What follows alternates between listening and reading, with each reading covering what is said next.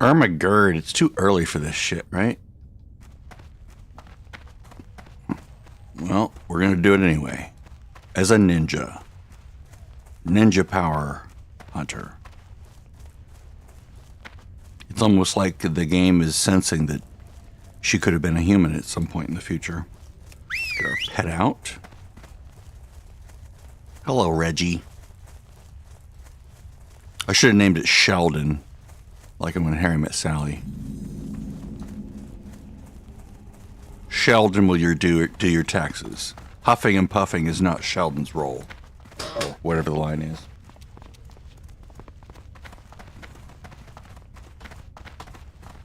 Do it to me, Big Sheldon. I love the way Billy Crystal delivers that.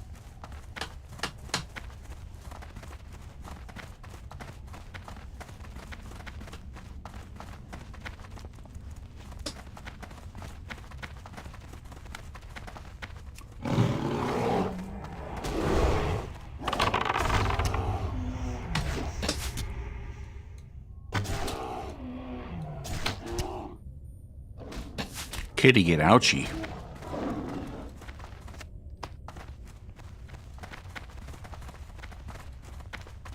So the goal here is to get the flight path. Well, turn that question. Get the flight path here, get the flight path here, get the flight path in Ratchet. Without dying if possible. Not that this is hardcore, it's not, but I would prefer to not die. Just because running back from the graveyard or respawning at the graveyard is so boring.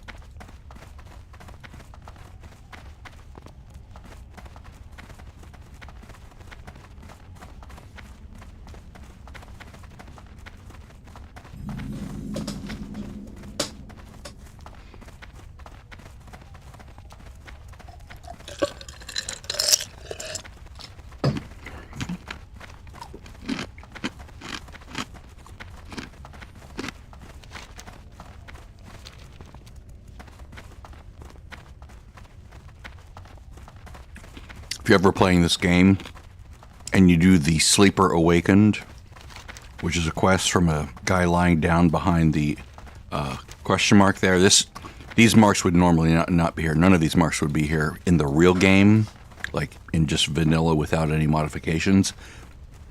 I'm using add-ons to add that, or yeah, add-ons to put those markers on in the game.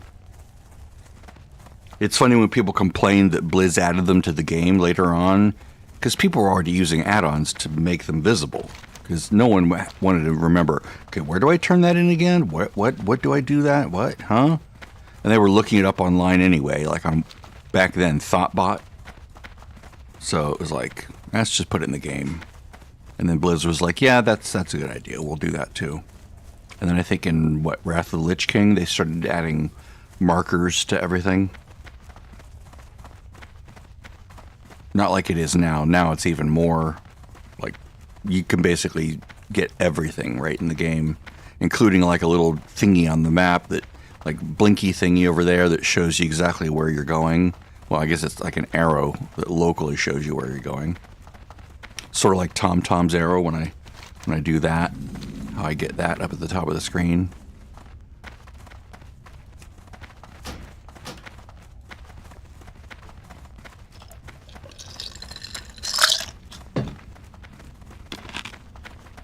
I'm eating iced coffee.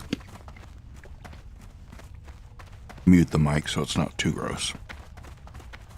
I might forget to turn it back on and I'll be gabbing to nobody. Sort of like now.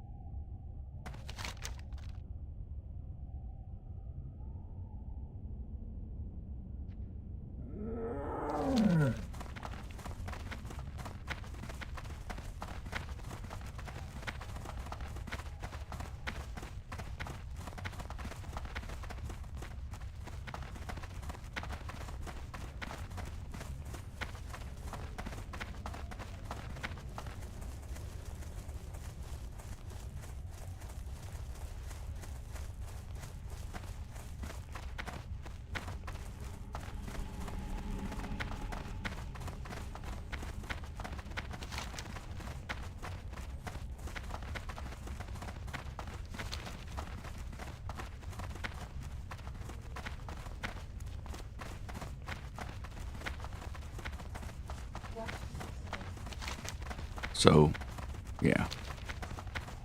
As I was saying, I would talk to nobody. Because the mic was off. I was explaining the sleeper awakened, but it's no big deal now. Okay, 18. Yep, that he would kill me. Rather, he would kill my pet and come after me.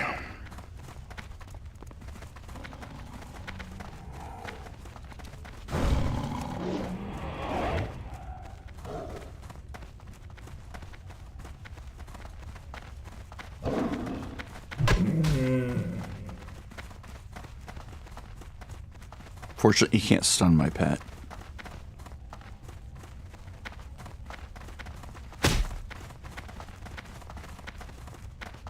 Leave me alone.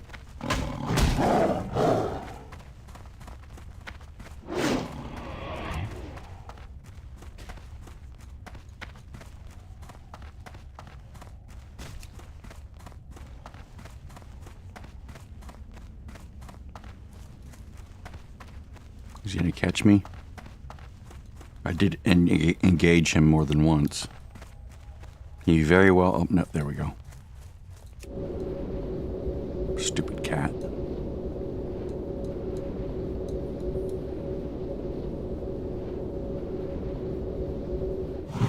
It's worse because he moves quickly. Cat's very quick. Very hard to run away from. Most mobs won't move that fast.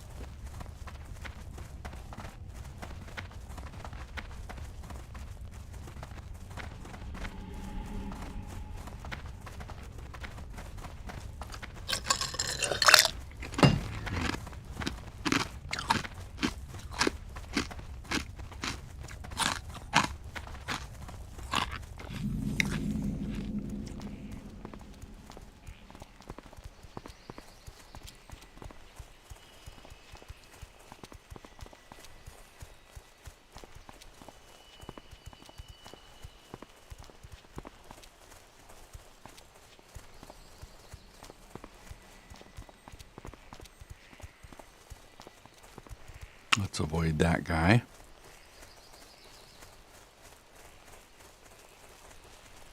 He will also move very quickly.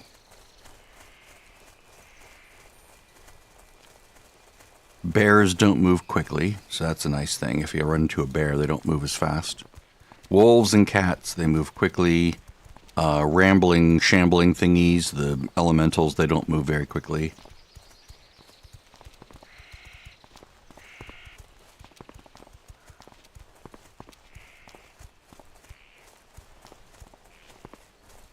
How's he feeling? He's dependable. That's nice.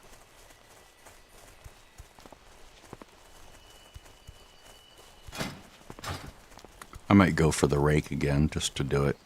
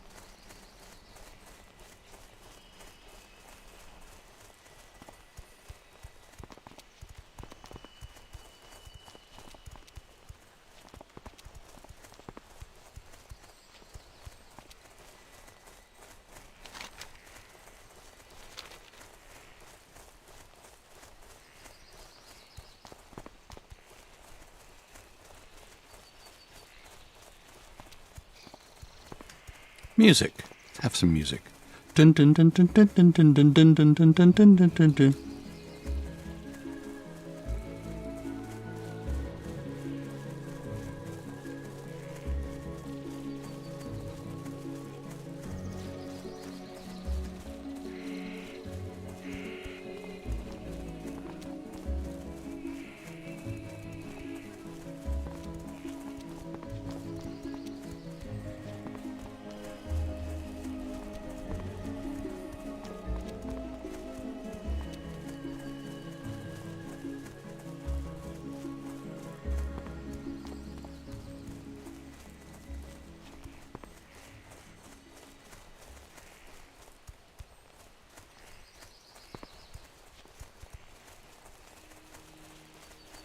What is that? Is that sky? No. Must be some generated, like, color effect on something. That spider would kill me. They also move pretty quickly, don't they? Bears don't move quickly. It seems like everything else but bears moves quickly. Humanoids don't move quickly. Like, these guys don't move that fast.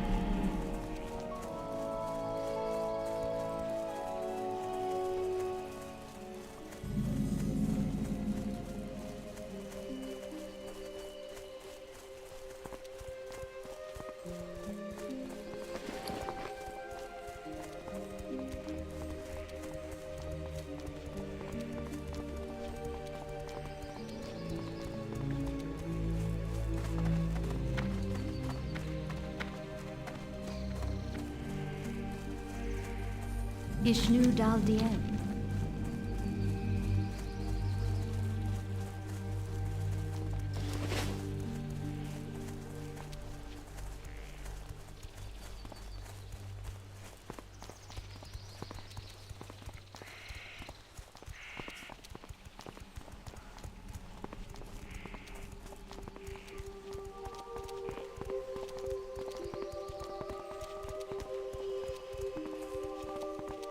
Funny when the event ends, nothing exciting. It's just all of a sudden all these things just vanish. They're just boom, gone. Just one moment they're there, the next moment they're all gone. All the pumpkins, all the decoration. Same thing with Christmas. One moment they're there, the next moment they're gone.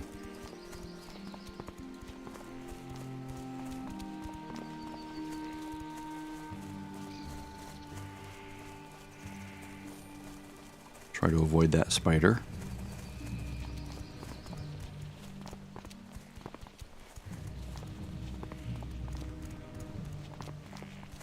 Man, going through here gives me memories of doing the PvP event in Season of Discovery. That was amazing.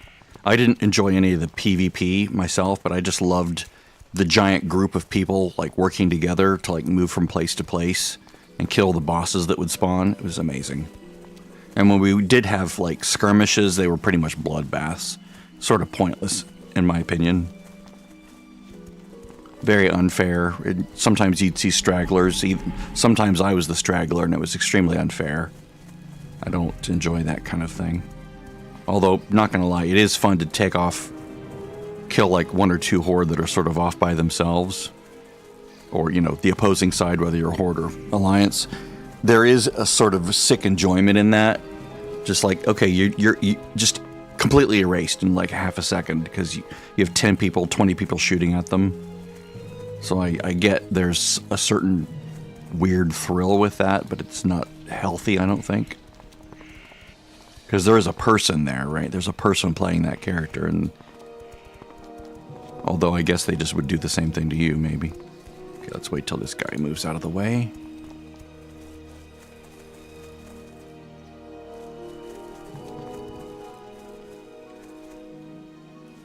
Rather not poke the bear, as it were.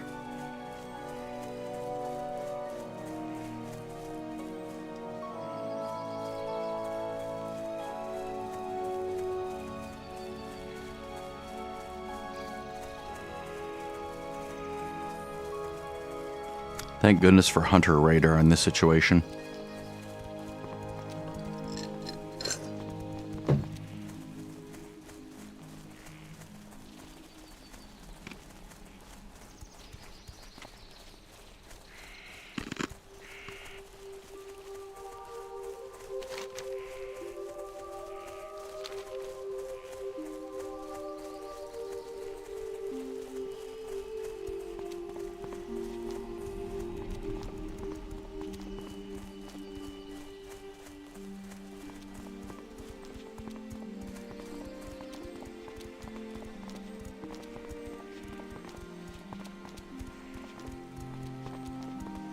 Level 24 enemies down there, I believe.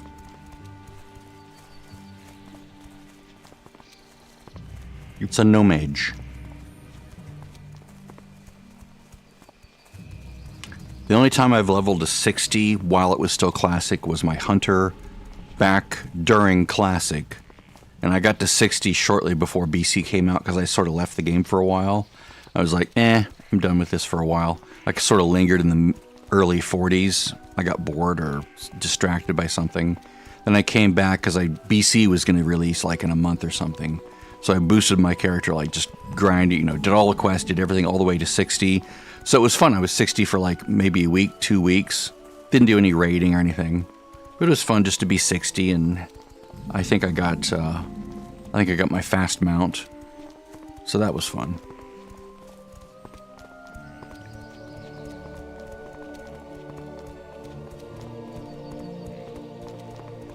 I had all the other characters too, because I saw I get distracted, and because I was leveling multiple characters. Why, hello there. Don't worry, I'm not bait. There's not 15 hidden Alliance characters ready to thwack you if I flagged and you flagged and you tried to kill me or something. At least that's what I would have you believe, that I'm not bait. That wolf would kill me. He'd kill my pet, then he'd come right after me.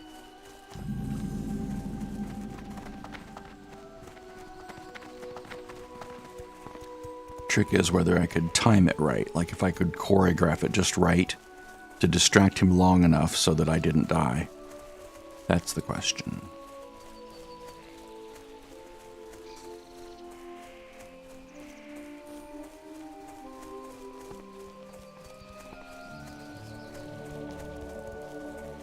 This is where I would normally just go to the right, but I'm going to do the stupid thing and keep going at the flight path.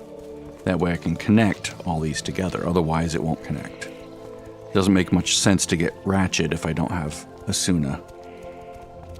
And I'll get it as soon as I can. Okay, now I need to give these guys a wide berth, so they don't all come after me and kill me. High level, very high level NPCs. Same thing here. Thread the needle.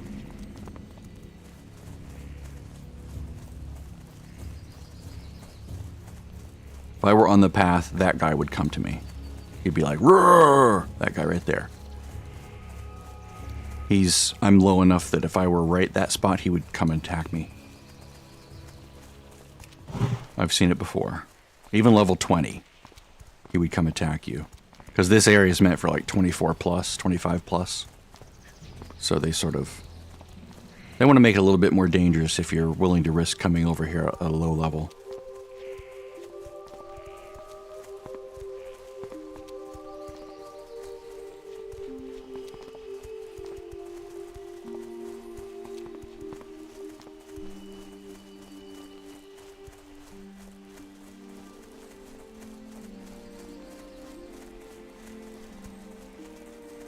Nothing on the radar.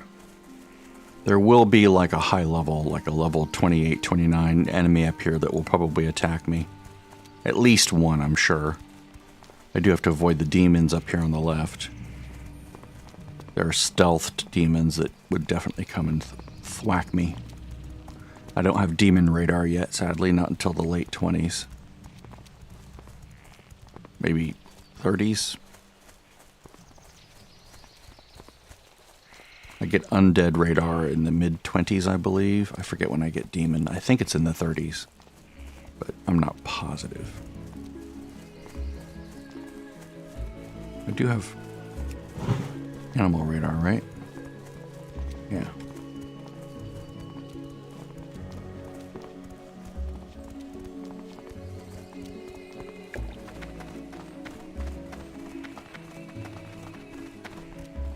I won't be running this section twice. I shall be flying back to Astronar, and then I'll just do the run to where the path diverges and goes south again, and then go south this time, or the next time. Okay, there we go. There's an animal over there. There's demons like lurking very close to this road. Yep, there's one right there. Give it a very wide berth. Oops.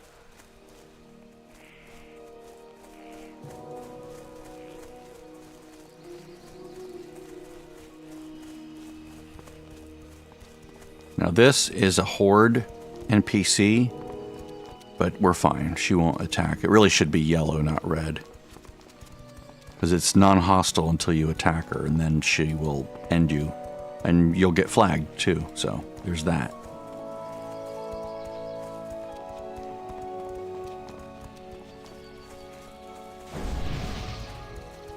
Oh, thank you.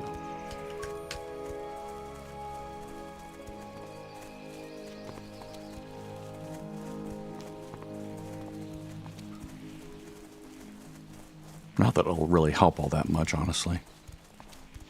But it's a kind gesture.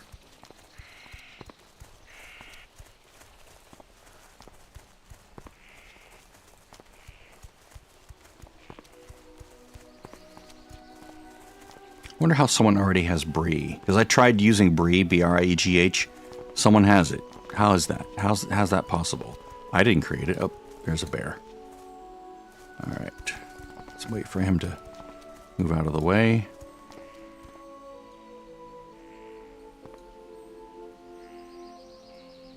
There's another one. Oh, that's him. Okay. Is he going to move?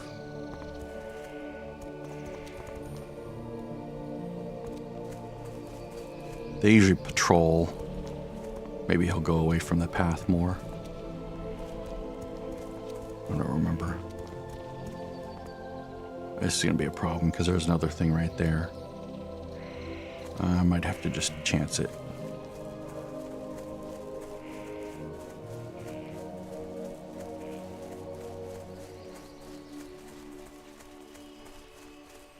There we go. That worked. This is the bridge. After the bridge, I'm safe. So I should be okay now. Excellent.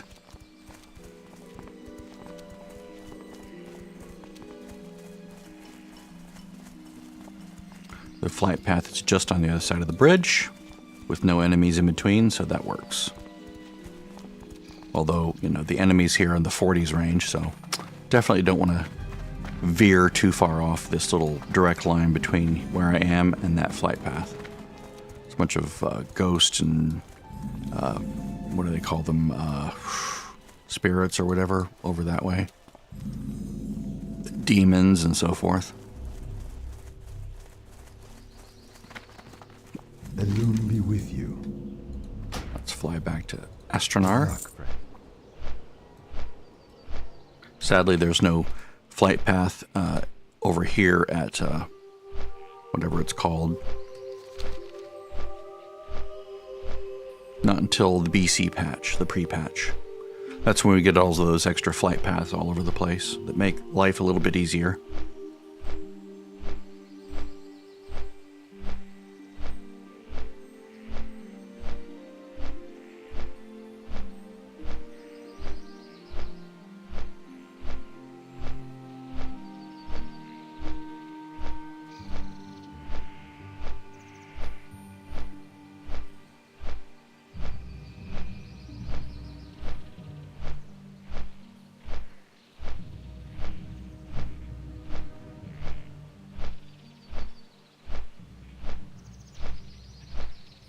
Their flight path approaches and like, see that weird little turd right there? They used to be much more like erratic like this. They've smoothed these out over the years. It's like where you're straight, moving right, all of a sudden you move right a little bit. It's like sort of jarring if you're trying to follow it visually.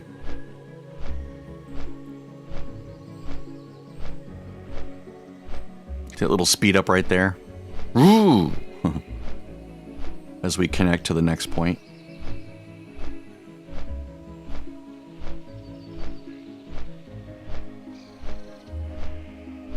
A little speed up right there. Whoop.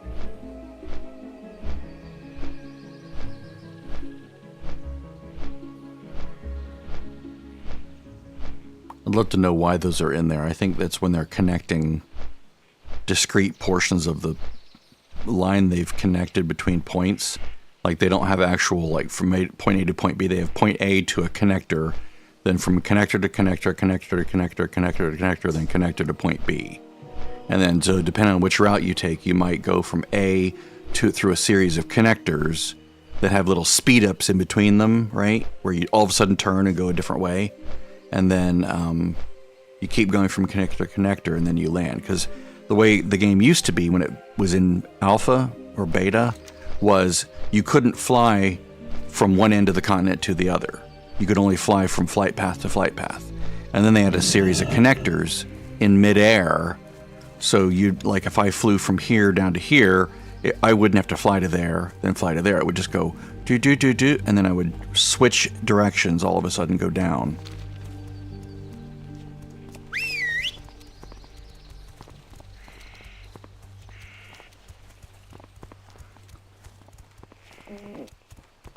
Now we're going to do the same thing, except this time we're going to go south. Past a bit of a pain point. Hopefully I don't die.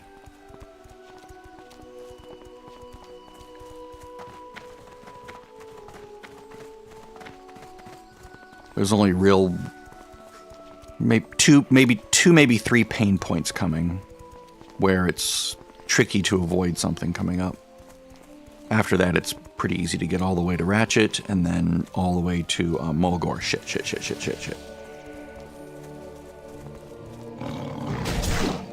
Leave me alone.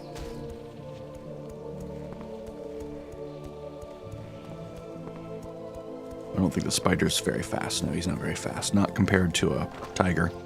Shit. That's right, they do that, don't they? I think maybe he can't do that again for a while, hopefully.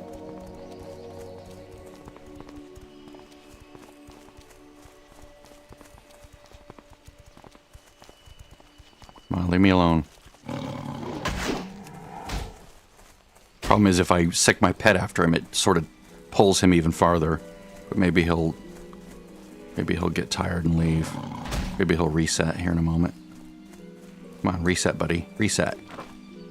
Fuck, I'm dead.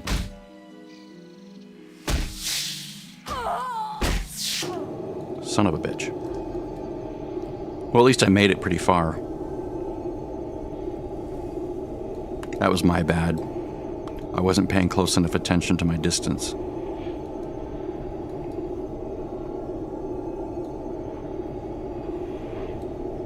But at least I made it all the way over here.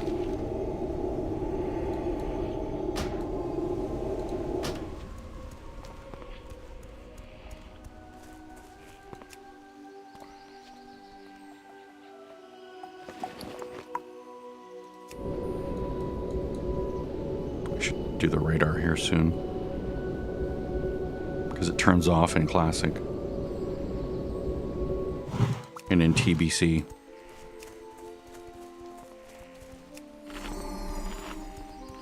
That was totally my bad. That should not have happened. That was me not paying attention.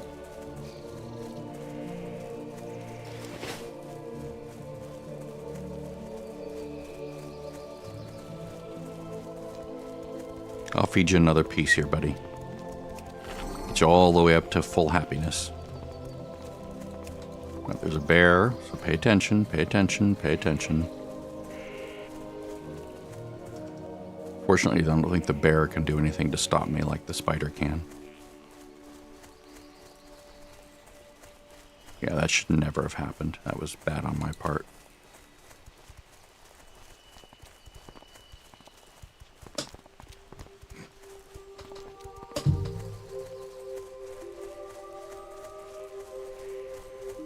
So I guess the spiders can throw out double nets within 20 seconds. 20 seconds.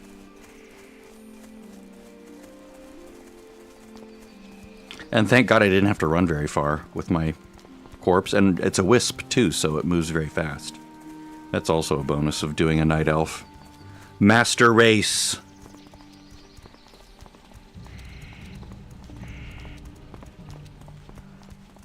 Plus, they're cute.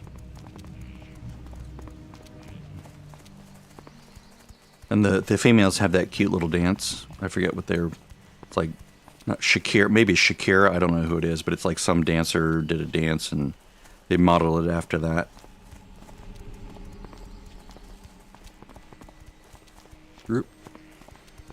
Keeping an eye on the radar. Don't have to worry about humanoids, just animals.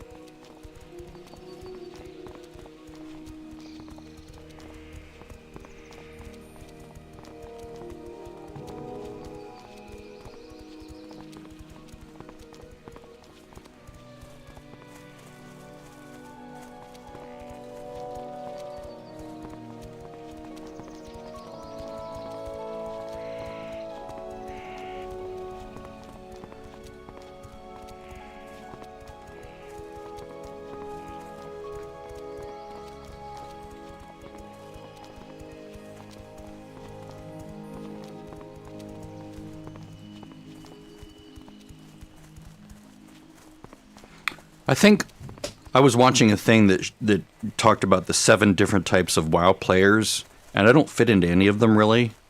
I'm not hardcore, I'm not softcore this, I'm not hardcore that, I'm not, I'm just a person that enjoys the world and all the systems. I'm a systems person mostly. Like, I like the questing system, I like the crafting system, I like organizing a posse of crafters to sort of have like an empire, a crafting empire. I'm not as much into raiding and dungeons and things. I'm definitely not into PvP. I avoid it like crazy. I like solo content more than I like group content, although I do enjoy group content. I just don't seek it out. It's not my preference. I'll do it if I need to do it, or if there's a clear, momentary benefit. But mostly I like being in this multiplayer world as like a sort of a solo adventurer, doing my own thing. If I'm with friends, I'll quest with friends. But I mostly like being alone and questing, right? I do like the friendliness of being in a guild, although that does add a little bit of like social pressure, which I'd prefer to avoid. I tend to just ignore guild chat if I'm in a guild, but sometimes I'll chime in if someone needs some information about something. I need to be very careful. Shit. That bear... Oh, fuck. Why did I stop? Come on, come on, come on, come on, come on. Bears can't stop you. That guy's a problem. There's also things over here that are a problem. I'm not worried about bears at all. That guy, I don't remember if he could do a stomp or something. Come on, bear, leave me alone. Thank you. Okay, now we're good. We should be good. All the way to Ratchet. That was the last pain point. I can avoid most of this stuff. Now, a lot of new players don't know this, but there's an easy way to get through here that doesn't involve dealing with the Horde. Some people go there and they try to run through between the Horde guards. You don't have to do that. You just go over here. This is the Alliance way through to the Barrens.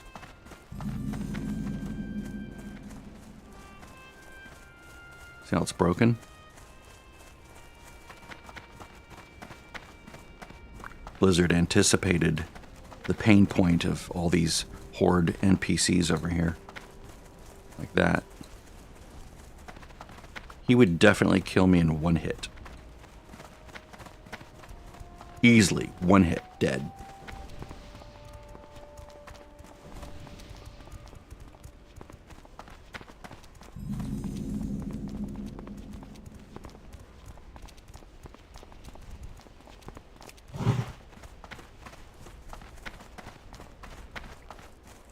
These Horde NPCs are low level and they won't even see you.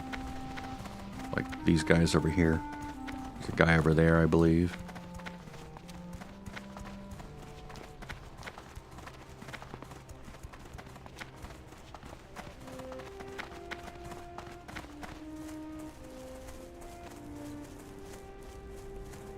Yep. Low level. It's not even a horde, it's a neutral.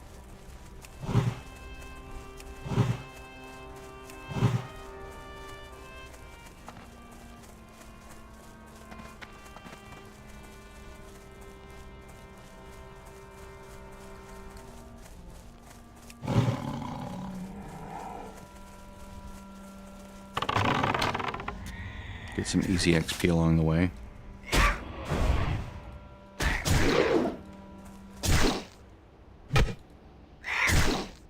Why didn't his growl go off? That's weird. It's like he didn't growl in time. Yeah, I need to level up my staves. Can't wing clip if my staves are 0.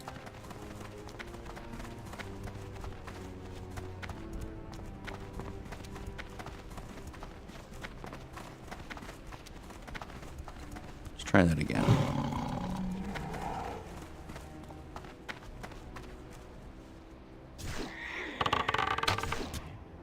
There.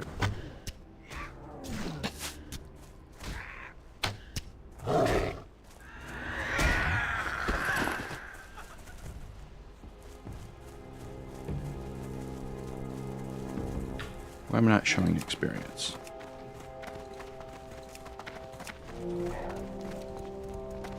Try that again.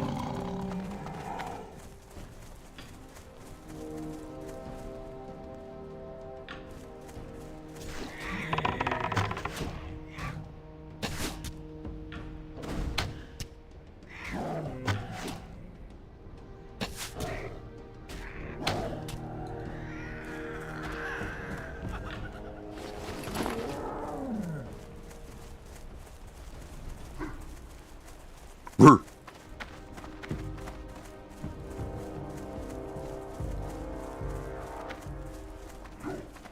Yo.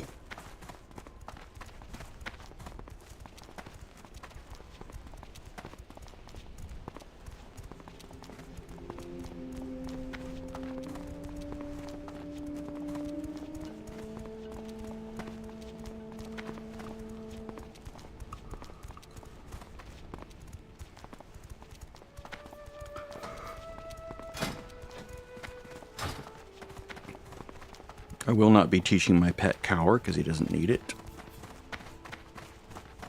That would just eat up 8 points that I would prefer to spend on resistances or something else.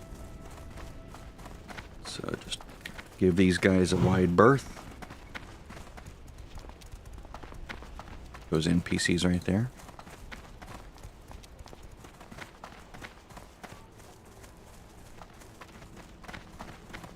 We will be getting the crossroads.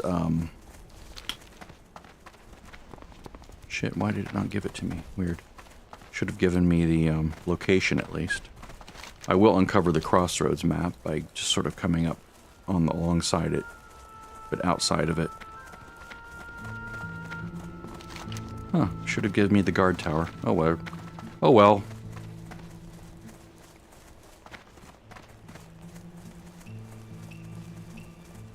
Not necessary.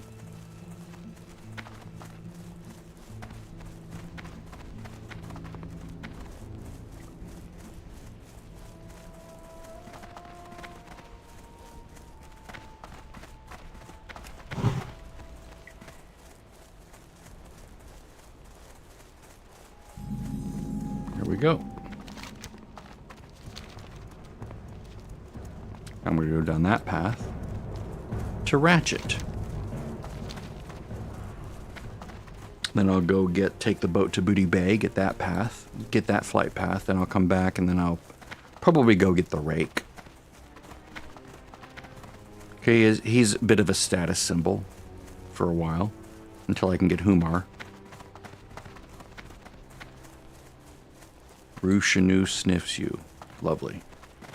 I like being sniffed. It's great. Was that a druid?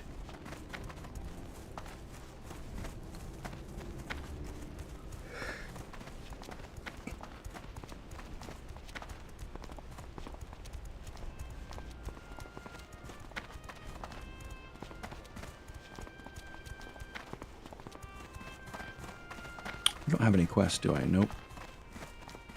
Not a single quest. Not even a single quest. I could have 7 and say not a single quest, because I would have like 20.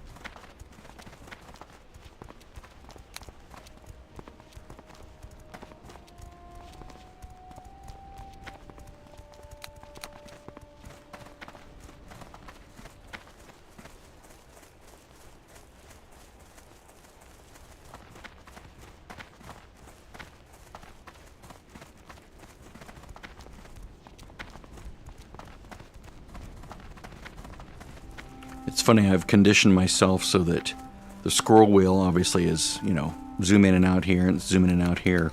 And I'm trying to think what made me decide on this direction. Because it's like I'm pushing away on the mouse here. It's like I'm pushing away the game, push it away, bring it closer. So I'm actually moving the camera in the opposite direction of the way I'm pushing my mouse wheel. So pull the game closer, push the game away. Same thing here, pull the map closer, push the map away. So scroll backwards, scroll forwards, or scroll down, scroll up, or whatever. Like I'm pushing up on the mouse wheel with my index finger to go to do out, and pulling down with my index finger to go in.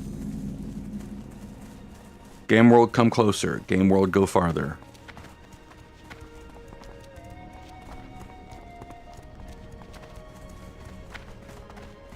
Shit, I'm gonna miss the boat. Oh well. I'll have to wait for the next one. And then wait for the next one after that. This is no small time investment to get these flight paths. But it's very, very useful later on to have them.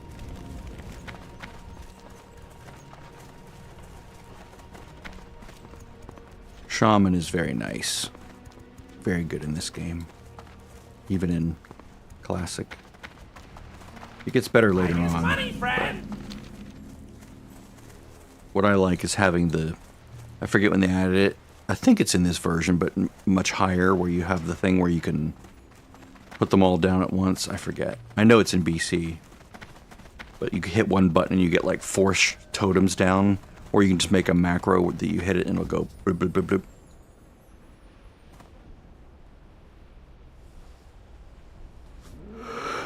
I'm sleepy. I'm gonna go get some ice.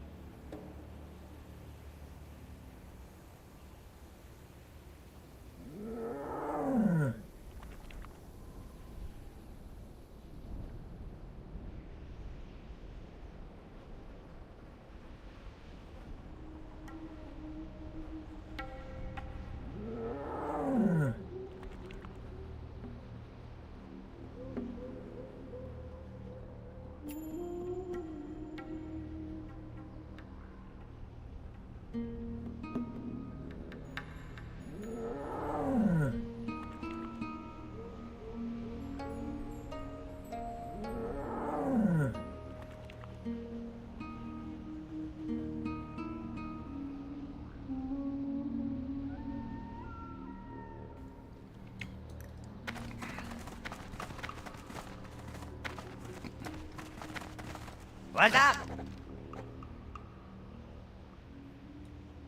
Be good. I was gonna say, if that was a quest that would take me to Booty Bay, I'd grab it, but nah. Oily black mouth.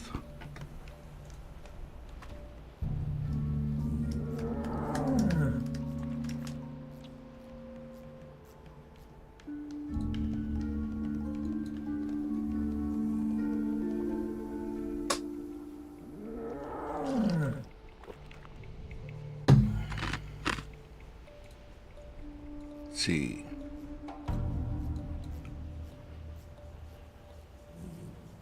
They're already in phase 5 for Midnight Alpha. I'm having fun in the War Within. I don't know if I want to pay full price for the expansion. There are two phases I really enjoy in this game. And it follows each expansion release. I really love the time right before an expansion, like the couple months before, when you can get right to the end game gear that's like really powerful for that expansion. Like, because when the expansion first comes out, you have to sort of like claw your way up to get good gear, and the whole world can still be somewhat dangerous, right? But if you come back a year later or just 9 months later, when the last patch of the expansion, like right now it's 11.2, there won't be an 11.3. It's just 11.2 whatever. You can go right to like item level 642. They just give it to you, right? Whereas 3 months before, you were like struggling to get even 640, right? Now it's just like, oh, here's some piece of shit green. We just headline around. You can have that. So now all the content that was really difficult before, like heroic dungeons, you just zoom through them. Super easy to tank, to heal, to DPS. They're actually fun, right? Because it's a raffle stomp. I like that. I love fast content that's just easy and fun. It reminds me of Wrath of the Lich King in the last phases when we were just having so much fun just erasing everything. I like that. I don't like having to struggle to kill things. That's not fun to me. So that's one of my favorite phases, is the last couple months before a new expansion, especially when the pre-patch drops and you can get all your catch-up gear really easily. Like, that's like even more powerful than, sometimes even more powerful than the raid gear that you've been struggling to earn for in the last patch, right? Like right now we have item level 727, I believe, in War Within. That's the highest it goes, and that stuff's really hard to get, right? Next patch, they'll just be handing out like 725 gear or level 700 gear, like, or maybe 715. But they're going to do a squish, right? So the numbers are all changed, but you know, whatever the current gear becomes, you'll get something that's as good or almost as good. That's just like blues and greens, right? They're just amazing from the pre-patch event, where maybe they'll have like bosses spawning around the world and you go fight them or something. And that's always fun. I very much enjoy that. That's super fun. Just because it's crazy. There's so many players there all killing the boss, and you do your little part and you get your little token, and you get a piece of gear or you get a token and you go turn it in. That's how it was before Dragonflight came out for the pre-patch. And it's always been that way. It's just gotten better over the years, right? Each one, they find ways to get you better gear each time. With Lich King, you could get like 2 pieces, maybe. I don't remember the BC one. I don't think there was a BC one. No, there wasn't really. At least not in Classic. So it was like, I don't remember it. I remember waiting at the Dark Portal and going through, but you know, with that, you just quest and you get a bunch of greens really fast. But there was no like pre-patch event where you can just like get all your catch-up gear that just makes it really good.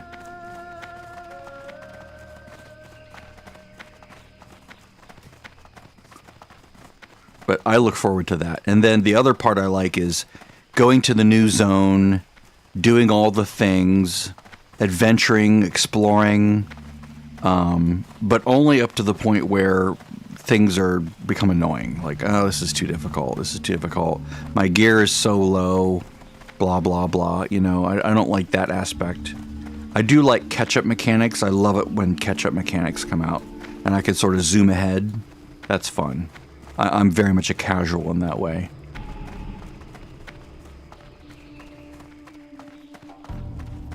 Why, hello there. What's on your mind?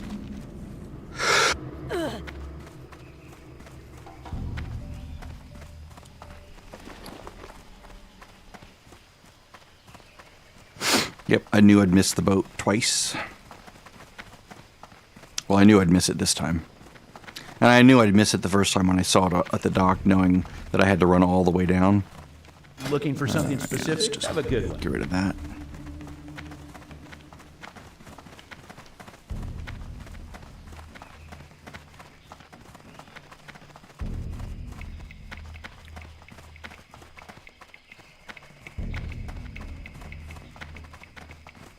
Bye-bye, boat.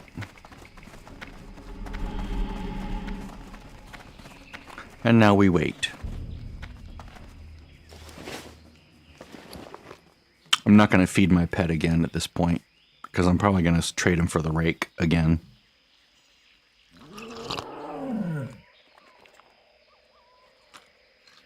He's been a good kitty, but he's going to get replaced.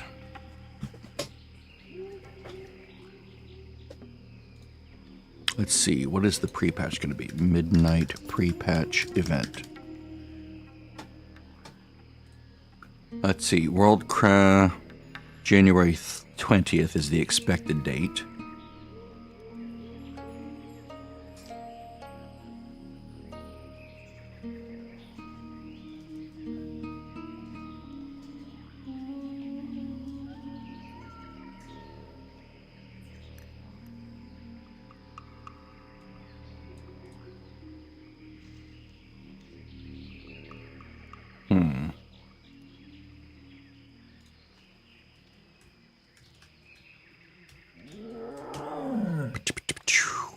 Whoops. It's calm, not nom nom nom nom.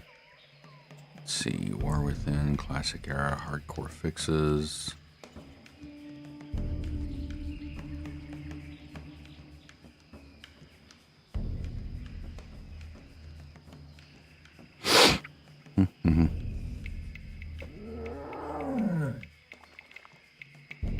Radiant Echoes, what is that?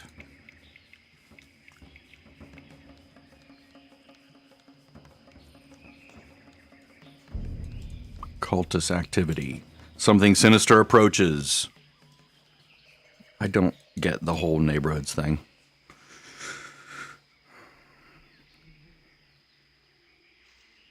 Maybe it'll be really cool and I'll love it, but I don't see myself spending much time there. This to me is intriguing. They've like revamped this. This Zulamon is a whole area now. I hope they retain some of the music, because the music in this area is just the best music in the game. It's just beautiful.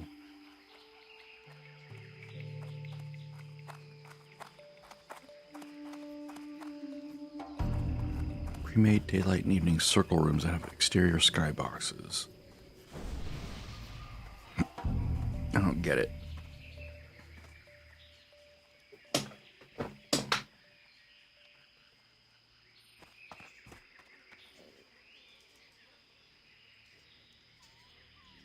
Don't care about mounts. I already have more than I would ever use. I only need 3 mounts. 3 mounts. Actually, no, 2 mounts. I need 2 mounts in the game. You could take every other mount away from me and I wouldn't care.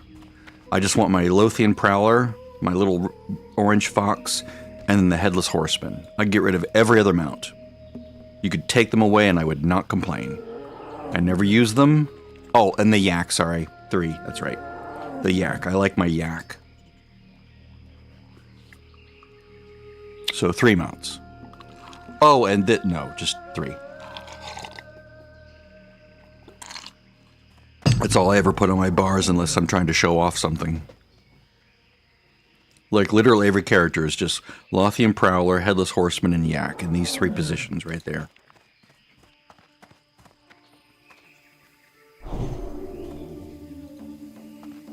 Why, thank you.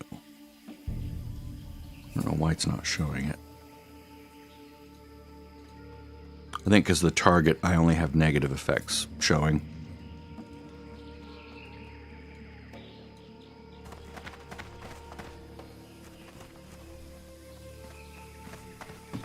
You have to be careful not to go out too soon or you get knocked into the water, and there's nasties down there.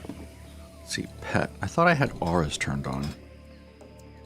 I do have that. Enable buffs.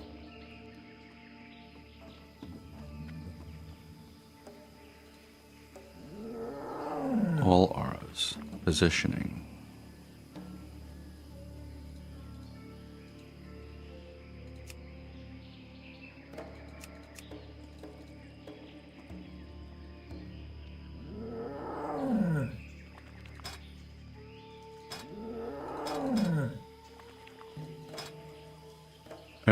I don't get showing portraits. To me, it just seems... Well, there we go. Power bar. That's what I want to see. Let's change the dimensions here. Frame dimensions. Bars. Power bar. Power type.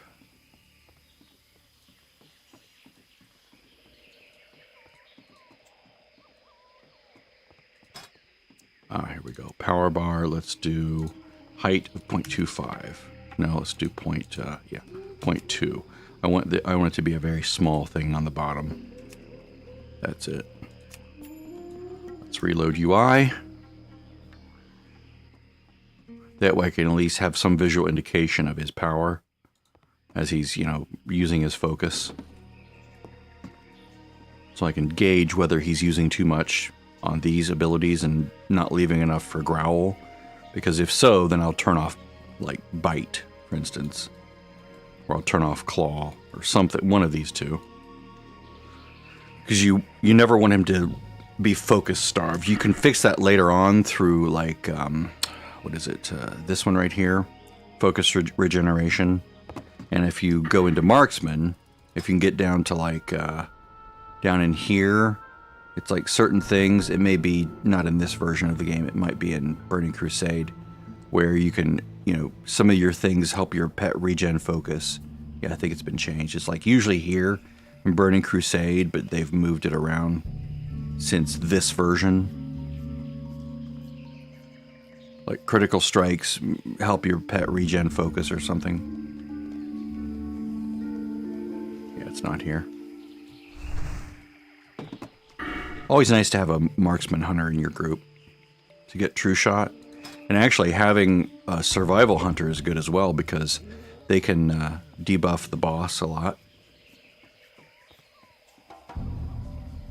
I don't want to be it. I was a survival hunter. I've been all three, including a survival hunter in Black Temple. Oh my god, it's an aggro monster. Because the boss does not like that armor debuff. Does not like all the things you could do in Burning Crusade to the boss. So I would like... I didn't feign in time. Like I would like generate a massive amount of threat right away, even with misdirect.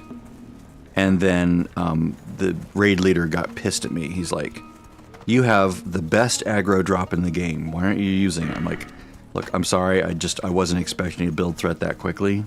It's like, just do a preemptive feign 10 seconds into the pull. I'm like, "You got it." So yeah, he was right.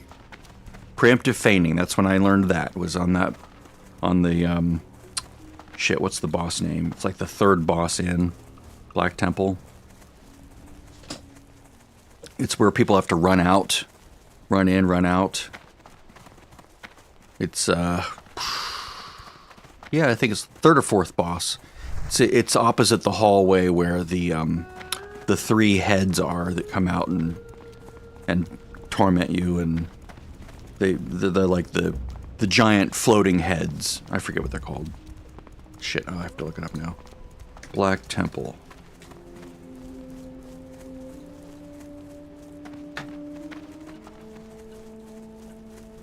I need to stay on the path because enemies are high.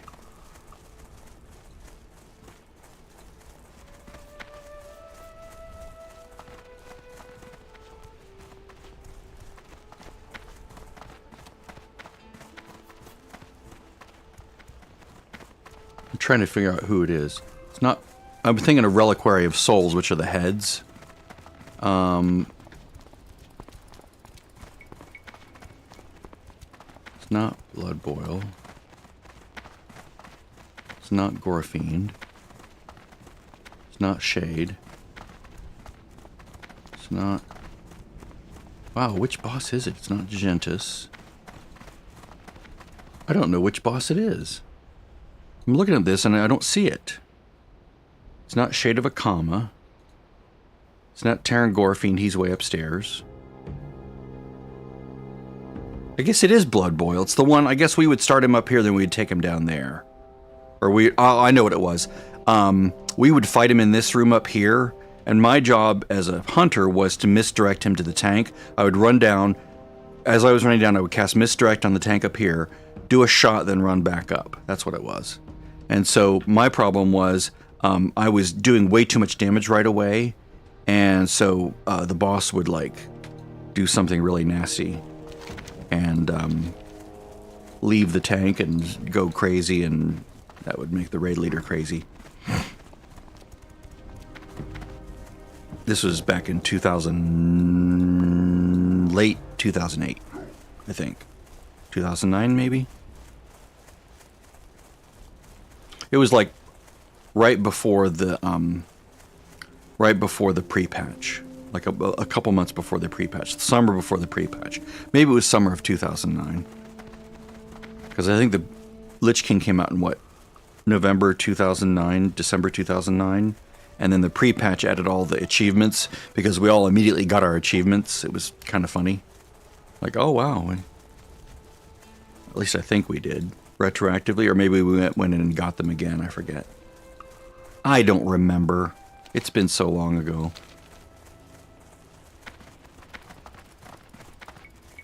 But like, I can look in my achievements and see like a bunch of stuff that hit on the same day, because that was the day that the patch was released, the pre-patch.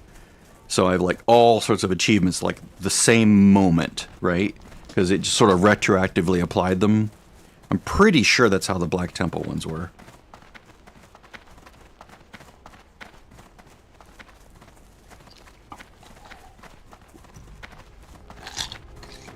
God, that was an amazing instance. So my journey began with a warrior. I think I called him Gomerdu, if memory serves. Yeah, Gomerdu. And just because it was a stupid name, I think I named him that.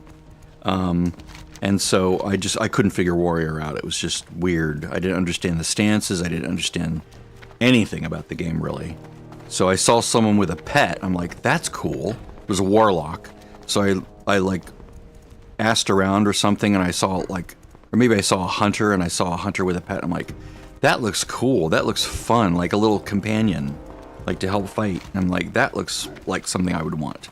So I rolled a night elf hunter, like a week later, right? And my sister been playing since like the early days, so she had a level 60 level 60 paladin that she would heal on in raids and stuff. And so she met up with me. I was on my warrior, and she enacted a duel, and she basically, in one hit, I was on my knees. It was like, oh, okay, that's interesting. I don't like duels. I don't like PvP, so I don't really do that stuff anymore. But that was interesting to me. Yeah, I don't see the point of it. It doesn't interest me at all.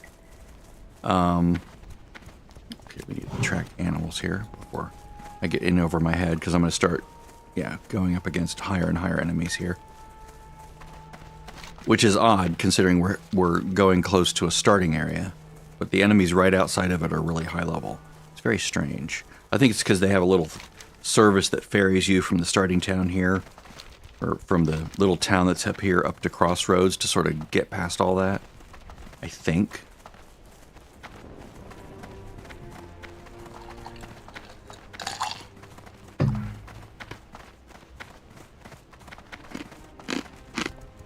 I wonder, if I leveled a horde character and summoned Ichiaki over here, so what is it, right up here maybe? I think Ichiaki gets summoned up there. Could I immediately swap over to this character and tame him? Would he despawn when my character logs out? I don't know. It'd be great if he didn't. That would be fun. Because Ichiaki is another one of those prestige pets to have as an alliance hunter, because you have to have a horde character to spawn him. Or a horde friend that can log in and do it, right? Or you can plead with someone doing the quest. You stand there and please, please, please, you point and please, they're like, oh, okay, go ahead.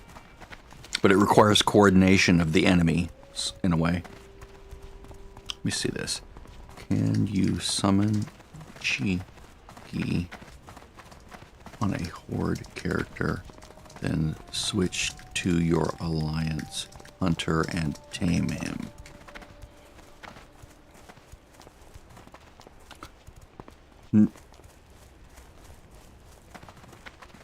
No, you cannot tame a pet that belongs to another player.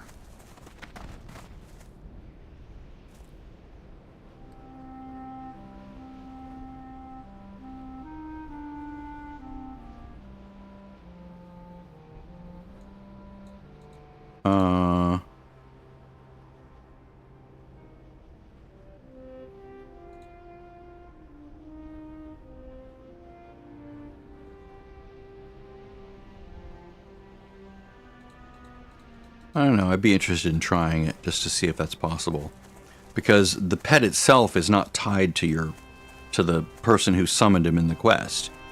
So my thinking there is that if he persists for more than like a minute after summoned, then you could like log out real quick, swap over to your hunter, your alliance hunter, and then quickly tame him, like before he despawns. I need to watch out for these guys. Normally you'd be a horde character and you would just be able to... Ugh, shit, sucks. Maybe I'll go south of it. I can't go through there either like a horde character would. Maybe I'll go north of these guys.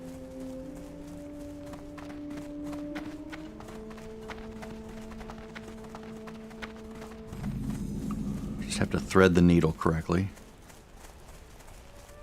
Avoid the humanoid NPC as well.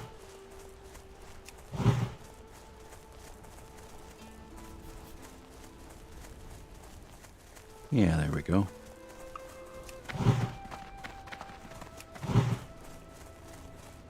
That waked.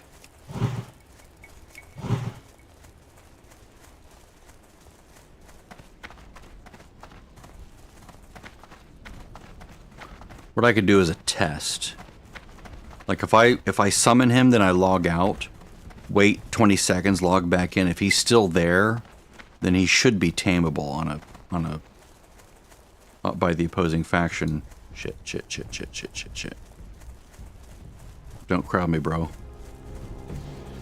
Shit. Okay, come this way, pet.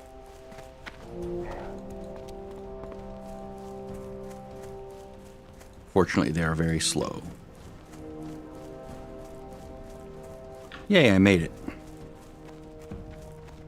This area right here that I'm in is made for like level 12 players, so I should be good. Once that guy resets and gets an FOs. FO, dude. Thank you. Okay, now I'm golden.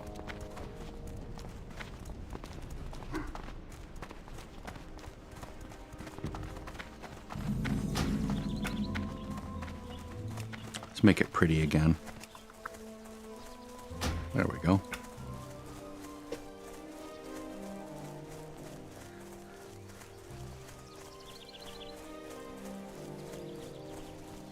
The remodeled ground clutter that moves as you walk through it.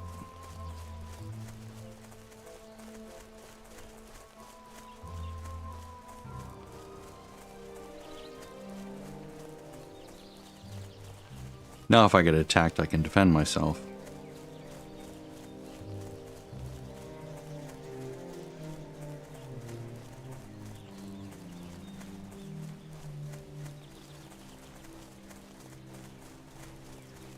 So the trick is, if I did that, what would I level? Maybe a Tauren Druid? If I wanted to summon Ichiaki.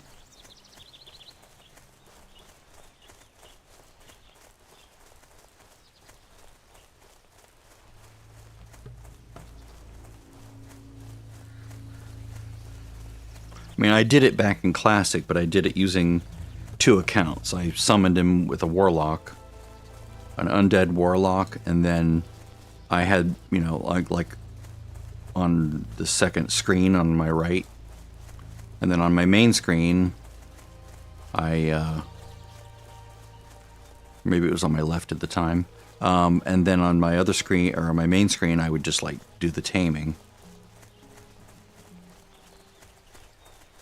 That was fun.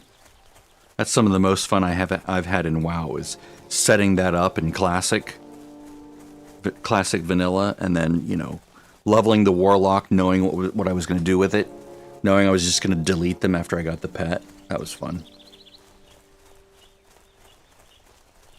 Like 7 hours, 8 hours of work just to summon a pet. That's hilarious.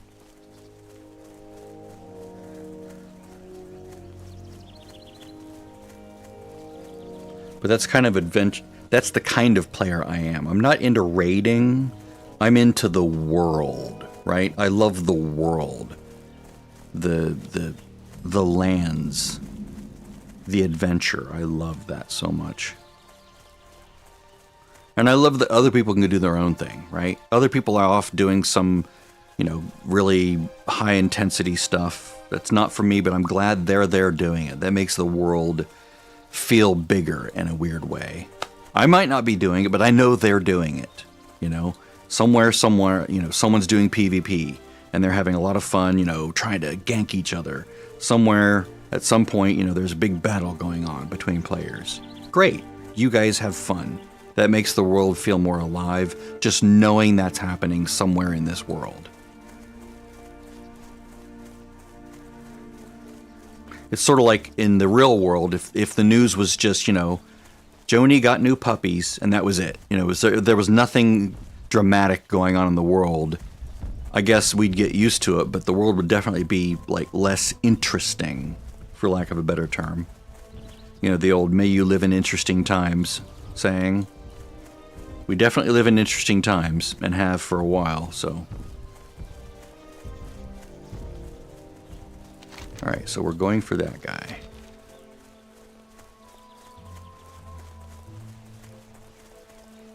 Now this character has not seen him, so I wonder if it'll alert when he pops. Because my other character saw him, but this one hasn't. Now it does show him as having been seen, right? And killed.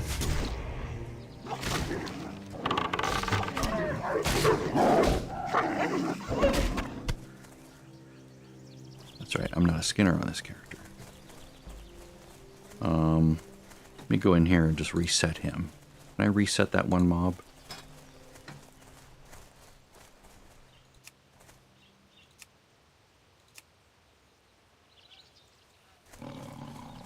Shit.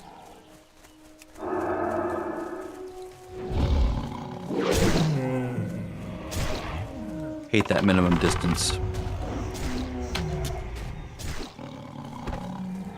Let's try that again. Oh, he just got liking me more.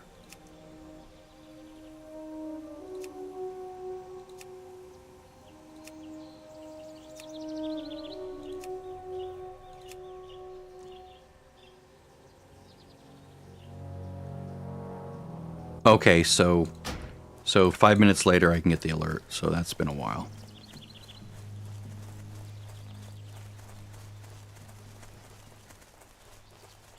It just won't alert you more than once every 5 minutes that he's been found. So that should work. Let's do a tar just in case. Macro tar.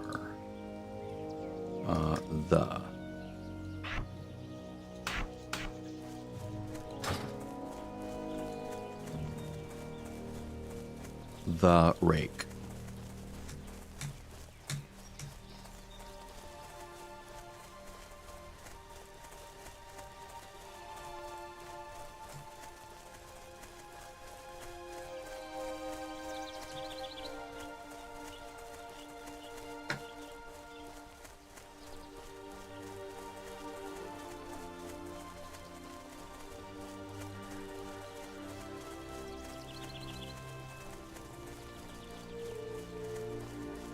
There he is. All right.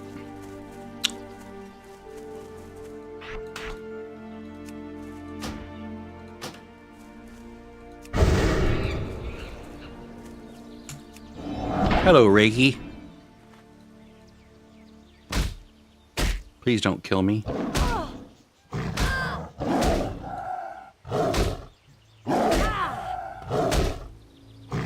As long as I don't get ambushed, I should be okay. And boop. The rake. Whoops.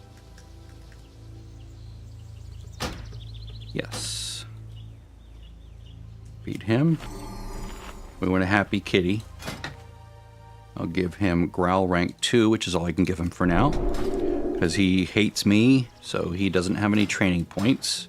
You can see I can't even give him a single point thing.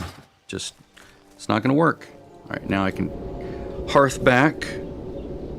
Actually, you know what I can do? I'm just going to stay here, I think. Wait, no, I can always fly back to Ratchet easily enough. Now that I have all the flight paths.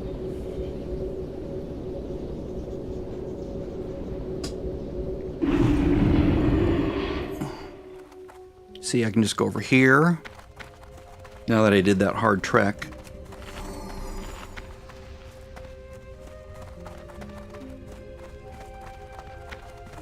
I am honored. I can go all the way down to Ratchet, because I have this, mostly this. Because if I didn't get this, there would be no connection between these, right? Because you have to have that to connect. Good luck, friend. So you sort of have to make the trek over to Ashara. But let's do an experiment here. Let's do a little experiment. Create new character. Tauren. Let's see. Let's go Shaman this time. Now let's go Druid. No, Shaman. I like Shaman. Shaman are fun too. Alright, Sham.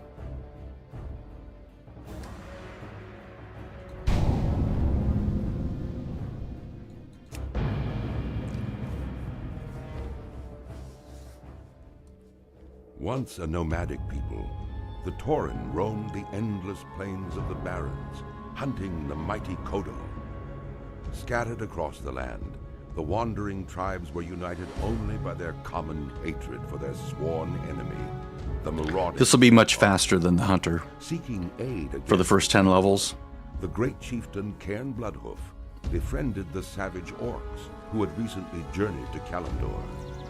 With the orcs' help, Cairn and his tribe were able to drive back the centaur and claim the grasslands of Mulgore for their own.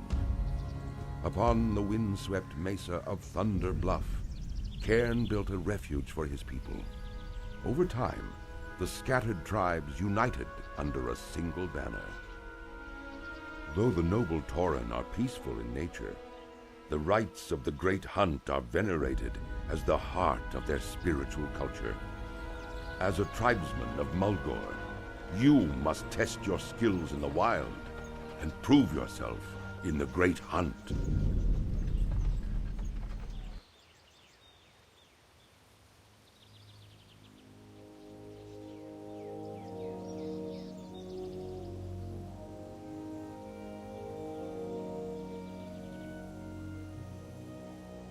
Looks like the quest to tame Ichiaki begins at level 10,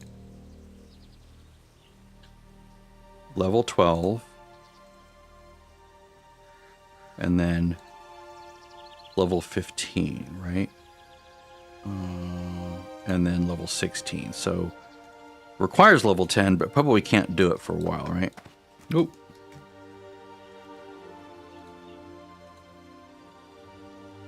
Combat. There we go.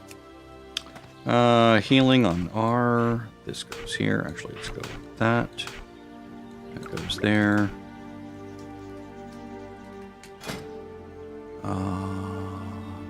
Lightning bolt. Must have played a shaman at some point in Classic. How may I aid you? Hello. Farewell. And over here. We are up on the mesa. Up here, down here. Hail, go. Work complete.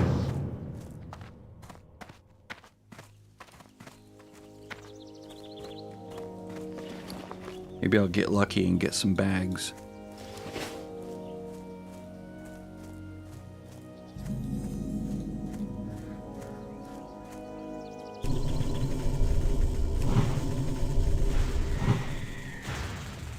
Don't want to burn up all my mana.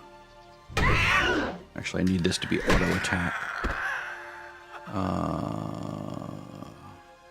For some reason, that didn't want to do anything. I hit 4 and nothing happened. Okay, so let's go like this. Options, auto loot. Excellent. Let's create a macro for auto attack. Oh, I do have it. Excellent. Okay.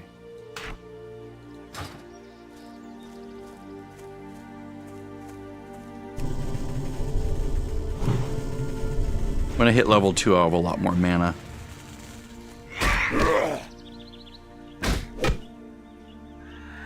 Oh wait, you know what it is? It's automatically putting me in auto attack, isn't it? Because of the macro, yeah. Yeah, it's already blinking.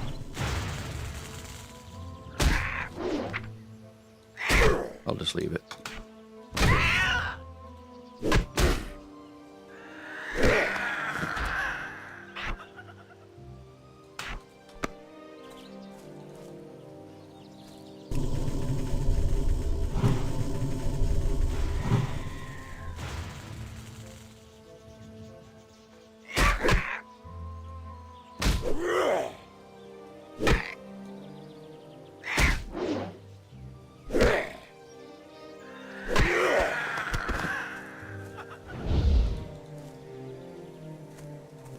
Jeez Louise, walking away.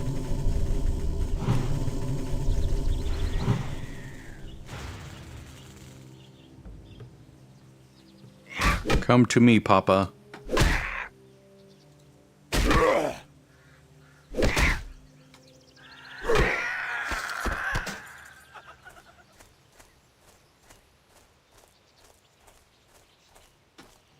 Let's do unlock. Fix that. Why is it not? Oh, macro. This goes here. Pratt. Profiles. Bree. There we go. Reload. Fix the right corner. Boop. Reload again. Move down and lock. Rip. Excellent.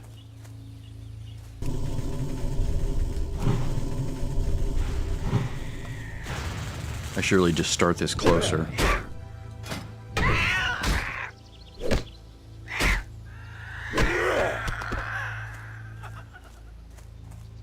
Oop, stuttery, stuttery.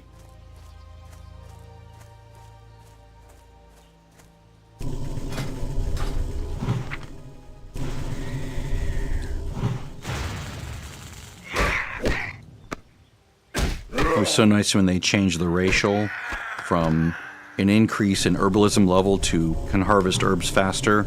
That was amazing.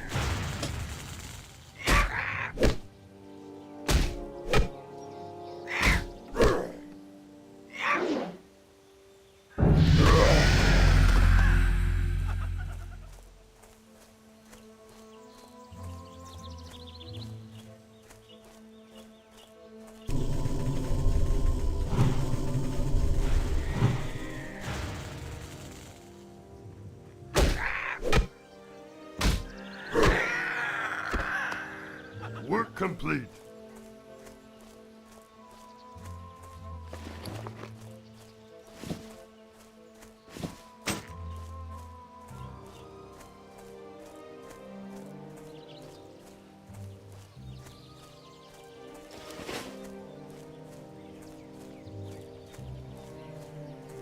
Peace, friend. Be careful. Goodbye. Go in peace. Ancestors, work complete. Farewell. Let me go vend all this garbage I'm carrying. Oops. There we go. I have just the thing for you. Don't need food. I'm a May healer. the eternal sun shine. What brings you here? Winds be at your back. How may I aid you? Yes, definitely Rockbiter. Walk with the earth. All right, that will go up here as a buff on the weapon. 5 minutes. Oh man, that sucks. I'm glad they fixed that later on.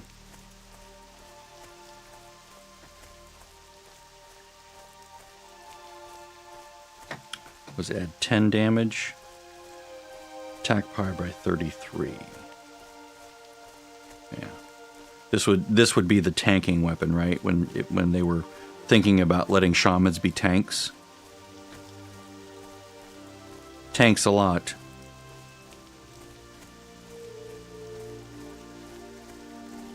So the question is, will I be enhancement or will I be elemental? We shall begin. Enhancement is really fun to play, but I probably should try elemental once because I usually don't play elemental. I almost always play enhancement and then bounce over to resto for dungeons. Oh, sorry. Wasn't paying attention.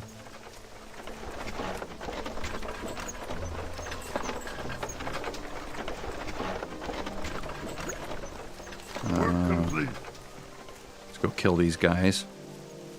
And then I'll return and turn both in. Let's see, we're going to go into there later. I should probably just kill everything on the way.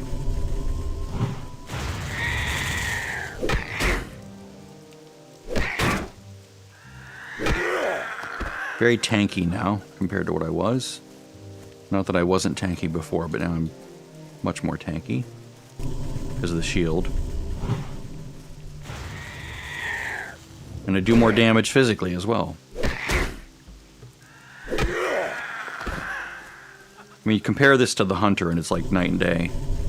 Hunter just doesn't do good, doesn't do well at all until level 10 when you get the pet. Then it's absolutely amazing. Easily my favorite class to play in any version of the game. I mean, I do love Druid. I love flexibility. I love Stealth Kitty. For a while, I loved tanking. And I really love healing. Druid is like my go-to when it comes to healing.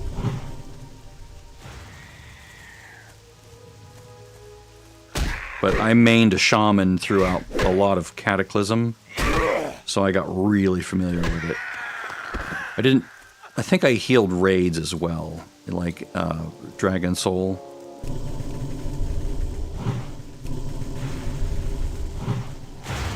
But mostly I healed 5-man dungeons.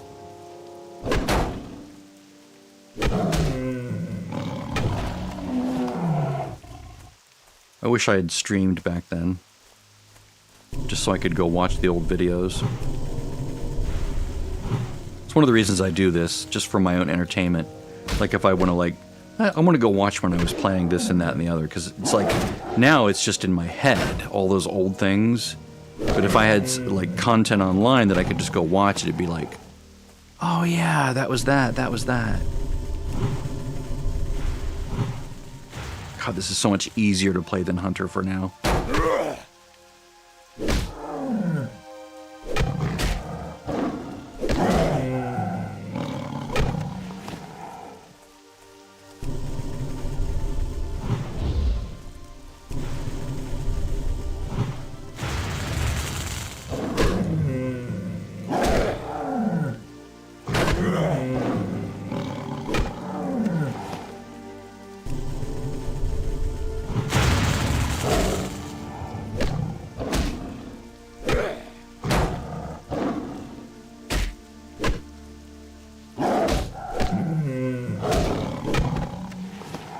Of course, it'd be better if I had a two-hander, but...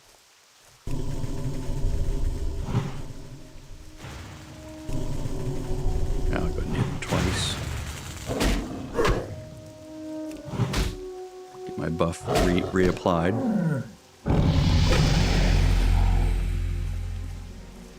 So much faster than Hunter. Which is a shame, but, you know, it is what it is.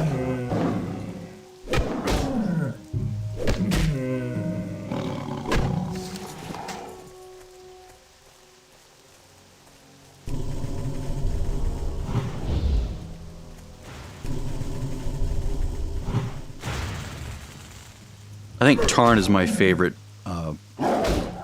horde race. Well, except for Blood Elves. For a hunter, I like being a Blood Elf, and of course Paladin. I played a Blood Elf Paladin before.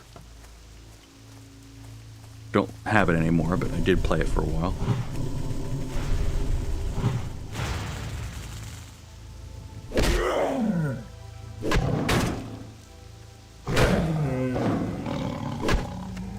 This was back in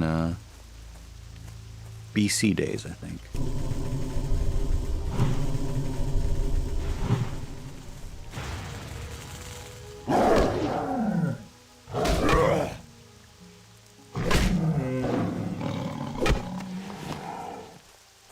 Two more. Tumor.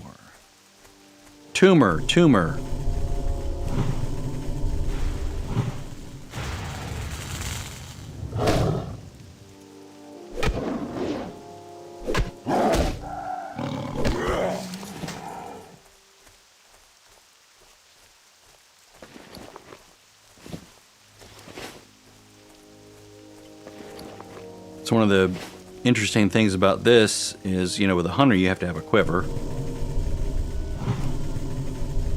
This, I can just have 4 regular bags, which is a luxury compared to the hunter.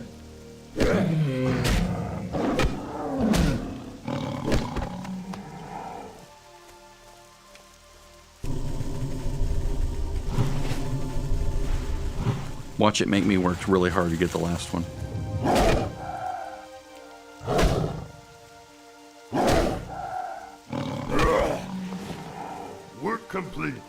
Work complete.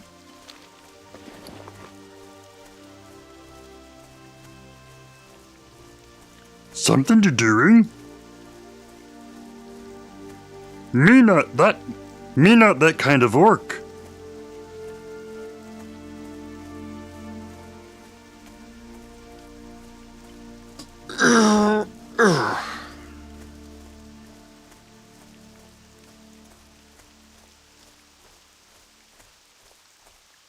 Making those voices, it makes me think of shit, what was his name? It was in Barry. God, why can't I remember names right now?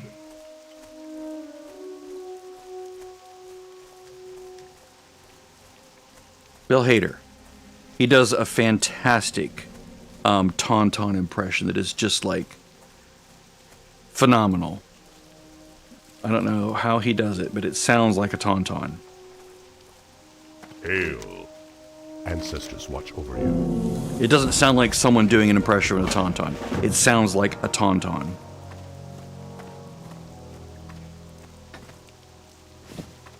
Greetings. Be careful. What brings you here? Ah, I've been expecting you. Work complete.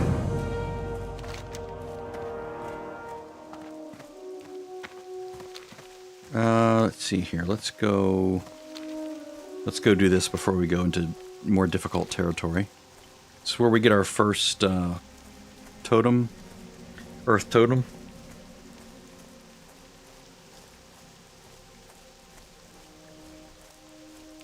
I should remember what I use to cast that. I'm pretty sure I use a macro, but I'm very particular about which totems I use. I know there's a recall, which I usually put on Shift R for recall. I don't remember when I get that, maybe like much later, like maybe level 30 or something. Totemic recall. I'm pretty sure that's in Classic, right?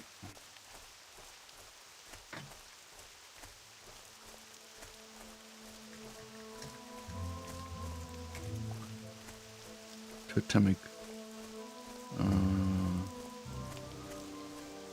Oh, no, okay.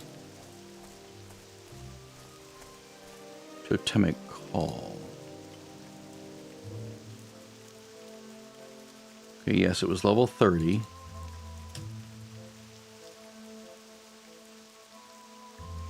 Added in TBC, okay.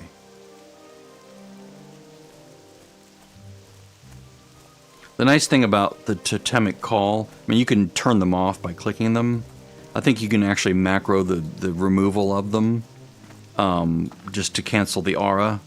It's like you can cancel paladin auras using a macro, or just by typing it in the chat. But let's see, what was that? I didn't even. Rite of Strength. I didn't even catch what he was saying. Anyway, there's a macro that you can use that cycles through and cancels the auras, which is what totems are. Essentially, they're like an aura. And not unlike, devotion aura or whatever from a paladin. And so using cancel aura, which is a scriptable event, you can target those auras and remove them. Just like you could right click up in the top right corner to get rid of certain things. Like I could right click that and it would go away. This is also an aura. And so you can remove all your totems just by using a little script. Did I actually have that in here? I may have it in here somewhere.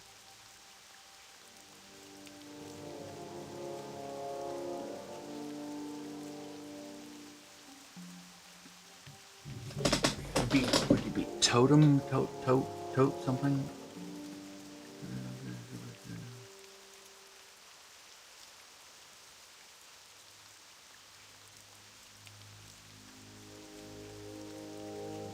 That might be it.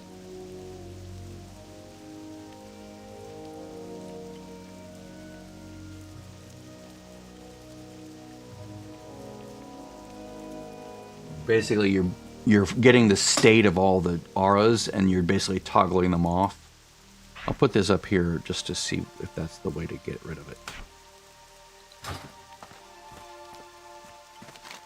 Like whatever auras you have, it'll turn them off.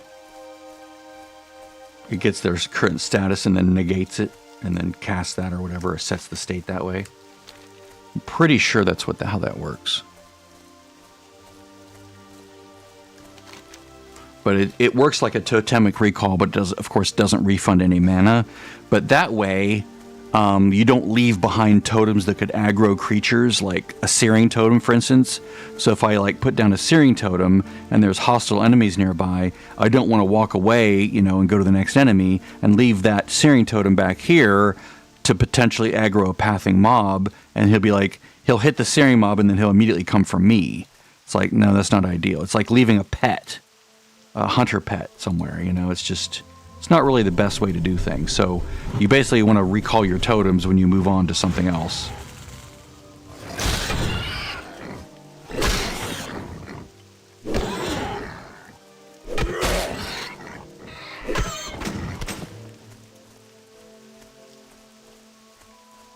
But I forget what level you get the Earth totem, maybe 6? 4? I don't remember. Let's see, when do you get it? Classic Earth Totem Quest.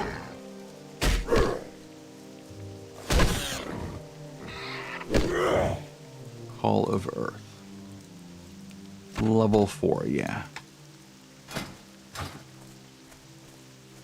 So I'll stop and go do that when I get it, because it's really helpful to have. It's almost like broken how powerful it is. Really?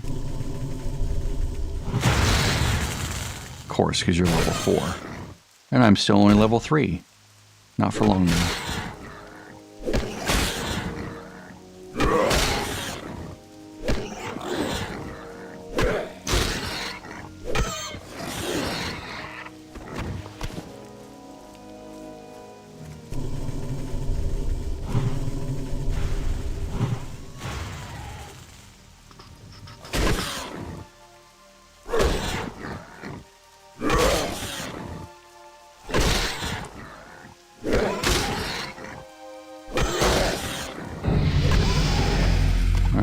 Let's go back, do that quest, Call of Earth, because that will make me, you have a choice. You could either be more powerful or more tanky. I choose to be more powerful by putting down a Strength of Earth totem.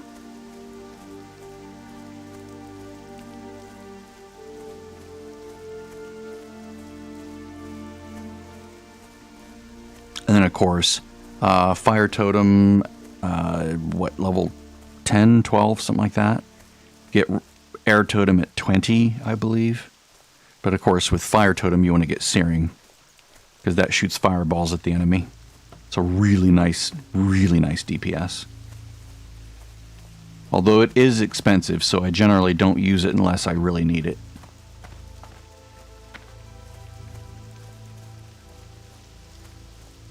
At that point, you could probably even go to the shielding totem for Earth, because you're going to get an insane amount of extra DPS from the searing totem that you can afford to lose a little bit. Or at least if you go enhance. If you go elemental, you'll probably just keep all the... Well, actually, as elemental, you'd probably go with the shielding, wouldn't you? Because you're not really thwacking things with a stick. So the DPS Earth Totem doesn't do much for you in that case. Alright, so Ritual Salve, Call of Earth. Where is it? Okay, good that I got that, because I still have to go there anyway. Sell a bunch of shit. Hail. Go in peace. And sell Greetings, that. traveler. Goodbye. Let's see here. Yeah, it all takes place back there, sadly. At least I'm level 4 now, so it won't be as ouchy. Oh, I need to train, don't I? I need to buy spells. Bad, bad, bad, bad. Pay attention, Nathan. Pay attention. I mean, I might not necessarily buy the spells. It depends on what it is.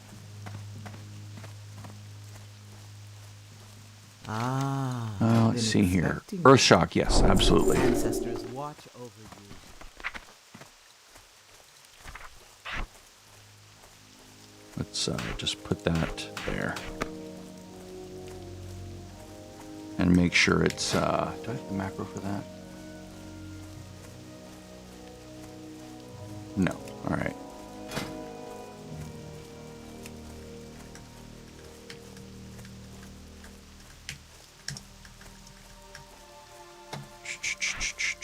Just to make sure if I just tap it by itself, it still puts me in combat, like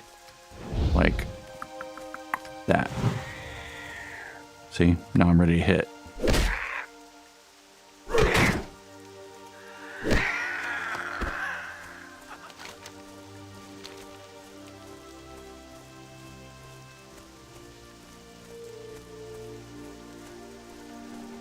Kind of like these being really big like this.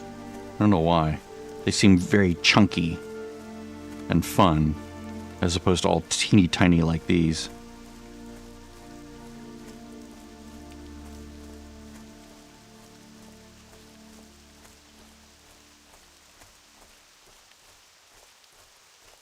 Oh, piggy.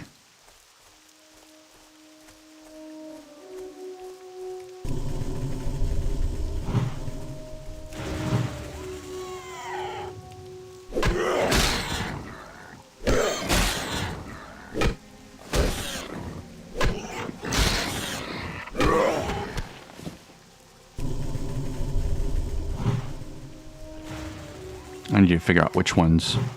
Shit. What their spell cost is. Let's see. 15, 30. Yeah, it's a lot more expensive. I should probably save that for spellcasters, shouldn't I? Yeah, probably spellcasters. Ultimately, I'll probably put it on F, which is what I put. I tend to put like spellcasting interrupts there. Why don't I just do that now? That way I don't get into bad habits here. Really? Resist?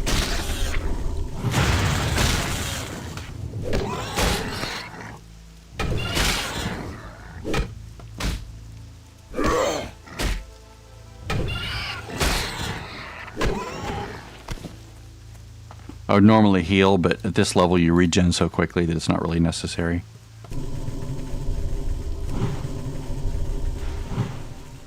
They should not chain pull at this level. That'd be too brutal to new players.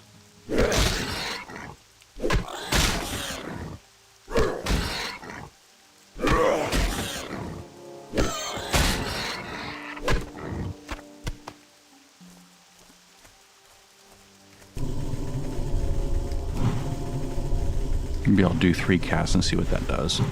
See where that leaves my mana after I'm done with the fight. Because you need to balance regen, because that starts 5 seconds after you leave, after your last cast. Yeah, this is fine. That was good. I'll only heal if I get severely low.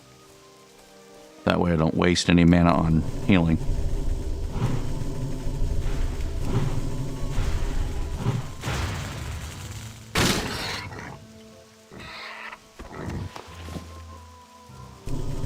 Well, that guy died quickly.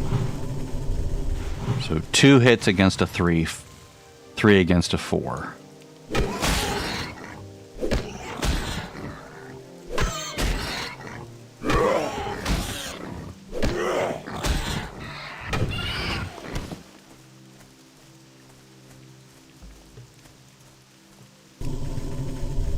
So 71 health is a 3.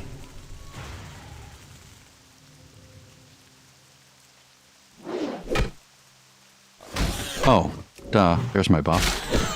Thinking, why am I so weak here? That helps a little bit. I'm not used to buff only lasting 5 minutes. I just need some way to track that. Maybe I should install weak auras and have it, like, alert me or something.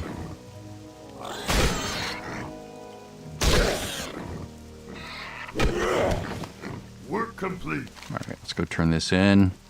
And, well, no, that's not going to bump me up. But how am I doing inventory? Yeah, I should probably do that just for the inventory. Because space is at a premium here. That'll get rid of all but this item and this item.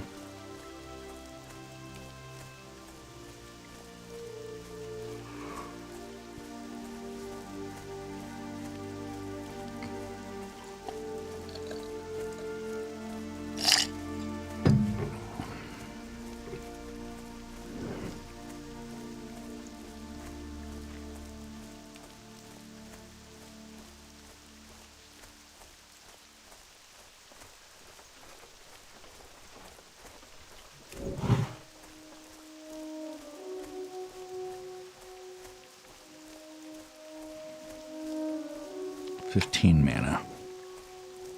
I was just saying maybe I could add that to other spells, but no, that would just eat up too much mana every time. I just need some way to keep it on my, like a little thing that pops up if it's missing. That's where weak auras would come in.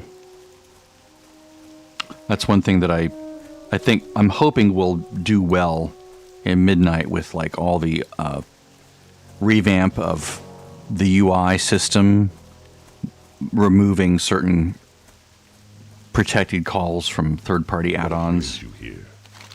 Go in peace. And replacing them with sort of default things, and also which will dictate the way that they build game systems, which hopefully will make things better. Go in peace. Let me see here. Do I have weak auras? I think I have weak auras installed, don't I? No, I don't. Okay, let me go install weak auras.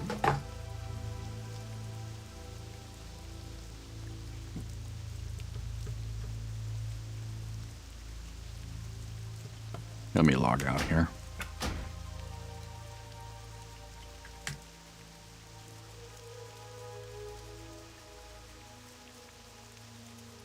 Okay, then I'll go online and search for WoW Classic Weak Aura for Shaman. Shaman Weak Auras for Classic and Hardcore. Alright, how to install. I don't want the whole ball of wax. I can always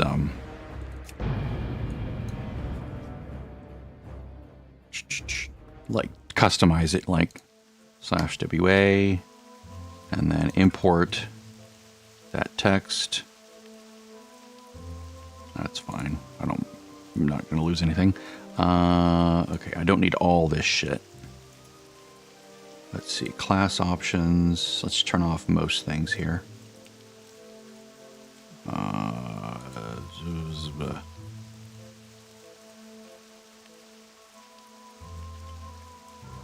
Maintenance. See, they come with all these things, which is nice. You know, it's nice to have all these things, but I do my own version of this. I just want the, I want things like, I created a really, really nice one for Wrath of the Lich King. Let's see, triggers, conditions, general options, mana tick, no dynamic effects. Oh, here we go. He has the list on the right. Flame shock, ancestral handling, element of focus. Here we go. Totems. Earth shock.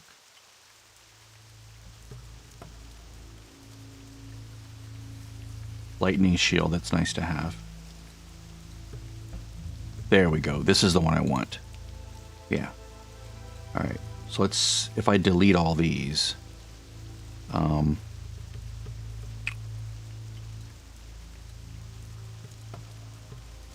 to remember how to turn these off. See, I want maintenance. And I should remember how to remove these. Can I just right click? Yeah. So right click and choose delete children and group. Yes. Right side, delete children and group. Yes. Yes.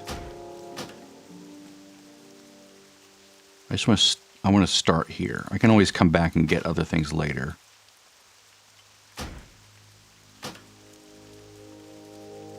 Just want to see that aura when it's not there. Actually, let's just turn that, leave that on. Weapon imbue. It's right there. Let's see what that looks like. I don't want that there. Although, don't know. That's resources, right? Can I turn it off? Group, display. I can turn off the trigger, right? Just turn it off. Whoops. I just wanted to be notified when that's missing. Let's put that there for now. Like, I don't want it to be there when I'm like there. I don't want to see it. I want to see it if it's missing. So if I go here, trigger, custom function, enchant, missing. There we go. Nope, still there.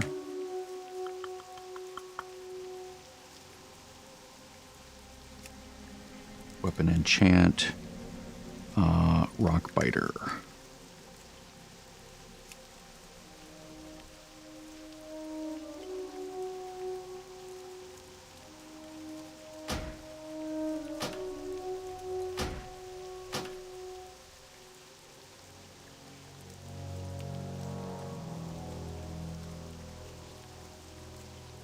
I can't turn that off. All right, we'll just see if that. We'll see if this appears, and I'll make it like big and like circly and do a weird thing if it shows up. I can always try to like roll my own, but I usually start from someone else's and take note of what they did, and then I sort of roll my own after a while. That's what I did with the lightning shield one. I just basically adapted theirs and then almost completely remade it. And what it would do is it would show me how many charges of lightning shield I had, or mana shield, as 3 little things, and then it would go to 2 and then to 1, and then it would like be like red, like it's missing, and they would like, I think when it was 1 it would like turn orange or something. Very helpful to know how many charges I had.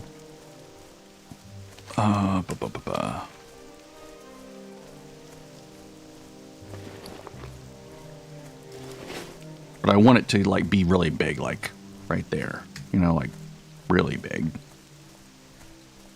Like, display, glow, position and size, like bigger, bigger, bigger. Like 72 and 72. It's not making it bigger. Why is that not making it bigger? Maybe I need to make this bigger. Width. No. Why does that not change it?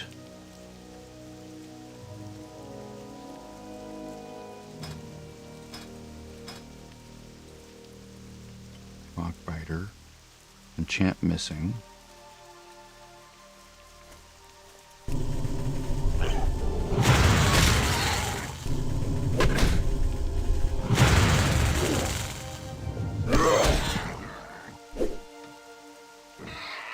I'll have to mess around with it because I think I broke it. But that's alright. Ah, group scale. There we go. Whoops, not 10, 2. There we go. Oops.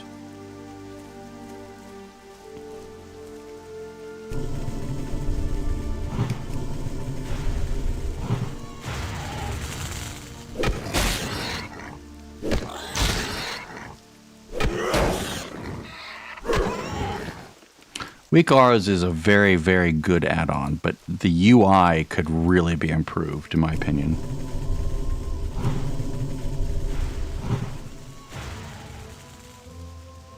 Like, it's sometimes really confusing to work on if you haven't done anything with it for a while. Like, now where's this? Where's that? What?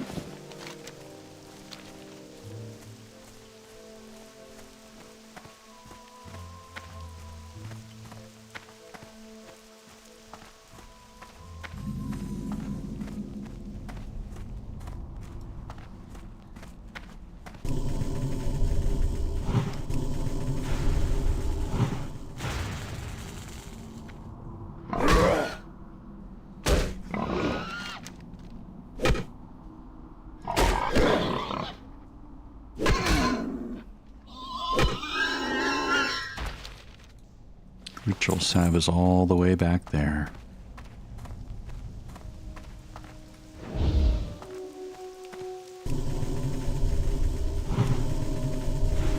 I do need to see the casting bar. I think that's what's missing now.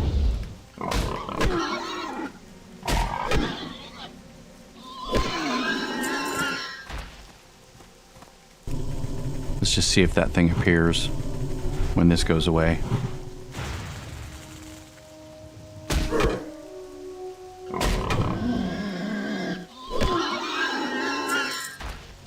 Nope. Okay, so let's go to weak R and just disable it, and I'll figure this out later.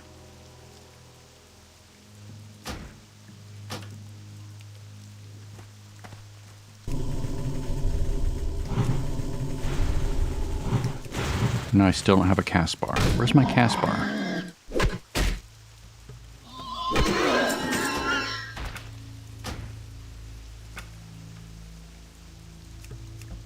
Should turn these off and see if that brings my cast bar back.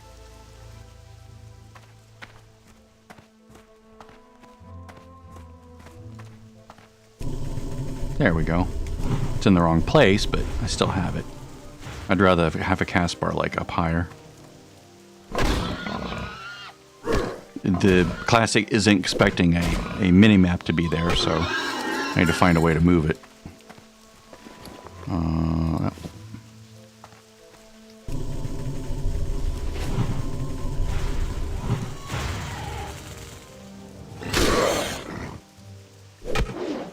I also don't want to spend an inordinate amount of time fixing this, because this is a throwaway character. He exists for one purpose, to try to get a pet for a hunter.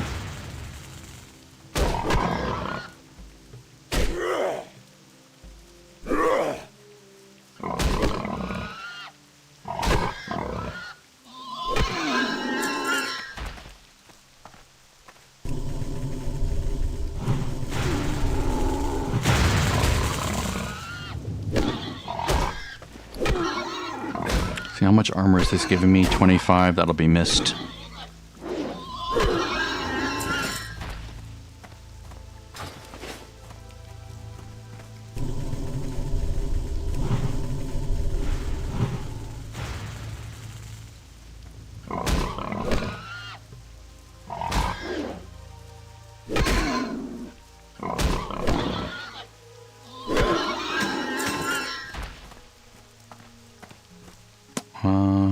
think that's actually, well, I don't think it's over here. I think it's in the next valley, right? That exclamation point.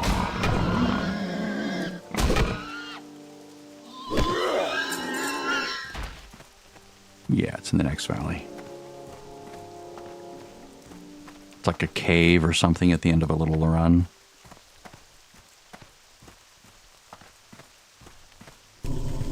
I'm not as familiar with Horde territory as I am Alliance territory, but I have played this zone a few times before.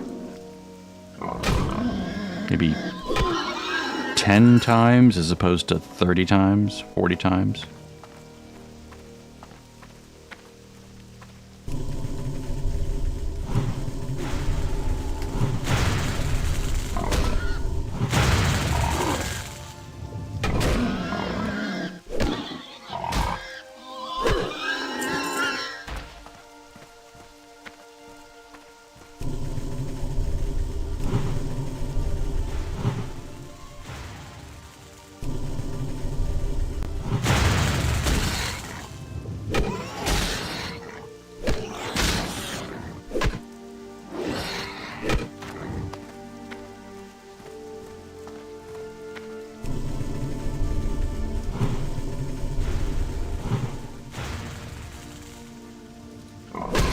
Two against three, three against four.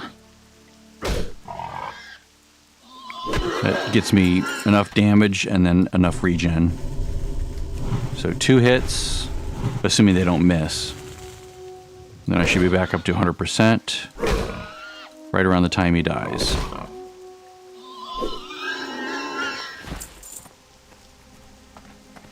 Let's go this way and get this quest first. 2, 3.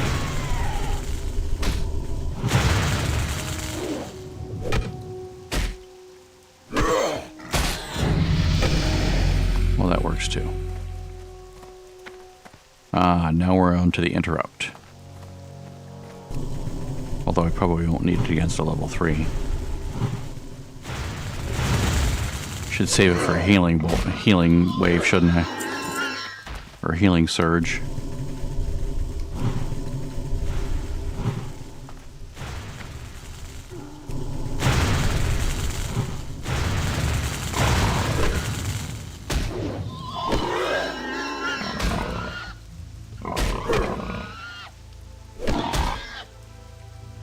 Need to get my mana back.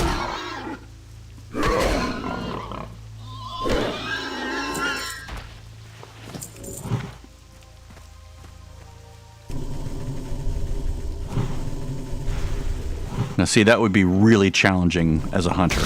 To have those 2 enemies on me at this level, that would have been really bad. Hunter's just not built for melee in this version of the game.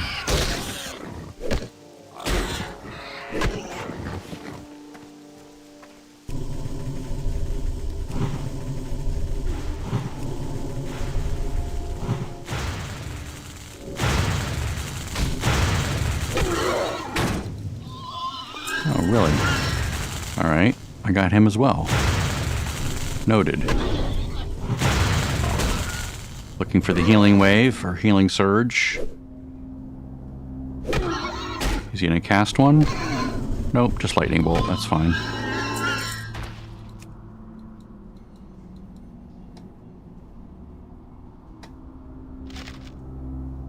Shit. Goodbye, Apple. It's one of the ritual salves. Let's remove that. And then, let's put that on, put that on. What else is really cheap?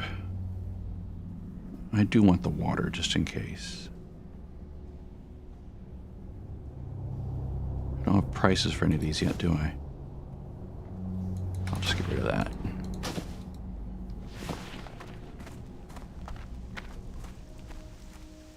Wait, I picked it up. Did I not pick it up?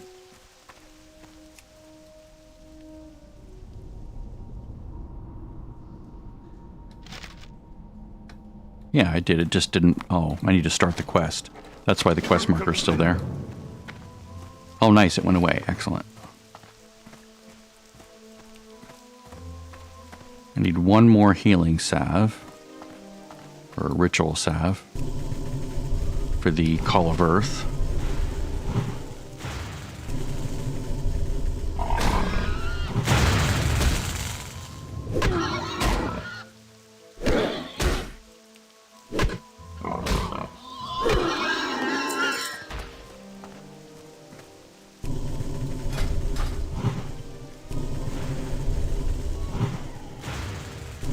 I guess 2 is enough against a boar.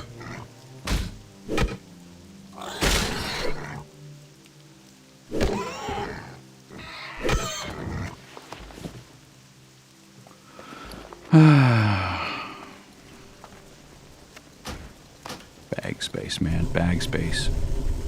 1, 2, 3. At least I'm not missing much anymore because I'm 5.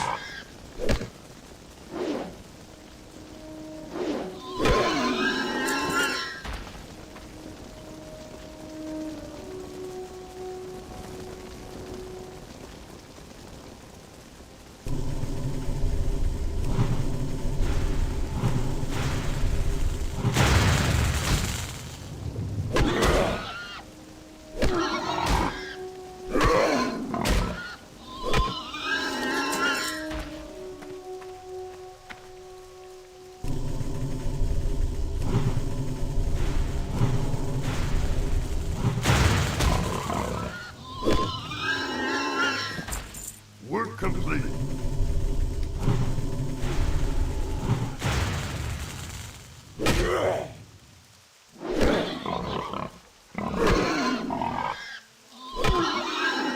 Imagine how bad they'd be if they ran.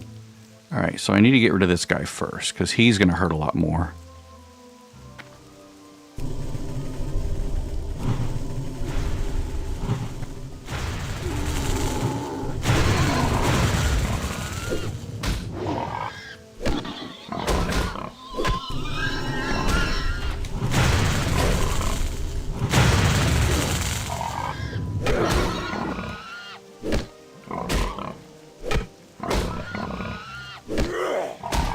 So I have like 0 magic resist. Alright, so I will have to...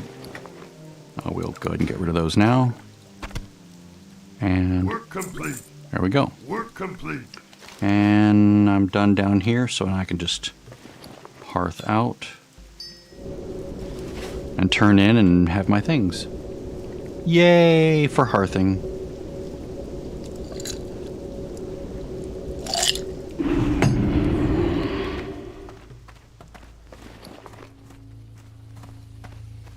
Looking for something special? May the eternal sun shine. Ah, I've been expecting you. May the eternal sun shine on you. How? May the eternal sun shine. Yeah, I'll go with the rock mace, Walk sure. with the earth. Work complete. Be careful. We shall meet again. You wish to speak? Winds be at your back. Walk with the Earth Mother.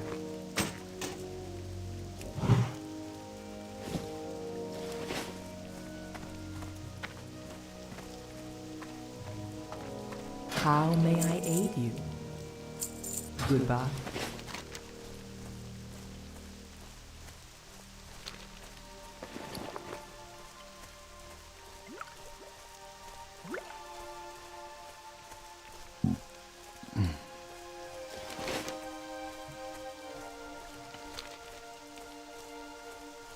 The Earth Mother thing is up here.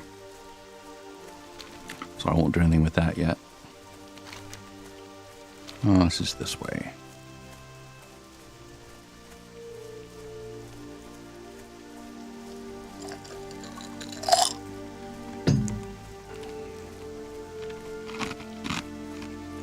Trying to remember what I do. I think I put it on 1. Like my totem summoning spell. I might put it on T for totem. I do not remember. When I start doing it, muscle memory will say, "Oh yeah, that's what I used to do." Because it'll feel more natural doing it one way versus another.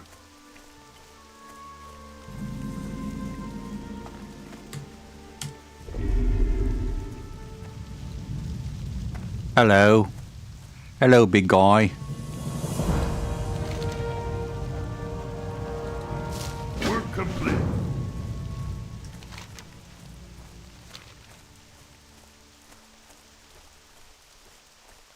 It's funny, the fire one is like, if I remember correctly, at least for the Draenei, it's like really long and involved. And then the air one, you're like, here's your air.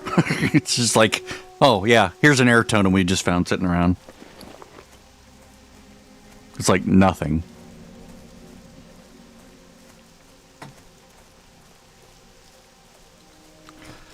I've done the troll one before. I don't remember doing it with Tauren yet. I think I've done the troll one twice, maybe 3 times. At least to get the earth totem, like up in the hills above the starting area. I don't remember getting as far as the searing totem, maybe the fire totem. I think I did with the troll. Well, I had to have, right, because I leveled a shaman, a troll shaman in Cataclysm. I just didn't do it in this version of the game. Because I mained a troll in Cataclysm, a healing troll, a horde healing troll, who I then copied over to be my current Draenei shaman. Alright, excellent. Let's train up a bit. Stone skin totem. Oh, I don't get the other one yet. Okay. Earthbind, healing wave, excellent. Let's upgrade healing wave. Might be overkill. Earthbind totem. That's oh shit. That locks enemies down. And then stone skin. Remember what I used for that. Maybe it was Shift R. That feels right. Maybe that was remove. Let me try my macro here. Did that work? No, it didn't do anything.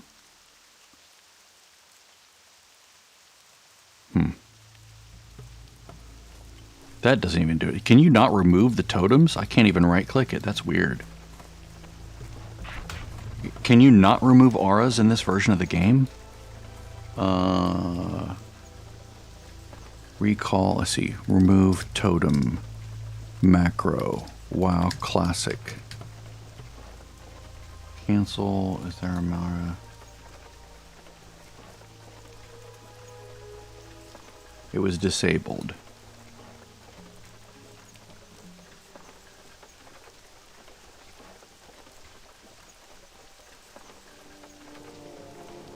Oh man.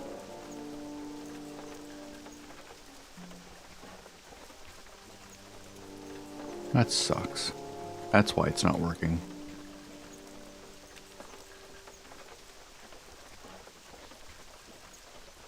Yeah, you cannot easily remove a totem with a macro because it was function was removed. Dang it. Dang it all.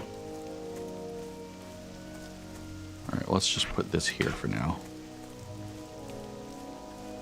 Well, actually, no, I can just put it here because I can't do anything with it anyway. Reduces melee damage taken by 4. There's another one for, like, spell resist, I think. Was it air? If you want to get rid of haste, spell haste, or melee haste.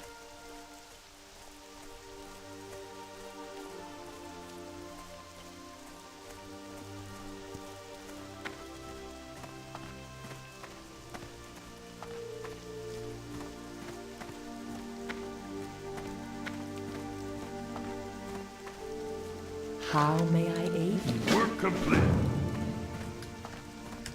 That's how you can aid me. Moo. Move aside so I can get through.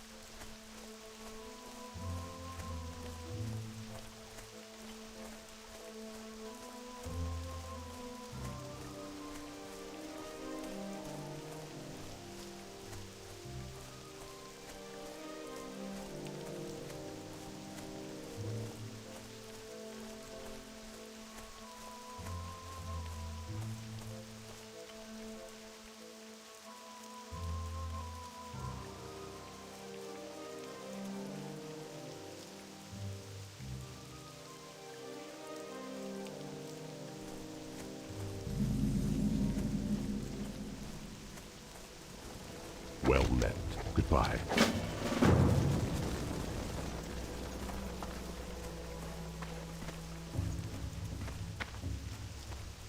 Greetings.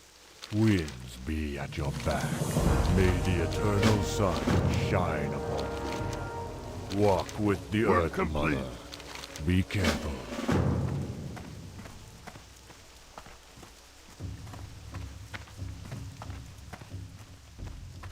Well met. We shall meet again. Go in peace. Winds be at your back.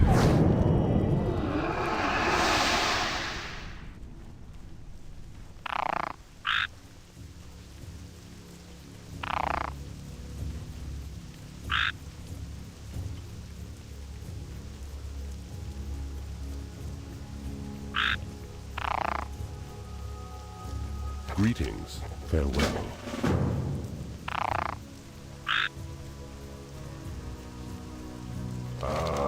I've been expecting.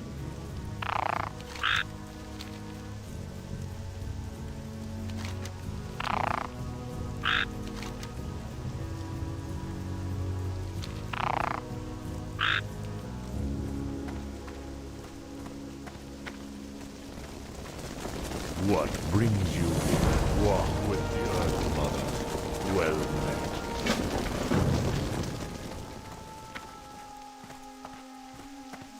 Peace, friend.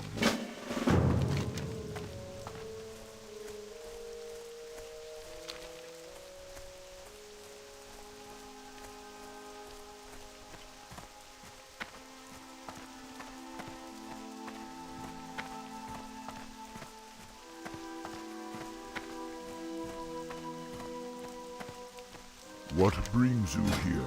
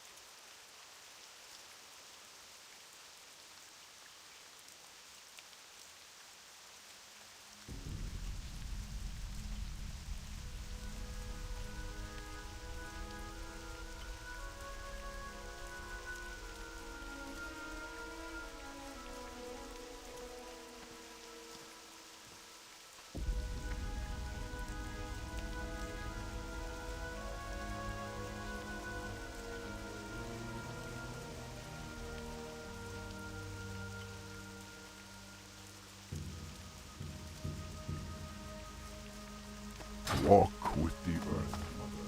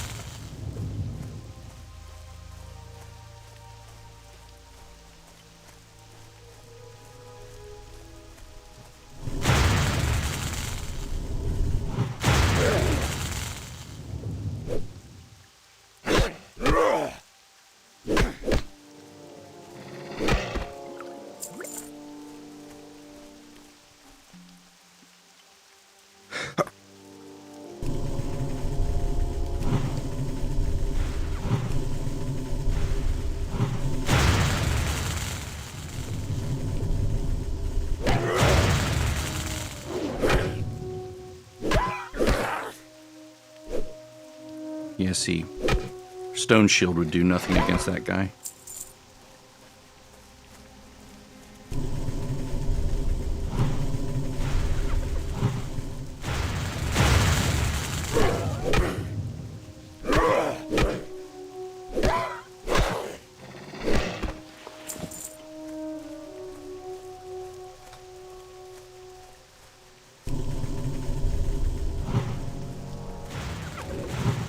Oh, melee. Was a wasted earth shock. I've been talking for a while. My mic was off again. Again.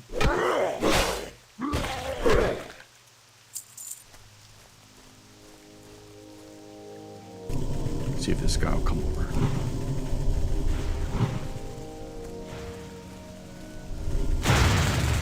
Come on.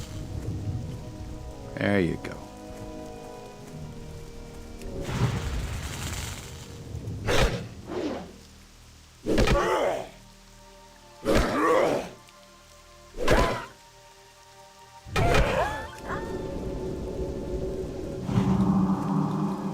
First time I had to heal.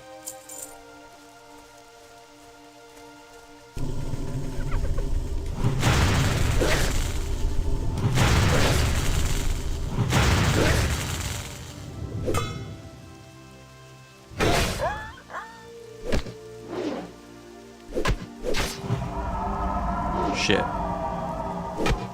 Need to rejuvenate himself.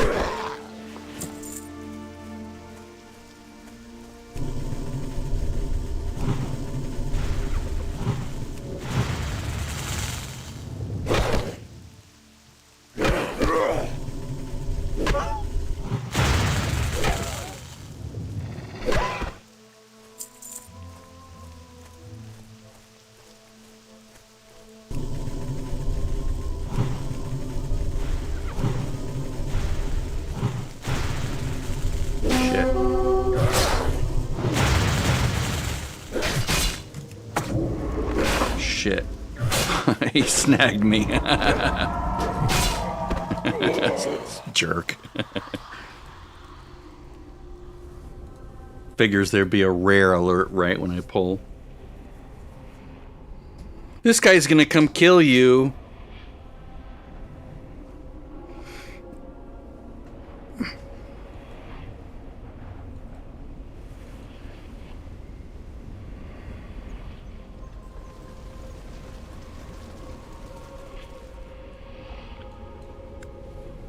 I haven't used my Earthbind properly, but he'd netted me.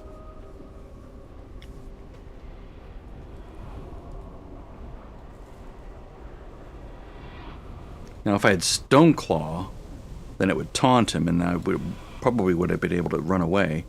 They would have been distracted by that for a few minutes. Well, 10 seconds maybe.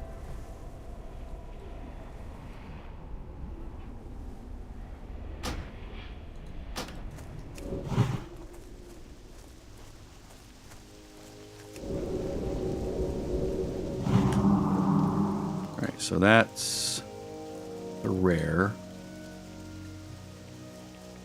I would like to kill him. And I can if I get him solo.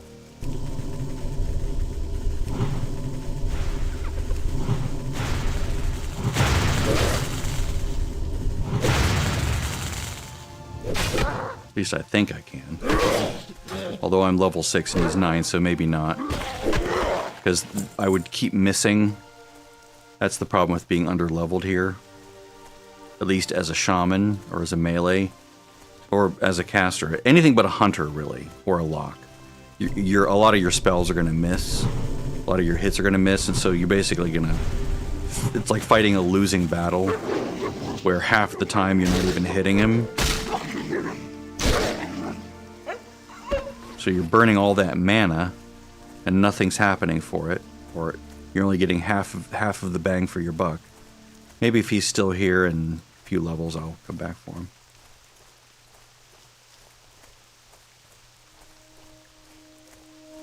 I can get that guy. Yeah, his health is not all that considerably high, it's just the hit chance is a problem.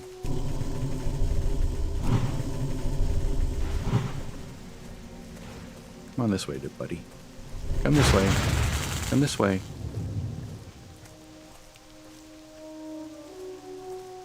Thank you. Of course, I lost my nice buffs from the NPC.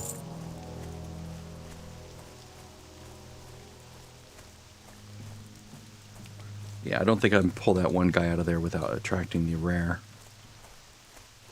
Let's see what else. This other guy's over here doing some Taran shaman things as well. Let's see, almost 7. This is a lovely zone for like leveling because it's not like Teldrassil where you have to go into caves left and right. I mean, I love the Night Elf race, but some of the things about their starting zone are sort of dangerous and scary if you're wanting to survive. Easy to get swarmed.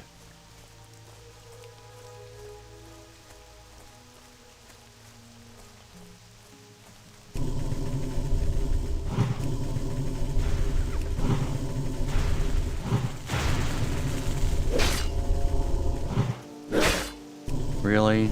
Because he's 7. Here, I'll burn some mana. Get him down more.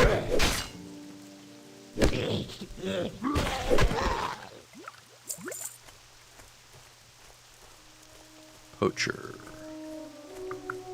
Level 7. Yeah, I'm just sort of flirting with danger here and come back at 7 with a better hit chance.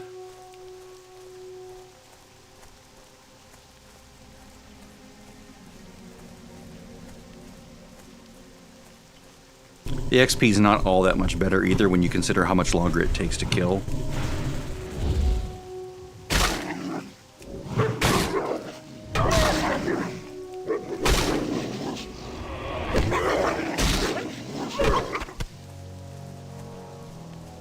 Oh yeah, these guys are perfect.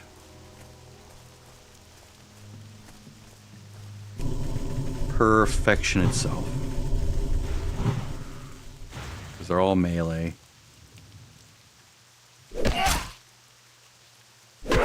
Easy to kill. Decent XP for the time spent. Yeah. 1, 2, 3.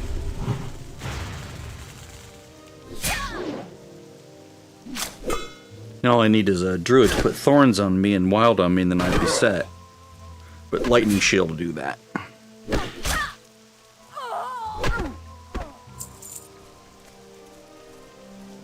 Don't get that till 8 though. 1, 2, 3.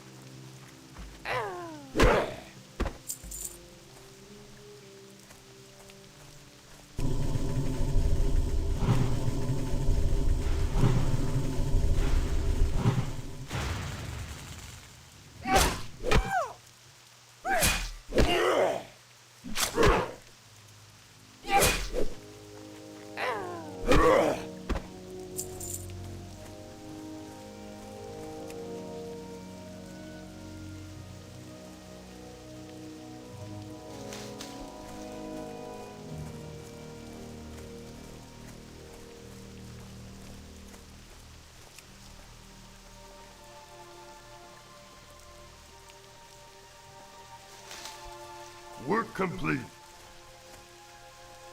I think I already got everything I needed from Prairie Wolf, right? Now I just need Mountain Strider Talons. Burn it on you. So I have to go kill Striders. Let's hold off on that. Let's see, swoops are up north, right? Okay, I'll do a 7. 1, 2, 3, 4. And then that.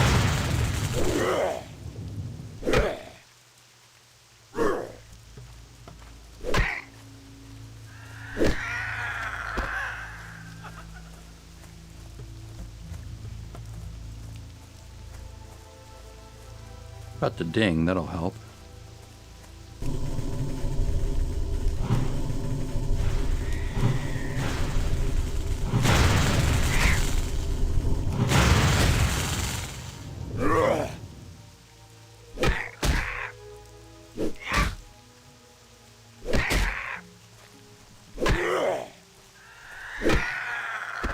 Where a searing totem would help.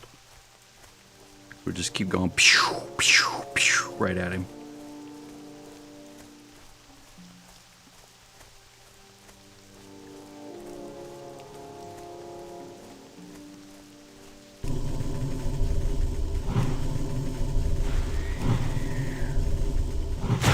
Really? A resist?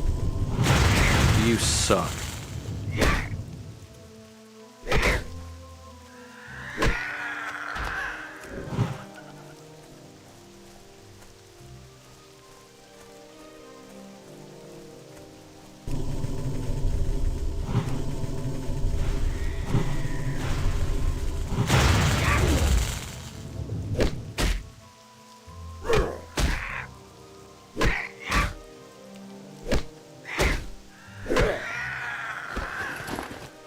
Here's my swoop.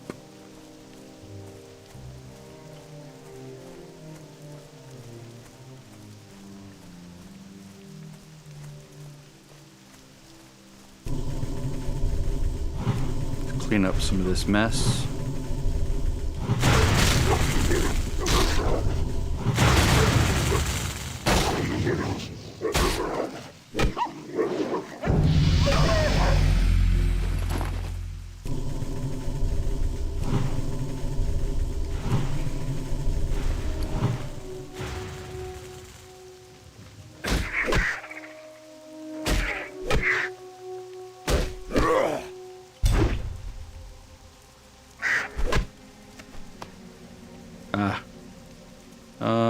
Let's get rid of that.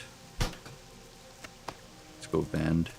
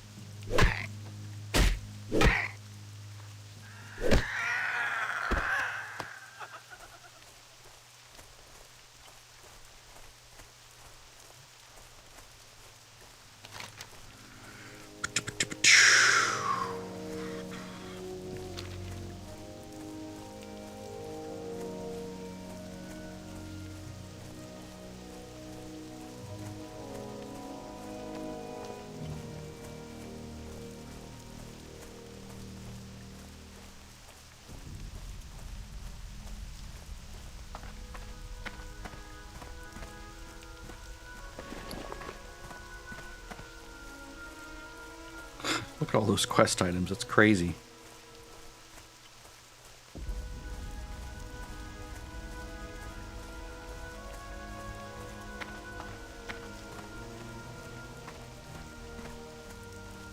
Let's vend first. Up in here.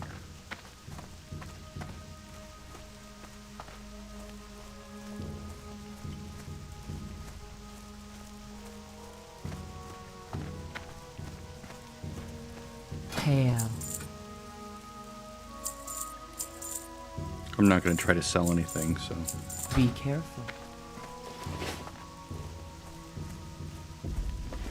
Not saving it for the auction house.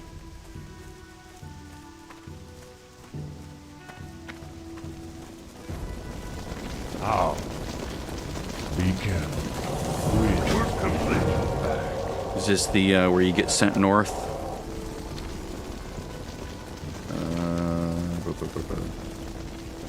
Yeah, I'll do that later. I think that one takes you way up here somewhere.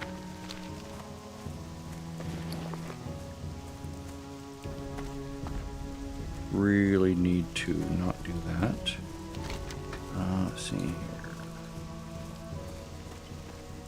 Need 2 more Strider Talons.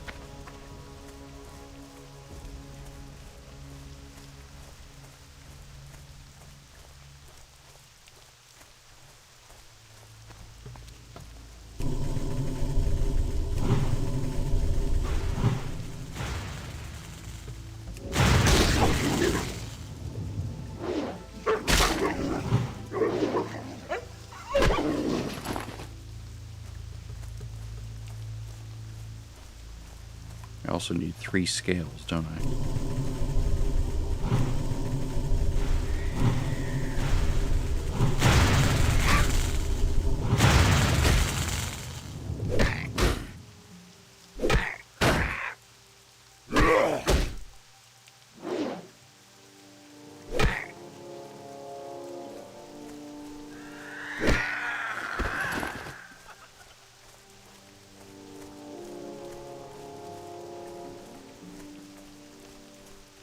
All right.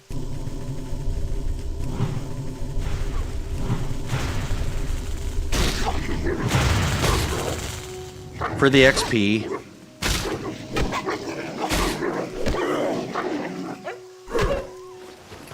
things are going to pick up at level 8 though, which is good. It's not bad. I can still kill really well. Tempted to go with a 2-hander though, because that would kill faster. Although, not until I can actually like cast a melee spell. So it doesn't really matter right now as much.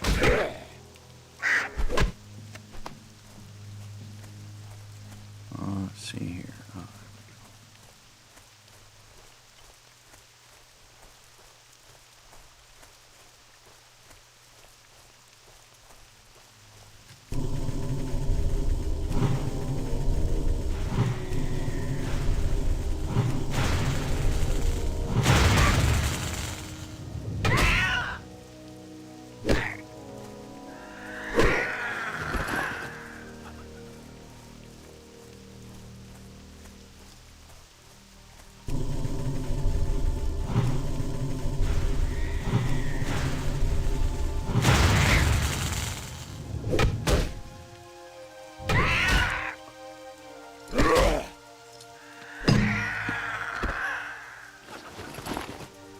Drop rates suck. An 8, huh?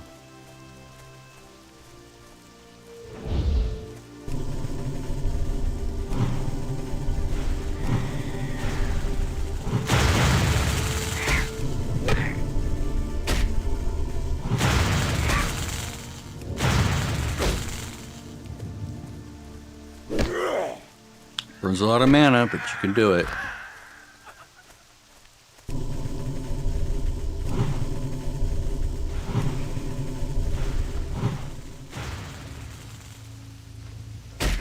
It's always a balance between being able to kill quickly and just depleting all your mana.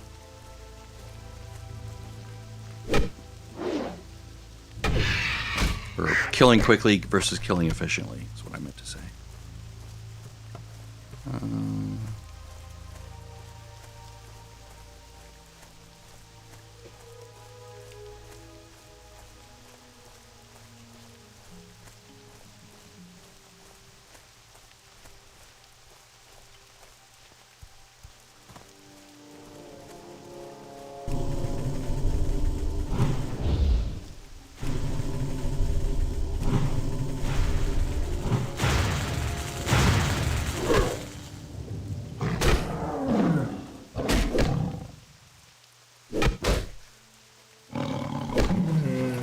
The trick with this is, yes, you can kill very quickly if you burn a lot of mana, but then you're going to have to drink more, and that sort of negates the effect of killing quickly.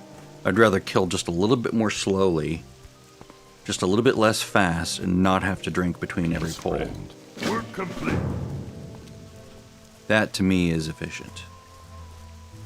If I can do that. Can't always do that.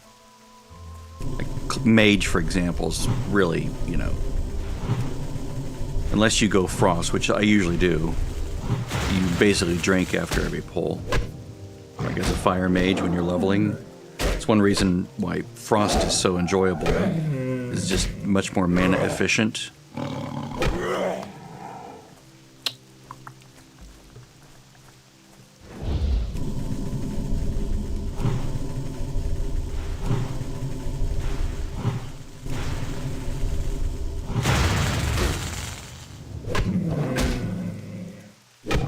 Now we're regenning.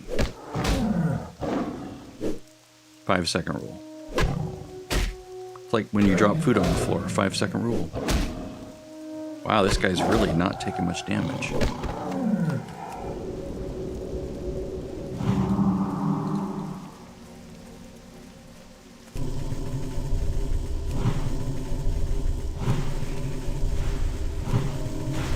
Is that just armor?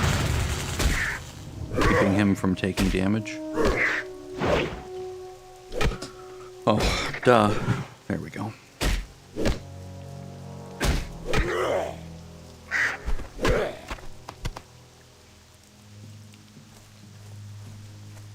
One more talon.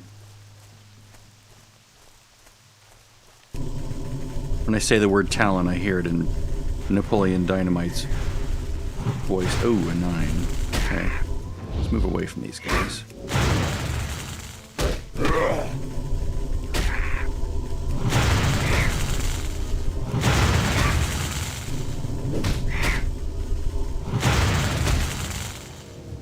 That was inefficient and terrible use. Terrible pull. But hey, I got my thing. Let's go turn that in, because I'm like really struggling for space. And, well, I need more. 4 more swoop things. Maybe I'll do some swoops for a bit. 9. Nope. Way too far to the east. That's part of my problem, is I need to stay like over in this area.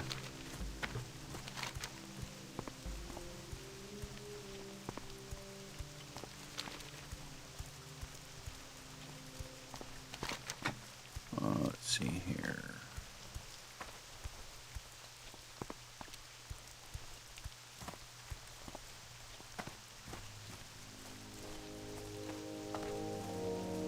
I'd like to stick to the 5 and 6 quests for the moment, if I can.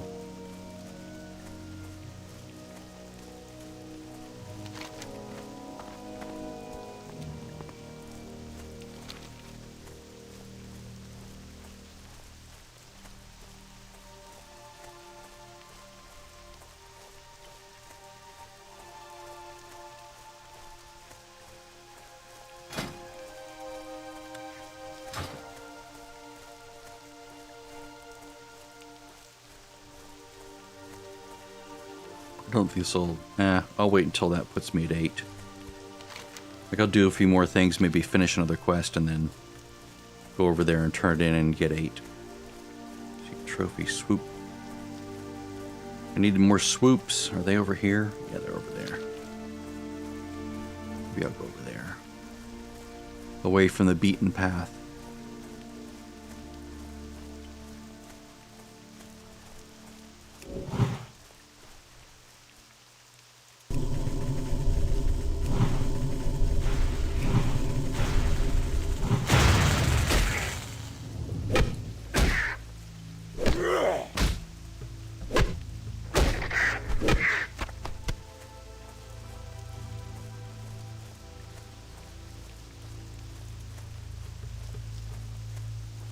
Can kill a few of these guys on the way. He's still there. Yep, thank you.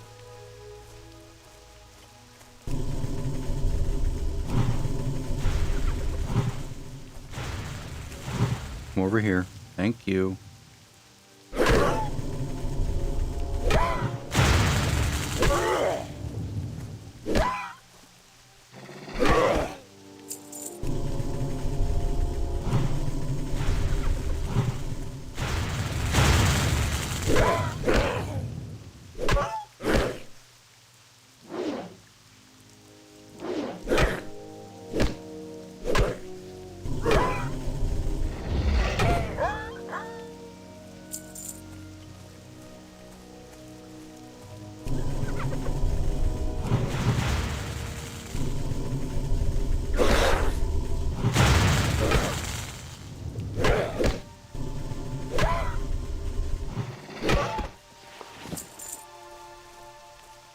See, if I were 9, I could probably pull that one away from him.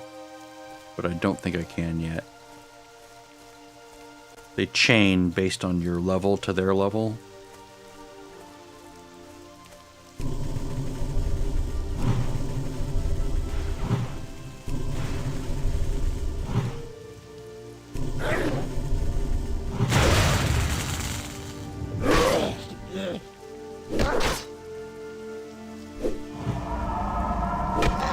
Really? One more Tanner. Trying to get my XP enough to where when I turn that in, I get to 8 and then immediately train up. Alright, that's good. Let's go kill some swoops. I mean, Skinner. What do I have on that?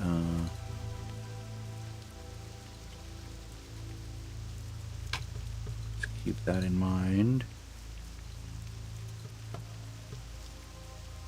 Yeah, that's going to be a while because they're spread out.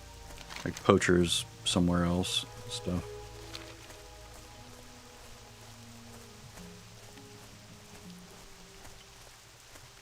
Flatlands cougar femur, swoop gizzard.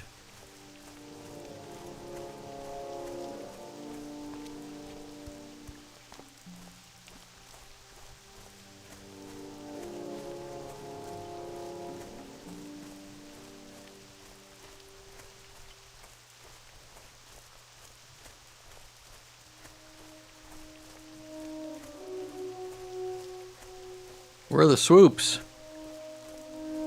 Come on, swoopies. Where are you guys? Do you share spawns with other things and I'm just have to kill everything else to get the swoops to spawn? That's not pleasant.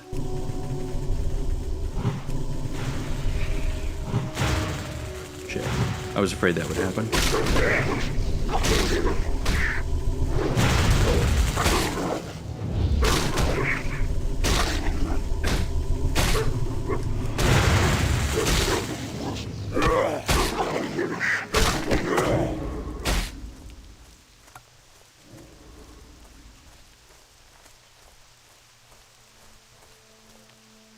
There we go.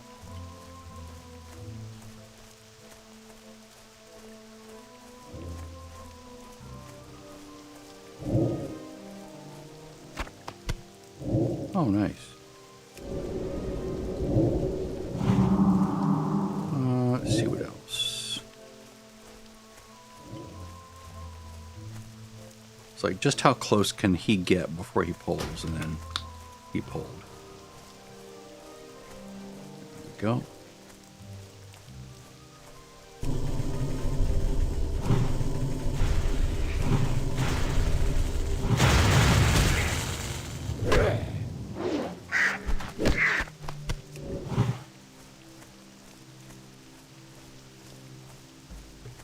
One more trophy quill. Then I have to find cougars. And not the sexy kind.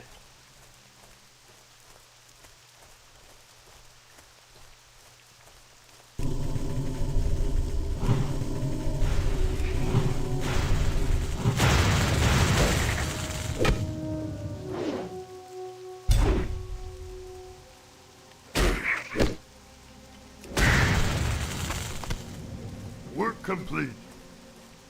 Trying not to run into all the other mobs. Skinners. Poachers, yeah, they're over there. Still not enough to ding. Maybe I'll go kill the cougar.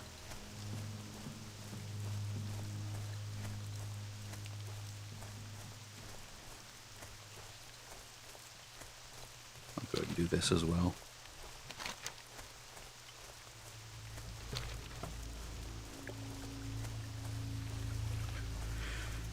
Maybe grab the cougar along the way, hit 8, get rank 2 of Rockbiter, which will help, and then get stone, not stone skin, stone, not stone claw, stone, something of this of the earth, shit.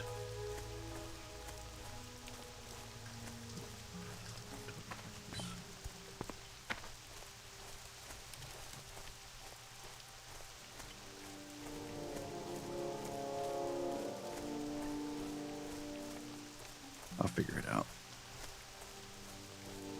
Later.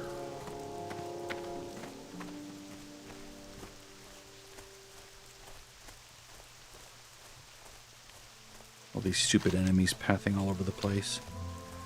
Basically, WoW is a running simulator and a Frogger simulator all put together.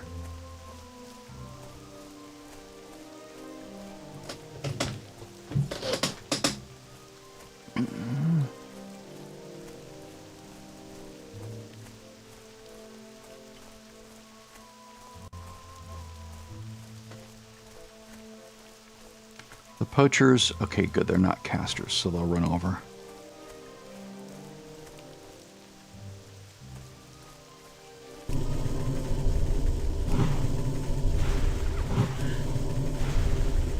I guess they are casters, they just don't have a casting bar. That's weird. Oh, because they're... I guess that makes sense.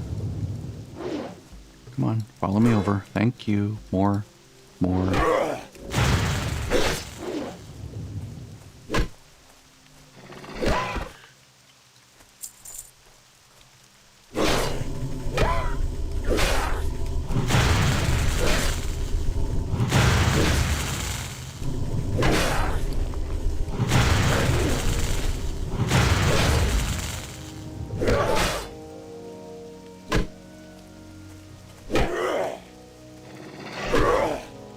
There we go.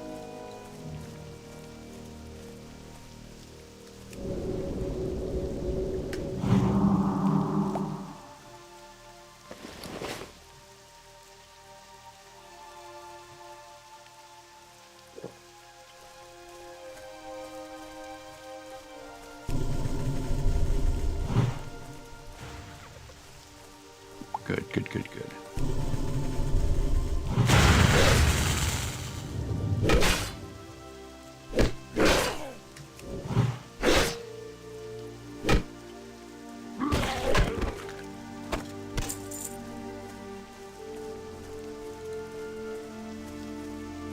Don't need tanners. I may have to kill a few to get through.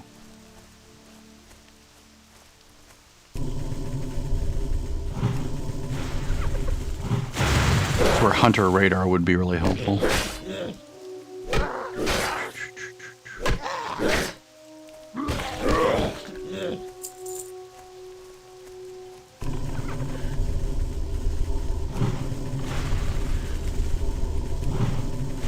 Suppose I can put down stone skin here, just to...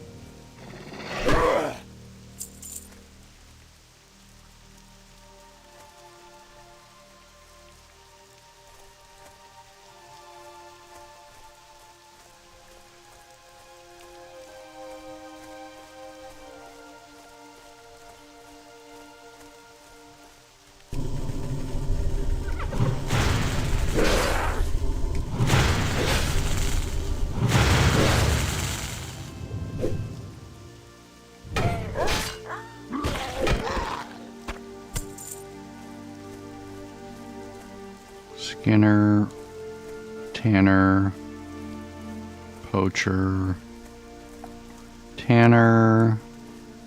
Where's our free poacher when I need one?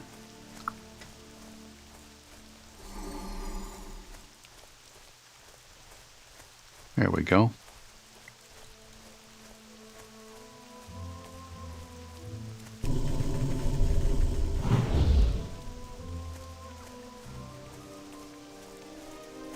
Come out from the group. Thank you.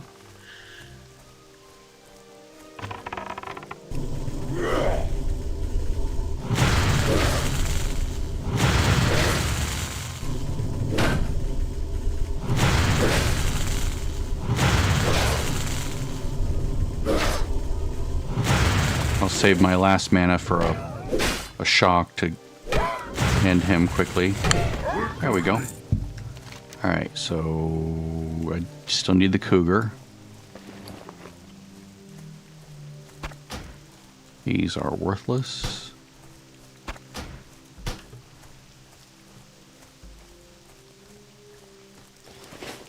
Like they're the cheapest things, so there's no reason to hold on to them. They're only like 1 or 2 copper each. There's one over there. Okay.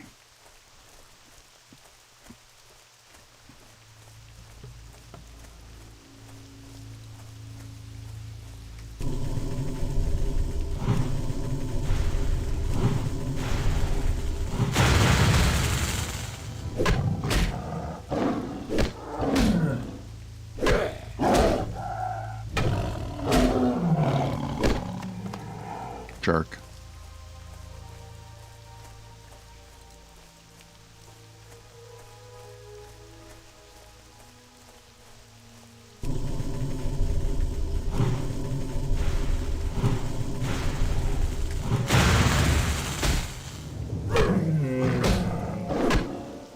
I'm watching you.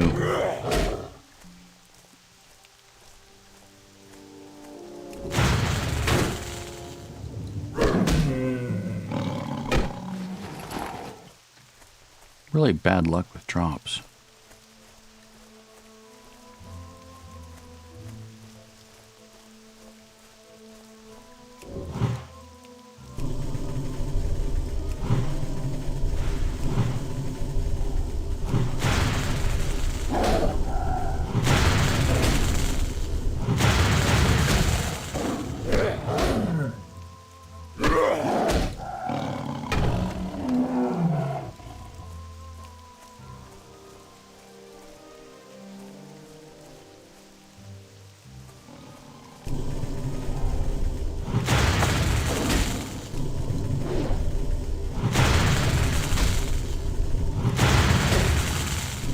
Do one last one, and then I'll let my stuff regen.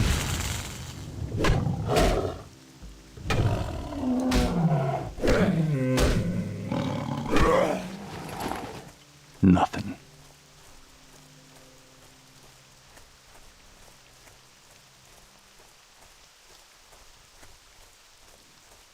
The quest should say, by the way, the drop rates will suck ass.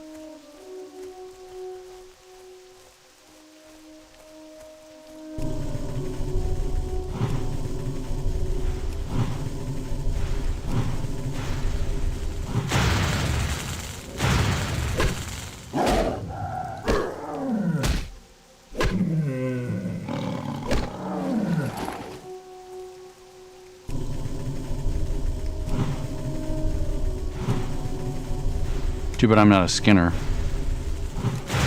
I am playing a Skinner box though. If you don't know what that is, look that up.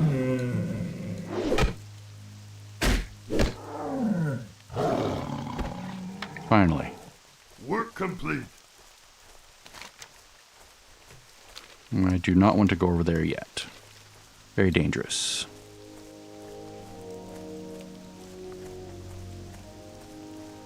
Plus, now I want to turn all these in and hit 8.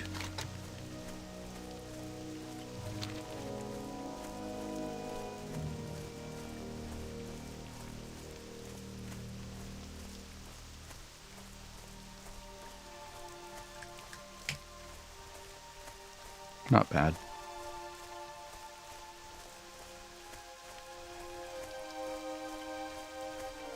I think I'm a little bit ahead of where I would be as a hunter. After 2 hours. Just because with Hunter you have to keep kiting.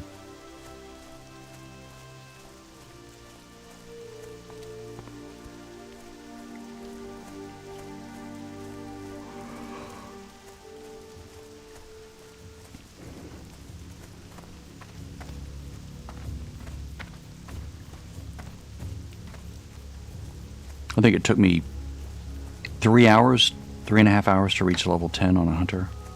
The winds guide you.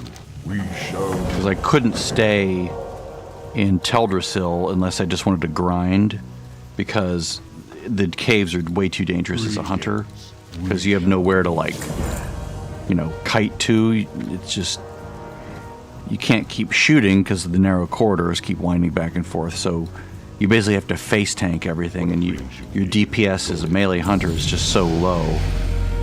Alright. Greetings, traveler. Yes. Yes. Yes. Absolutely yes. And absolutely yes. Yeah. Ancestors. A lot of good upgrades. Alright, Rockbiter number 2 goes there. Lightning Shield goes there. Whoops. There. Let's see here. Earth Shock, rank 2 should automatically update, yes. Lightning Bolt should be at rank 2. Stone Claw. Taunt there, slow there. So my emergency oh shit is keypad 0, and this is like a secondary. If that doesn't work, if I need more, I can do that. I do want my little heads up display that shows me how many stacks I have. Let's see here. No.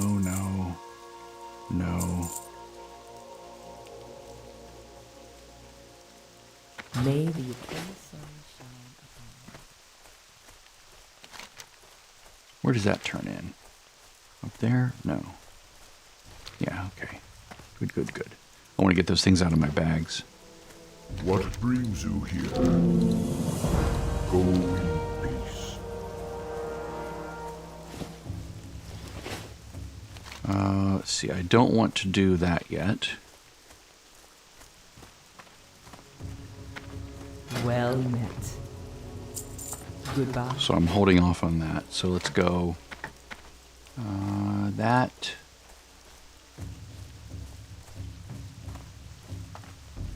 Let's see. Yeah, it takes you all the way up there. So I want to go do these first.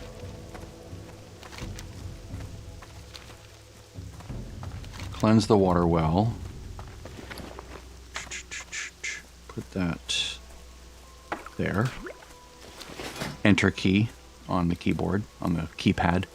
And then do those. I'll do that later, Digging is up here.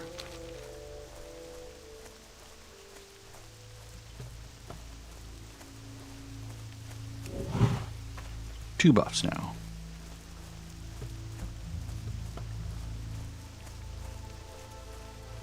Basically, you just do this before every fight. That's why I have it on Q, because it's just right there, easy to cast. Of course, it does take mana in this version, sadly. In BC, it doesn't. It's free. I forgot about that.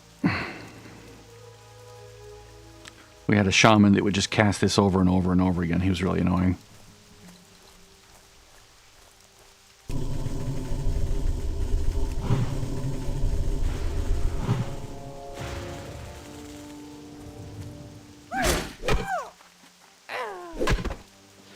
Notice how fast he's dying now? It's nice. 2 stacks.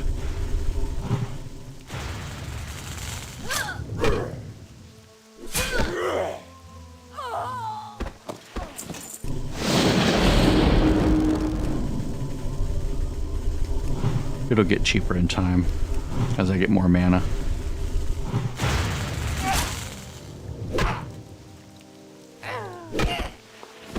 No, I'm using a lot of add-ons. All these.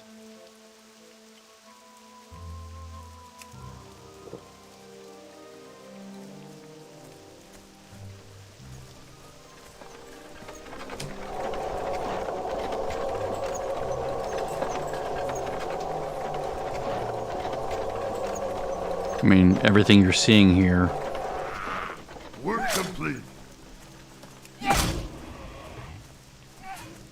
You go bother that now.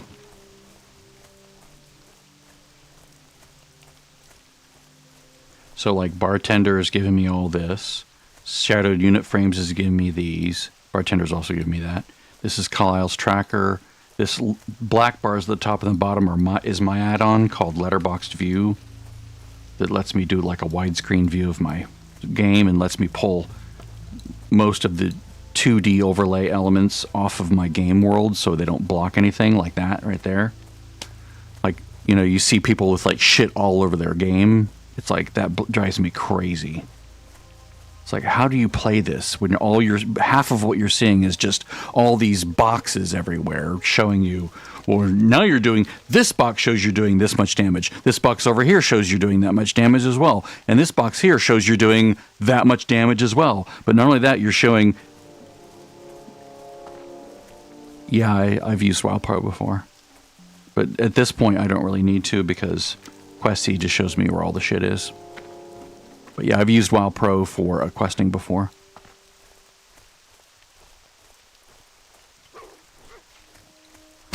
I've actually used the WoW Pro website usually. I'm not as concerned with super optimal leveling in that way. Come on, over here, buddy, over here. I forgot I was going into higher level enemies.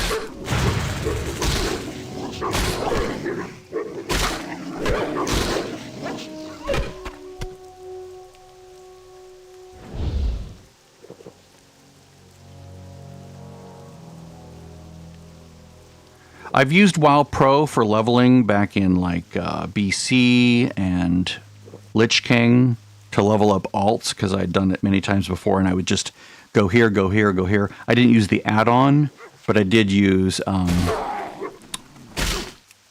website. I would just have it up on my second screen.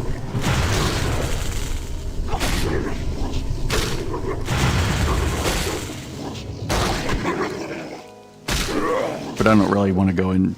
I don't really want to go there with this. Jeez Louise, these guys are just sucking down my mana.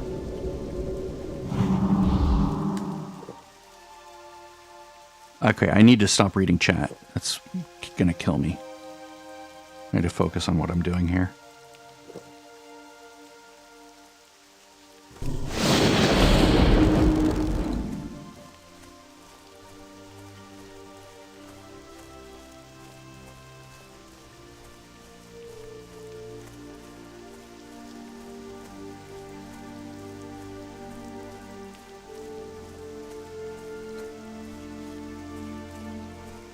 These harpies are a pain because they flee.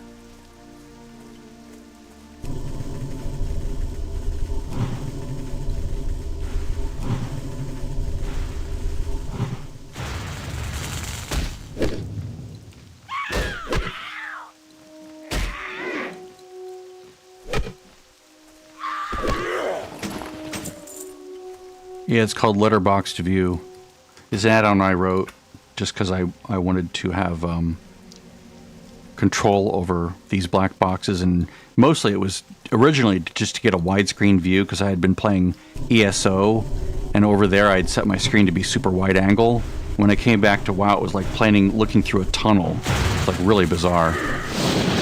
So in order to do that, I had to change the way that the game drew the 3D world. It's a really simple set of commands.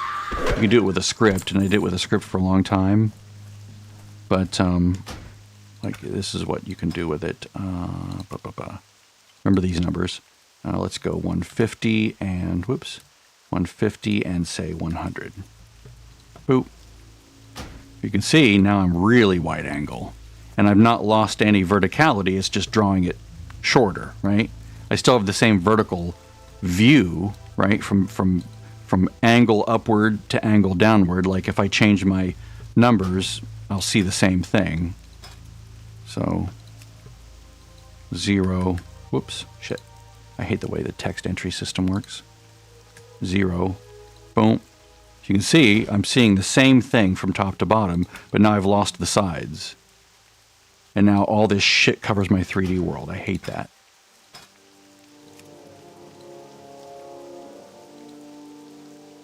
So this is what I like. Now I can see everything, and the only bump is right here in the middle, which I don't care about.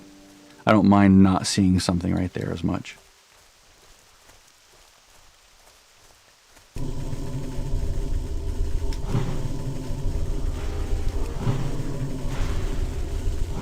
I thought about giving it a better interface with like slider controls or something, would update as you do it, but I'm like, I don't want to spend a lot of time doing this. It's just not worth it. So I basically just wrote it as basic as I could get it, so I didn't have to keep using a damn script, a macro script. Plus,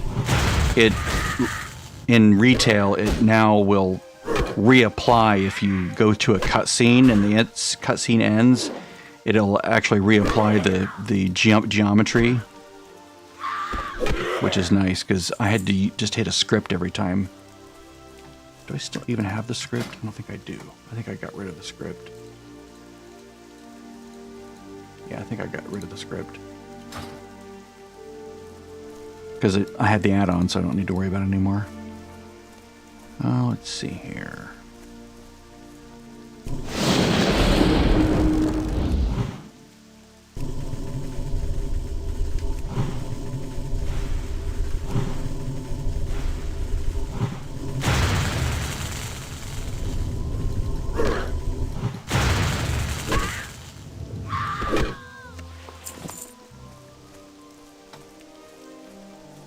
Okay, that's a 7. That's nicer. Harpies are just awful.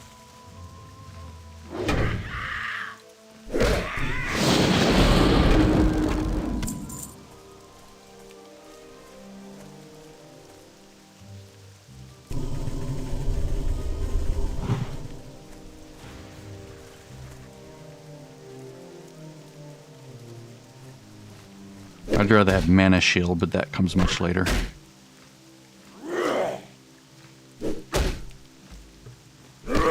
Helps all with that MP5.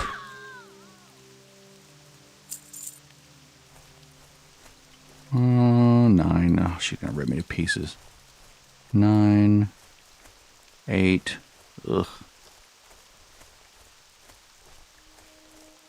I mean, I can kill a 9. It's so resource intensive that it's just annoying. Plus, she's a caster.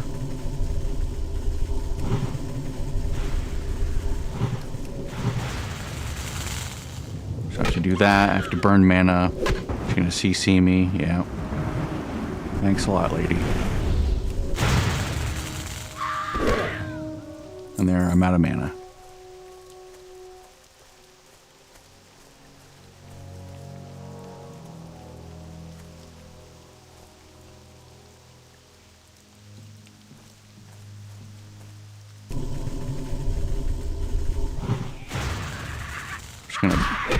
Burn down like this rather than using a bunch of mana. I guess I see my shield went away, but I'll do that later.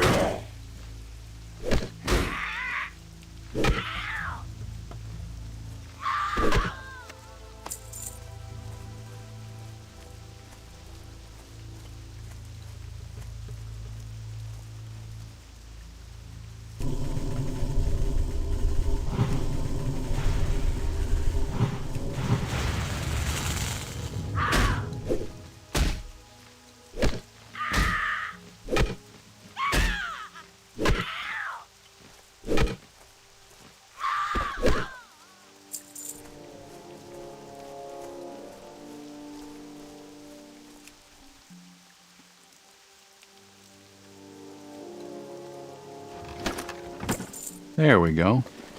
Finally.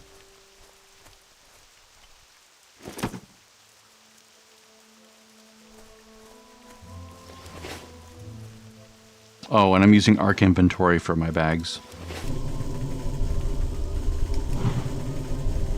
Which is one of the few add-ons I won't play WoW without.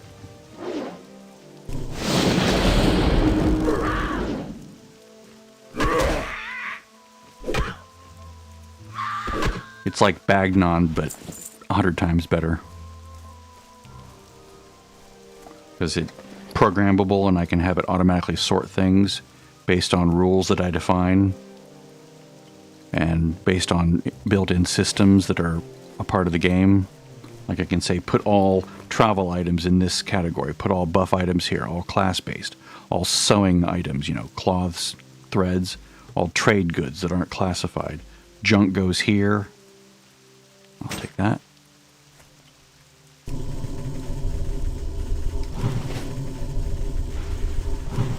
You can have as many categories as you want to define.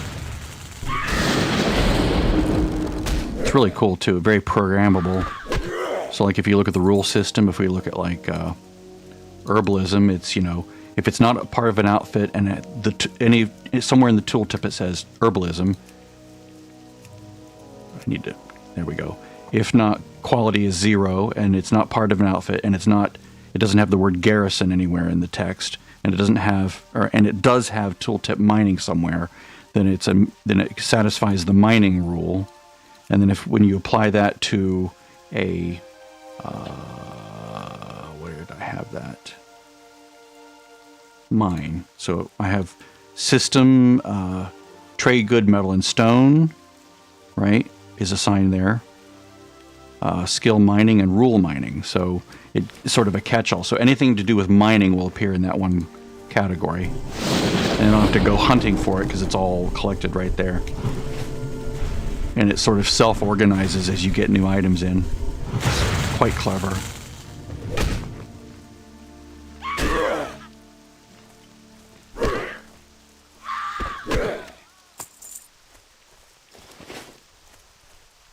This thing's back? How long have I been standing here?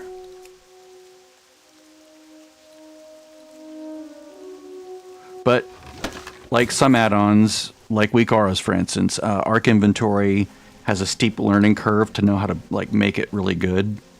So, you know, don't get too discouraged if you end up trying to use it. It takes a while. I've been using it since 2010, and I'm still learning new things about it.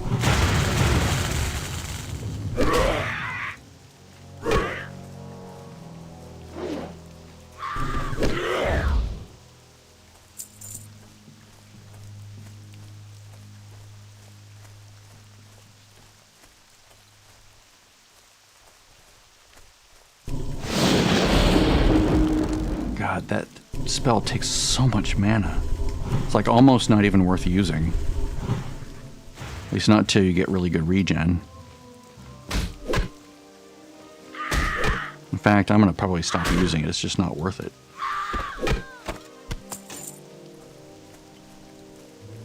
I didn't realize it was so inefficient in this version of the game.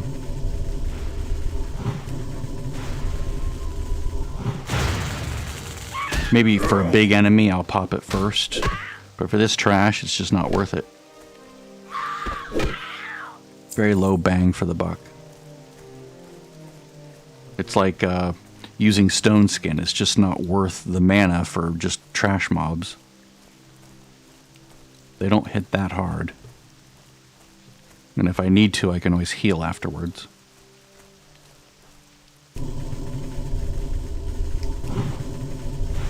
But this, Rockbiter, is a very good value.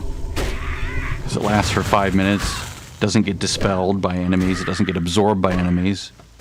It's just there for a whole 5 minutes. So for 25 mana, I get 5 minutes of extra damage, which is amazing.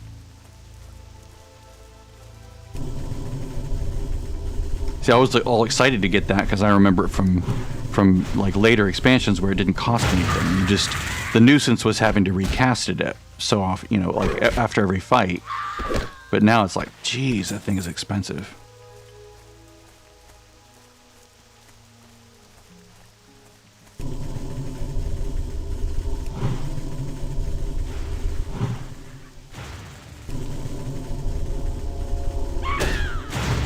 I see you. I see you spawning over there. And you right there, trying to surprise me. There we go. Work complete. Now I can head up and do these. I think I'm all done down here.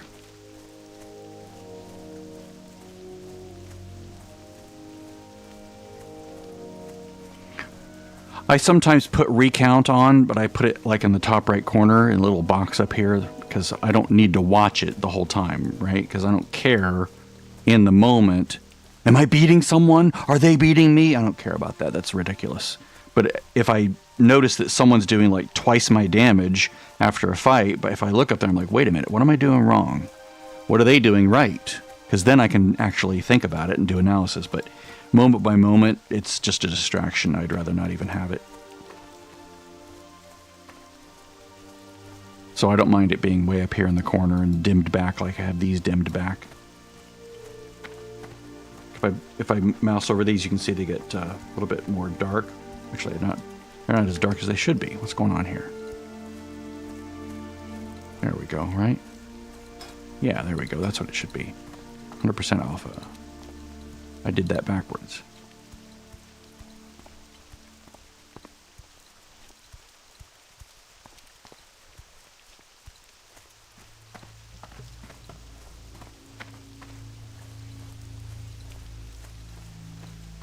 There we go.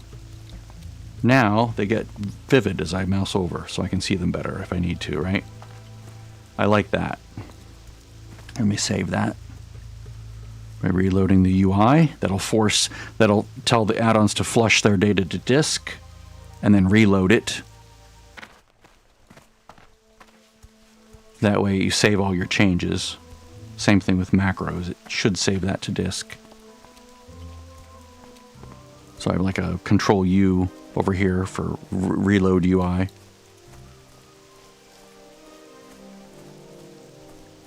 Oh, and this is hiding bar, which pulls all the icons off the minimap and pulls them here so that they're not like cluttering this square anymore. I hate that. I like a very clean UI of my own making. Like, I've seen people use LVUI and I don't like it. I've tried it before. It's not for me. But it tries to do a similar thing, but I like my way better, even though it takes a little bit more upfront work. Ancestors watch.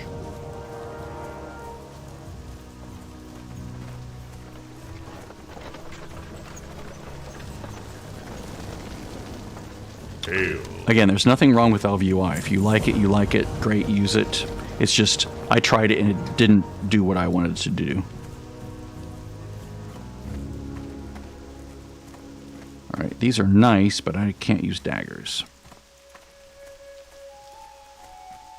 Maces, axes, I think, by default. I have just the thing for you. I do need to get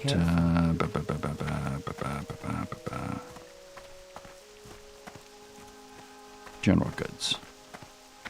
Can I get? Yes. I've been expecting you. Actually, what I need is milk, but that'll work. Maybe the innkeeper can sell me milk. That sounds about right. Or I could milk myself. Or find a fellow female Tauren and milk her.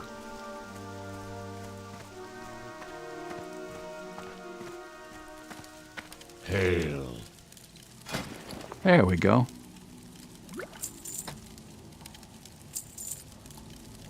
10 should work. Go in peace. Alright, so we're going to use this little thingy. Yeah, we're going to go up there first. Let's see, in order, we have the 7s first. That'll send me up there. Oops, tribal fire.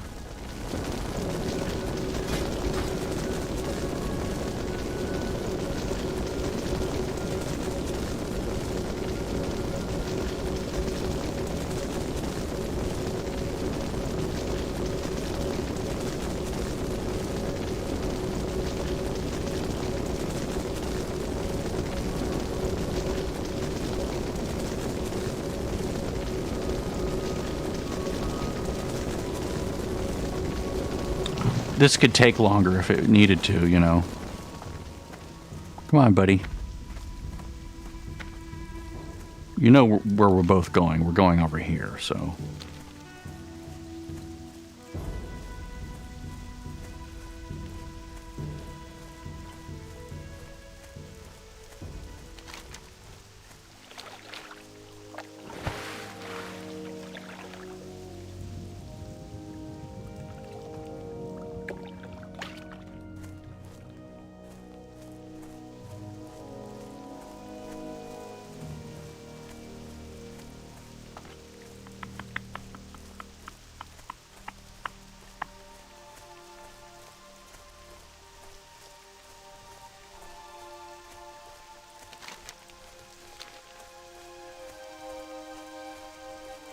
Cougars and stalkers.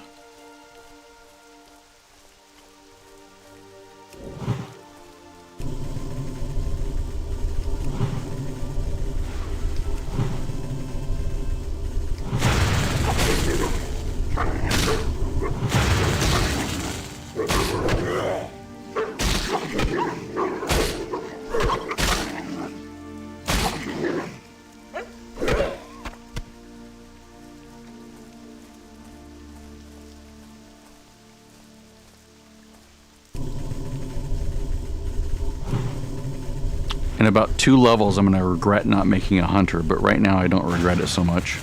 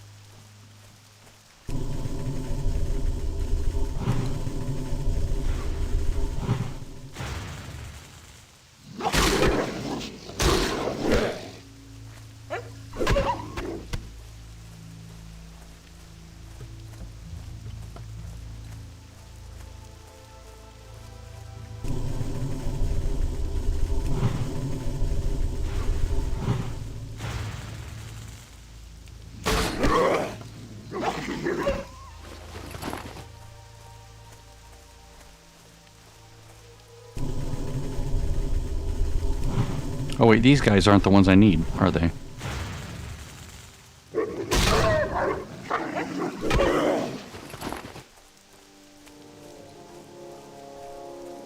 Nope, the level 5s don't drop what I need. Here we go.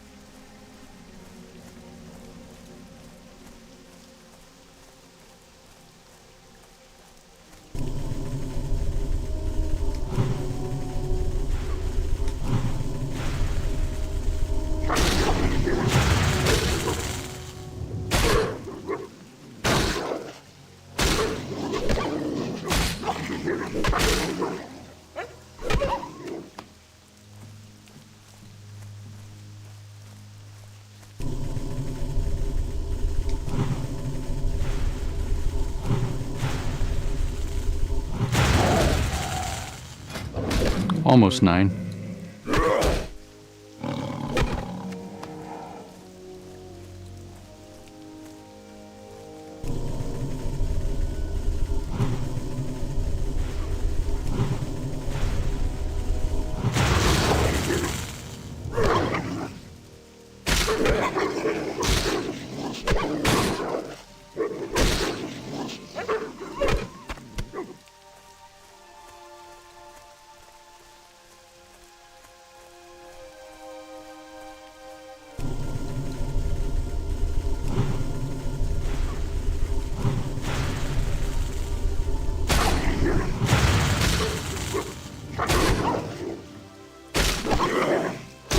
Trying to keep situational awareness.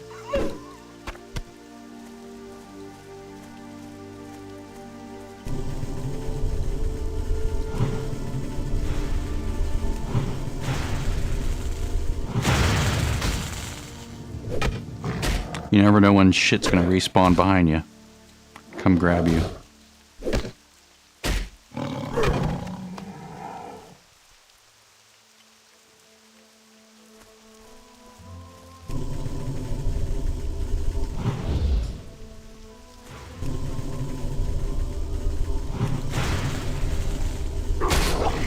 And this version of WoW is very unforgiving.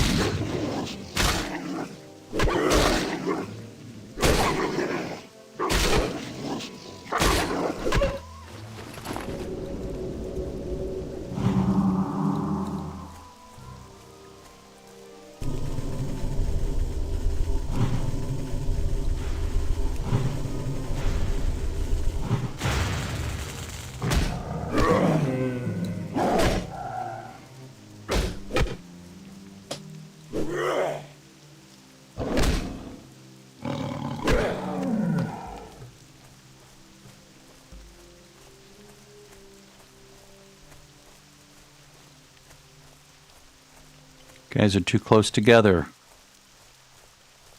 There we go.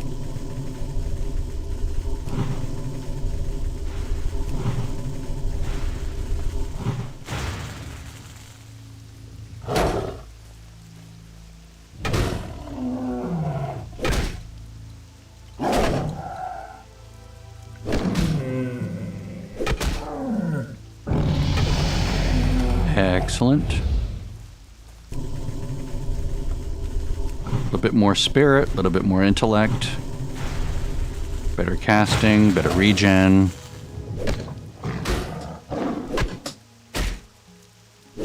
By now, in retail, I would have had like some int and spirit on me on gear. But you know, that's retail. It is what it is. It's fun. It's just easier.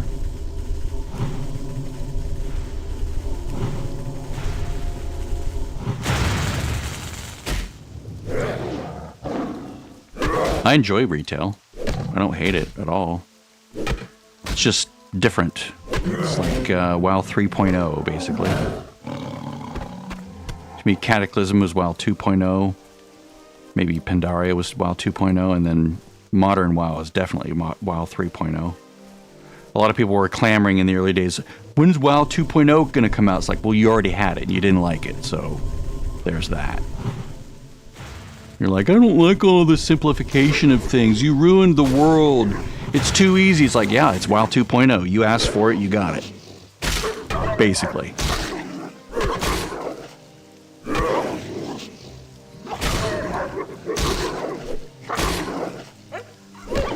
Like, personally, I absolutely adored Legion. I could do the Legion time walking now, but it's not the same as the original Legion. It's Legion, but it's not. Like, it's sort of a neutered version of Legion. If they have WoW Classic Legion, I would definitely be keen to playing it, because I loved that. My second favorite was Wrath of the Lich King. And I didn't play much Dragonflight at all, although I heard it was very good as well, like, competitively with Legion and Wrath of the Lich King. I barely played it at all. But I have a character in Dornagol, and it's a hunter, and I have a druid there in the 70s. My hunter's 80. So I'm not unfamiliar with what retail is doing lately, and it's fun. It's a lot of fun. It's just not this version of the game, right? It's not WoW 1.0 anymore.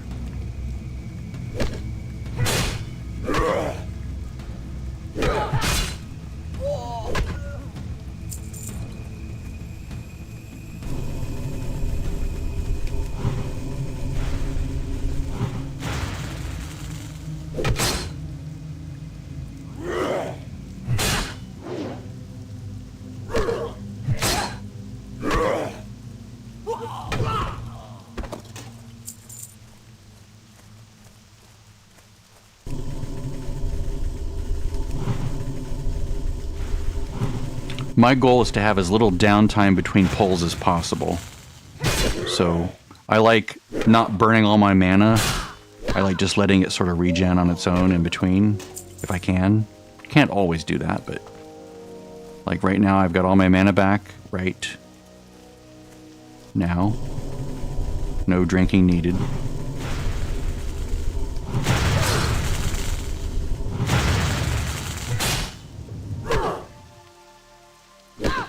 I could kill faster, but then I'd have to drink more.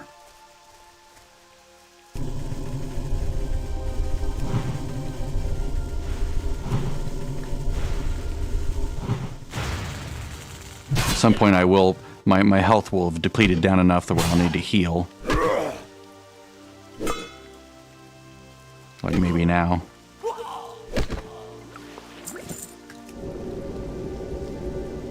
Again, that eats a lot of mana, so. Best done before the 5-second window nears its completion and you start regenning, but then you interrupt it with a heal. That's not good.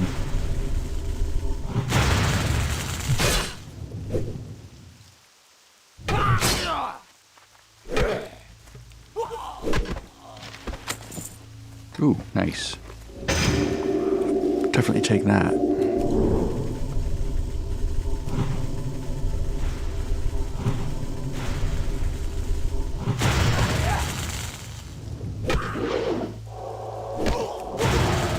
You do not get to heal yourself. Sorry.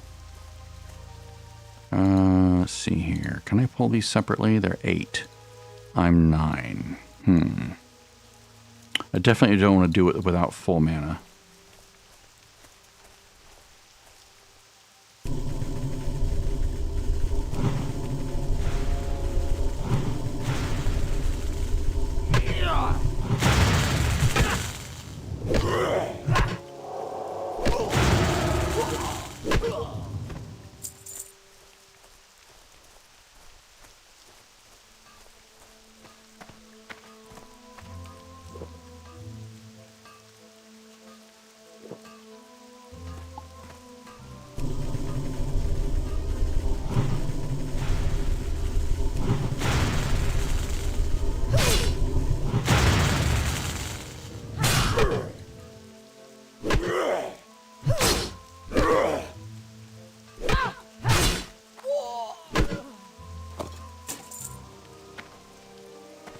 I think I have enough picks, don't I? Let's see here. Yeah, I gotta click on right-click a forge to break. The forge is in here, right? I'm trying to remember. Is that the forge? No, it's not the forge.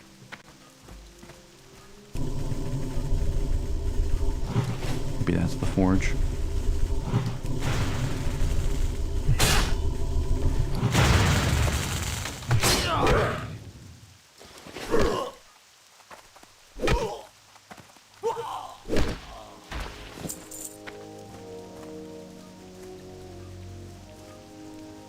I think right over there.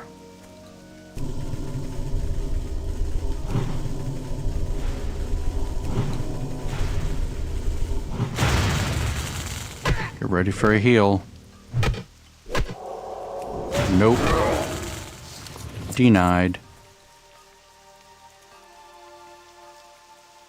Come on, regen, regen, regen. 3. Fine.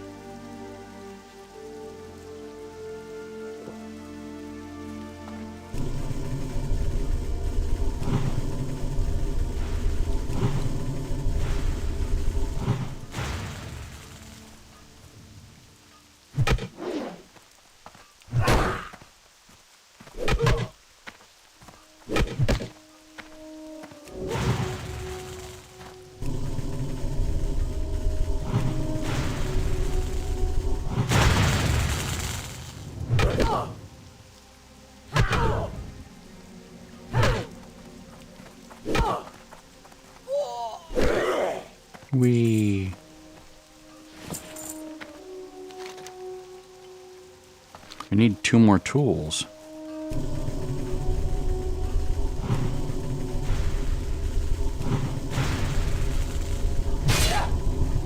Come on, guys, drop some tools.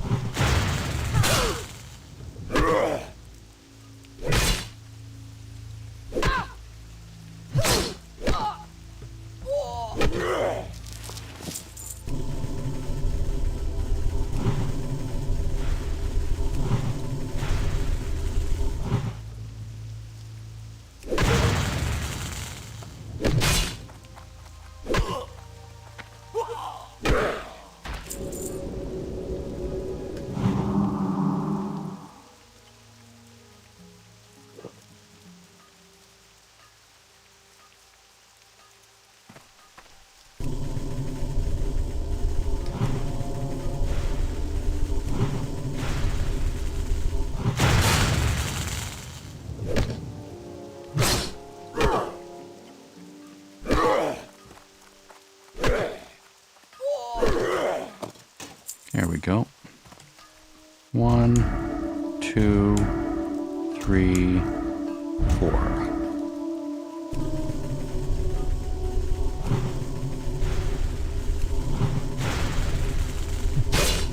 Come on, give me a pick. Give me a pick.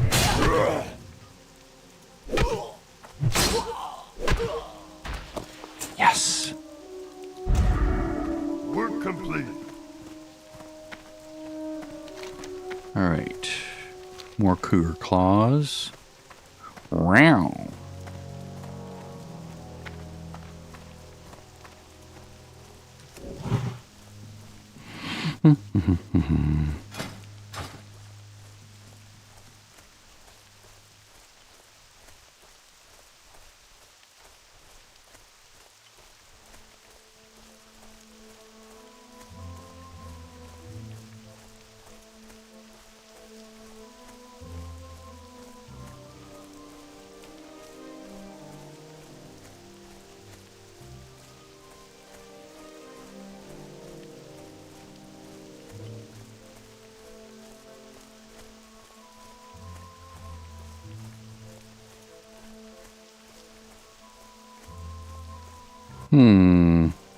Someone's been hunting.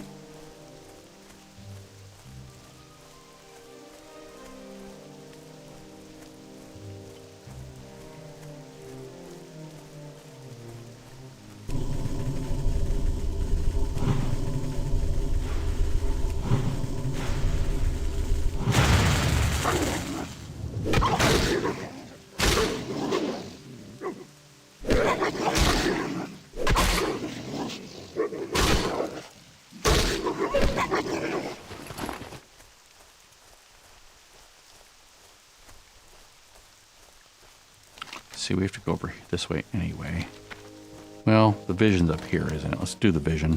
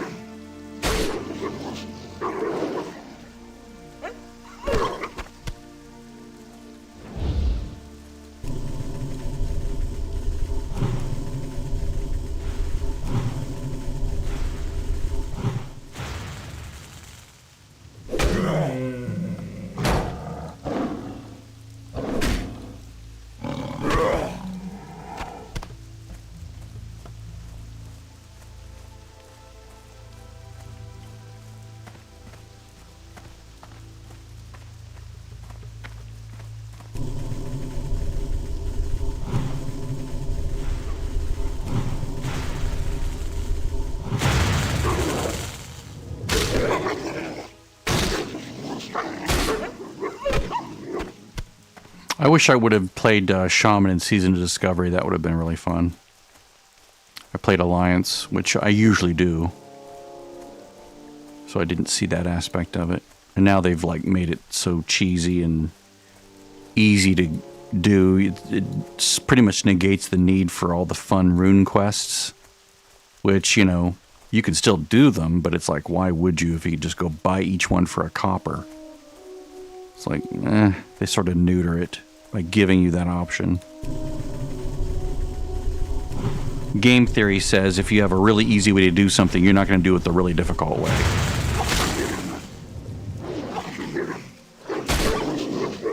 That's why people buy, you know, level ups, you know, from Blizz. Like, okay, give me a fresh 90 or whatever. I can boost a character all the way up because I can. Oh yeah, up here. I did it. I've done it more than once. It's fun. Makes you like the character a little bit less because you don't invest as much time with them. But if you're like, I just want to get this character up and I want to play this character and do this and this and this with it, then fine, go for it. Work complete. But it does sort of cheapen the experience.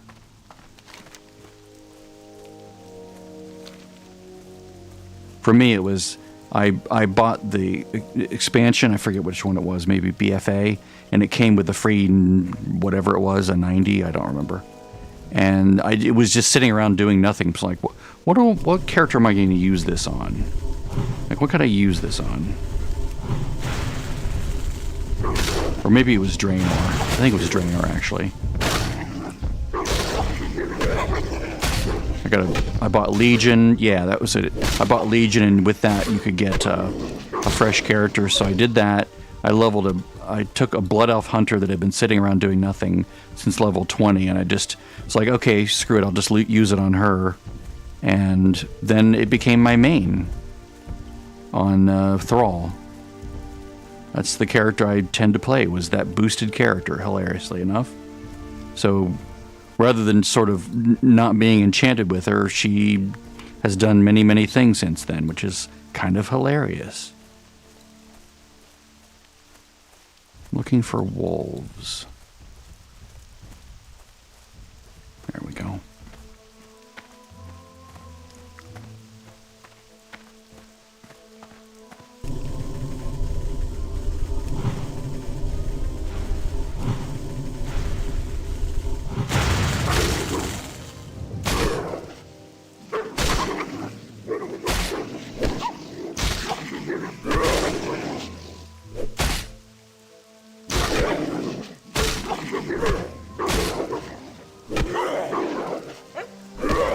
Well, I hate to say it, but this is turning out to be no faster than the Hunter to get to 10. It seems to be taking about the same amount of time, which is really bizarre to me, considering how goofily you have to play a Hunter until you get a pet. Then, of course, once you get the pet, it's insanely good.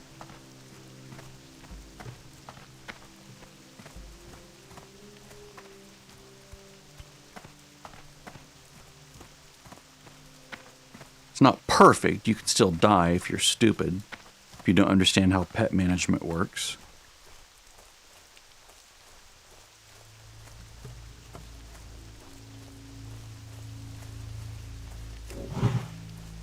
I can do without that stupid rebuff every 5 minutes.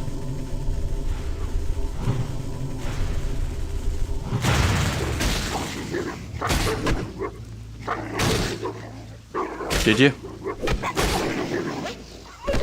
I'm in a guild called Tom Selleck's Mustache, which is hilarious.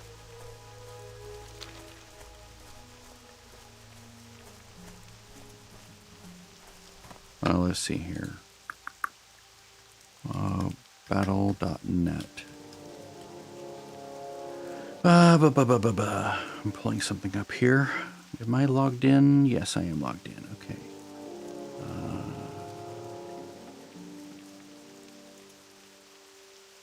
Account settings.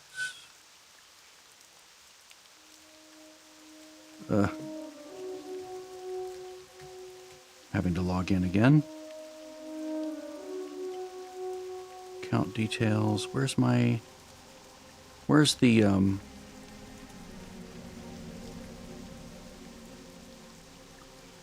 shit.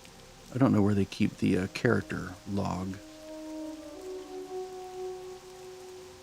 They keep moving things around. It's really annoying. Like, I'm looking at this, right? And I'm trying to find where you can see your list of characters. It used to be really easy to get to.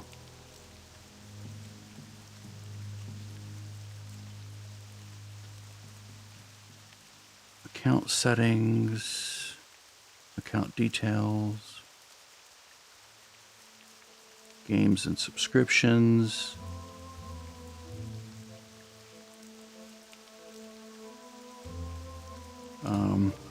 WoW character armory.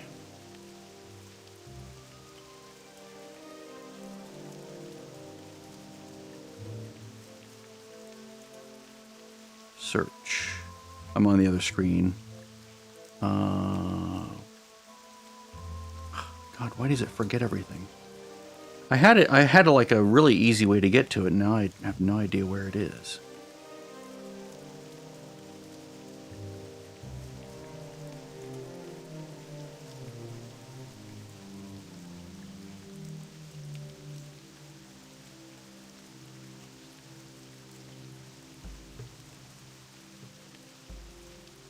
This is annoying. Ah, here we go. WoW characters.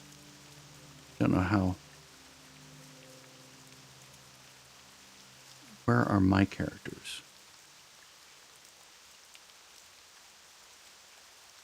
This is not my character. I'm looking at this. This is not my character. Why is it doing this? At least I don't remember this character at all.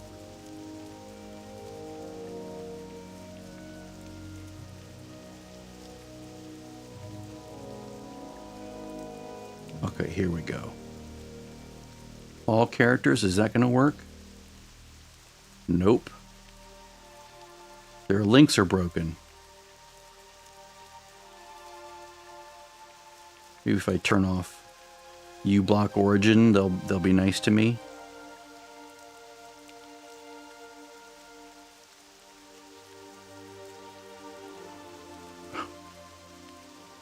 I don't get it. Why are they doing this? Well, this is my main. This is the one that I boosted, right? But I'm trying to go to here, all characters. It used to pull up a panel that would show, there it is, finally. Okay, so here's all the characters I have. Tons on Moonrunner that I just don't play anymore. Tons on Thrall that I mostly don't play anymore. Proudmoore, experimental. And these are maybe half the characters that I've ever made. The other half I've deleted to make room for other things. But, yeah, it's... bleh. I'm getting tired of this character.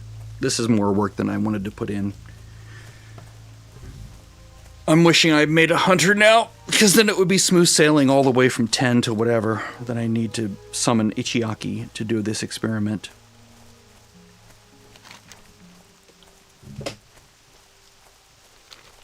I might just go back to the hunter after getting 10 here. Because I don't think having 1 point in enhancement is going to make my melee combat all that much more phenomenal. Maybe getting the fire totem will help, but I don't look forward to how much mana it's going to cost to cast that damn thing.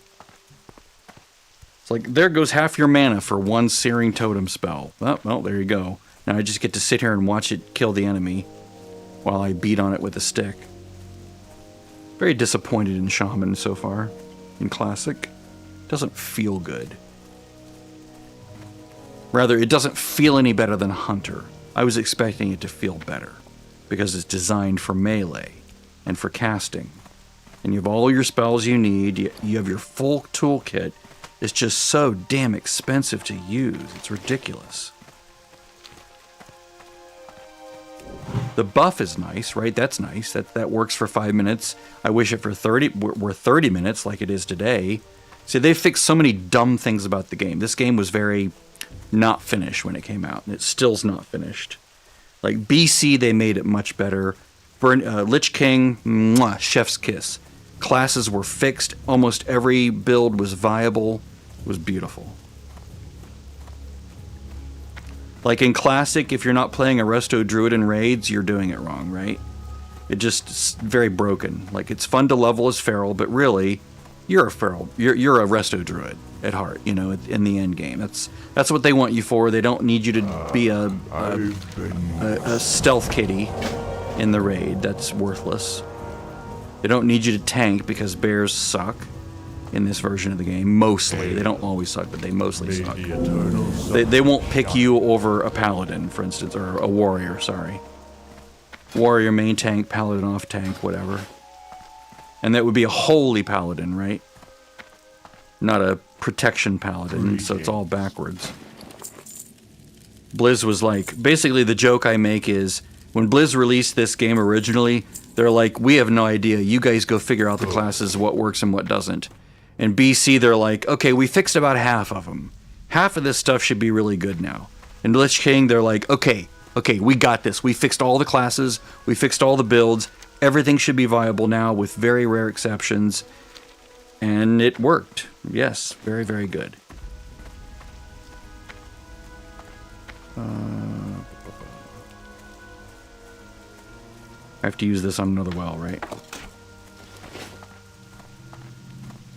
Greetings, traveler. Now, the thing they did with retail now is they pretty much neutered the idea of managing resources, right? You basically don't have to manage resources anymore unless you're in a raid, right? They've fixed that problem. And that's okay, I guess, right? For when you're soloing, you don't want to have to, like, drink every pole. You don't want to have to, like, manage this, manage that. You just want to play the game.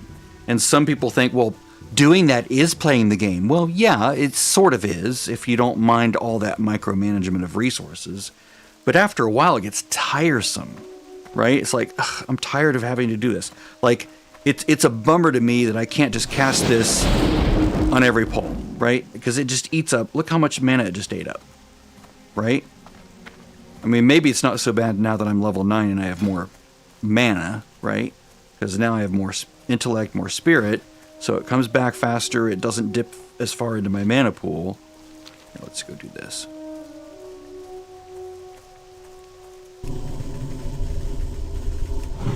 But unless I'm fighting a big baddie, spending the mana necessary to get this thing down is just not worth it usually.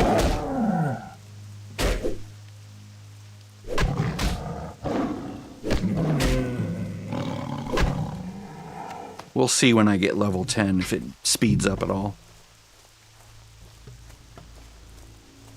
There are some really nice things about 10. Like, isn't that when you get the fire? I don't remember when you get fire totem. Yeah, it's very thirsty and classic. It's like, ugh. I'm almost wishing I'd just gone with Druid, which is what I usually do. But it also struggles with some things like, you know, you can go bear form at 12 or 10, but 12 to be safe. And you can stand there and take a hit, but you can't do a lot of DPS with it.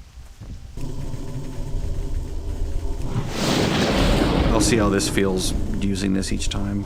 Mostly against melee mobs, right? See, that's one thing that's nice about Thorns.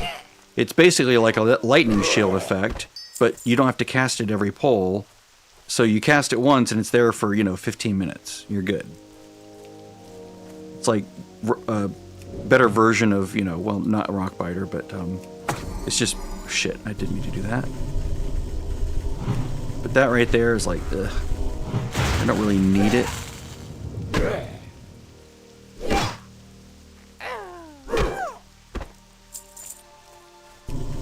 And the fact that it lasts as long as it does is nice, but it's, it's stuck in place. I can't bring it with me yet. I don't get Totemic Recall until BC. And hunter pets. Having to channel to heal your pet was a huge pain in the butt. They fixed that with BC where it's just a insta-cast hot. That's very nice. Lets you do things you could otherwise not do because you just run out of mana. And, trying to keep your pet alive, you would end up dying because now you can't hit because your mana's all gone. Let's see, let's go over here. How close am I to 10?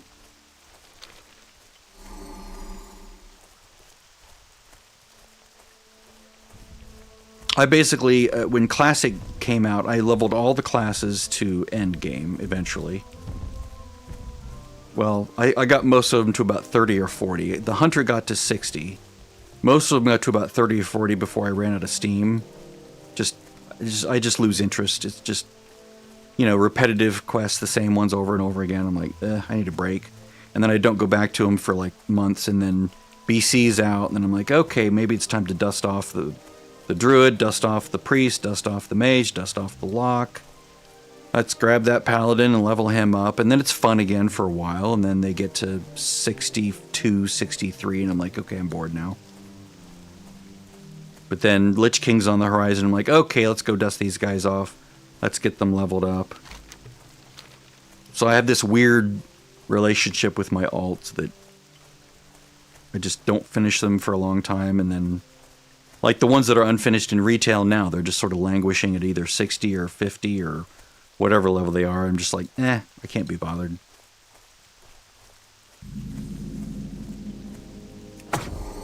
Shit. Didn't mean to do that. I meant to do that. Shit.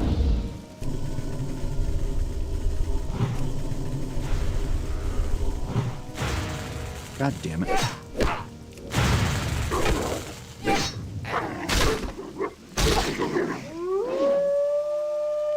Yeah, your friends aren't around, buddy.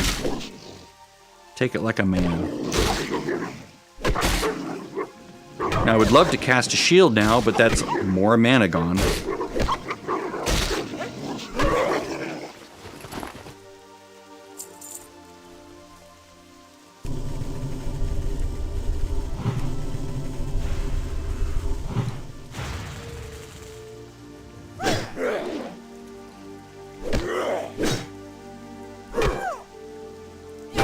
I'm betting that enhancement's still the most efficient way to level here.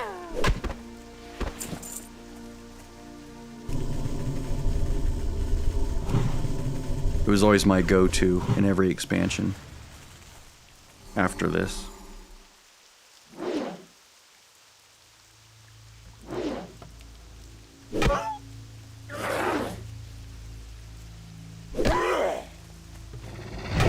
Mana shield would help a lot, of course. Let's see here. Who's around?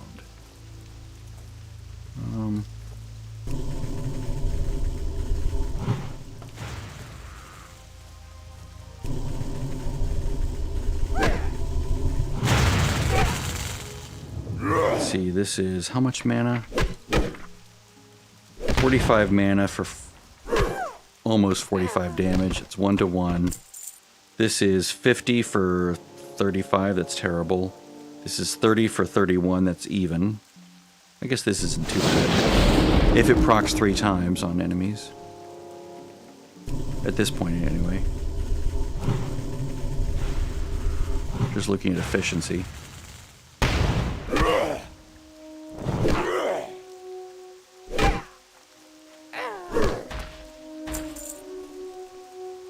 Where's the item? Where is it? Where is it? Is it that?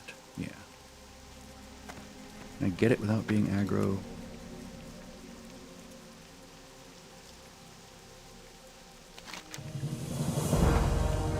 Work complete.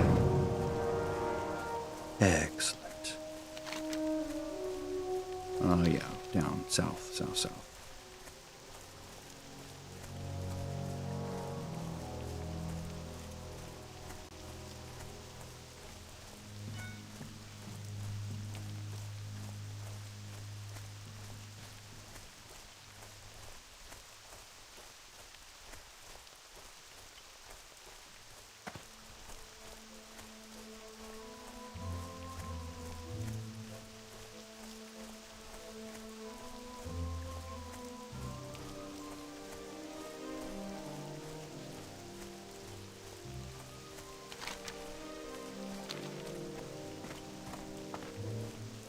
Almost level 10. I might be level 10 after these.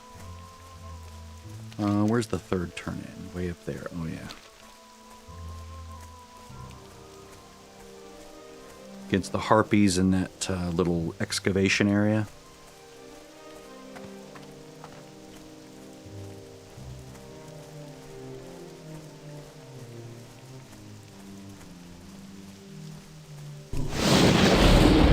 Good to cast if you just have a bunch of other things you got to do, like running somewhere. So now the 5-second rule expires, and now you can regen, and now you're good to go. Same thing with this, except I should have done them back to back.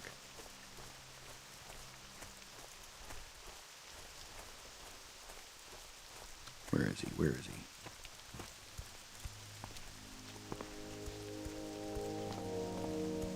He's not that way, is he? No, there he is. The dot.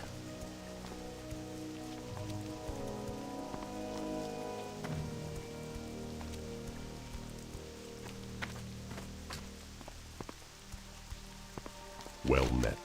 Ancestors watch over you. Goodbye. How may I aid you? Be careful.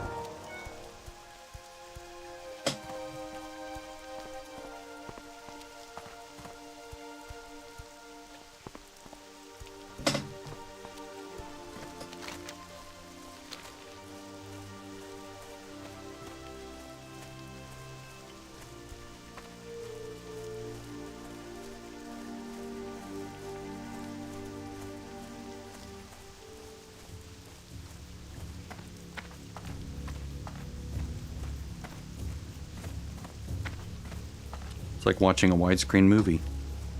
Panavision. The winds guide you. We shall meet again. And still nothing with stats. Which is one of the problems with the Classic.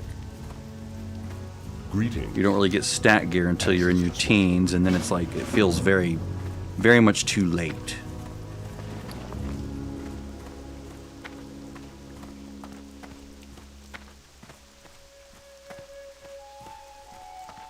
Peace. Ah, yes. Go work complete.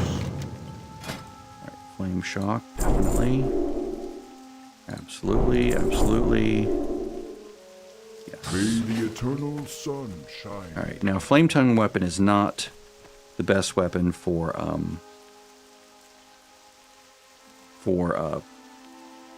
enhancement shaman. So, but I'm gonna put it right there just in case I can test it. Strength of Earth. Yes, thank you very much. Let's see here. Earth Shock 2, Flame Shock. Let's go put that there. Do I even have the thing for it already? No. Alright.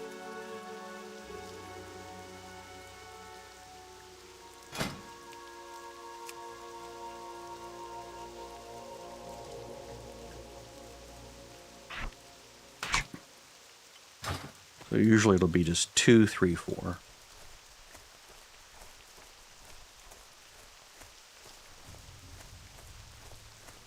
Let's see, where are we going? I don't remember where to go for this. Because I've never done, I don't think I've ever done a Tauren Shaman before. So it's kind of fun.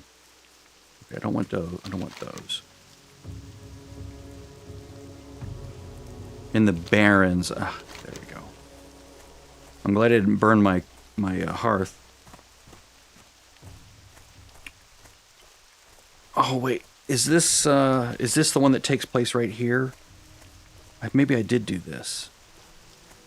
It's like right here in these rocks. I think I may have done this.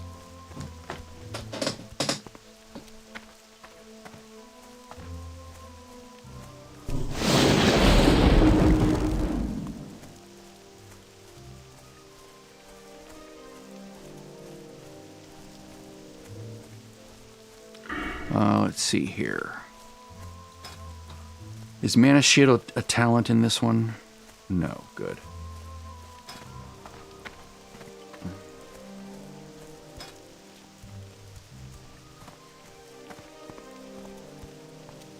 I'm almost always going to go with this, but of course it doesn't get good until dual wield, right? Where's dual wield?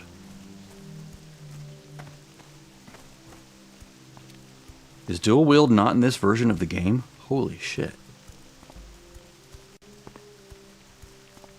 That must have been added in BC. Yeah, they're expecting you to use two-handed weapons, I guess.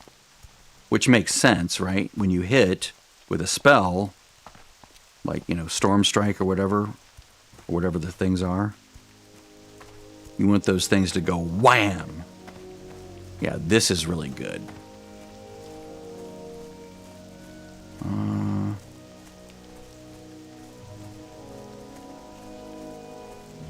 Yeah, that sucks.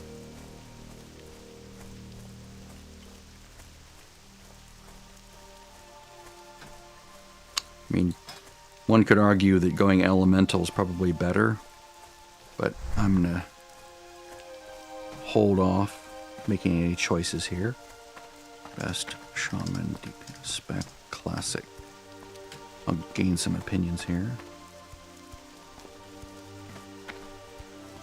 Elemental often outperforming for burst damage in AoE, while enhancement relies RNG but can be strong. Elemental Shaman is excellent for high burst AoE but can run out of mana in long fights. Yep. Let's see here. Elemental strengths, high burst damage, strong against multiple targets in dungeon or raid settings. I don't care about that. Excels in shorter fights. That's good. Struggle with mana in long encounters as the DPS drops off, as your big cooldowns drop off. Focus on rotation. Use lightning bolts, earth shock, and other spell damage abilities. Against more than 3 targets, consider using chain lightning, magma totem. But when do you get chain lightning? That's much later, right? Is that a talented? No, probably just learn it.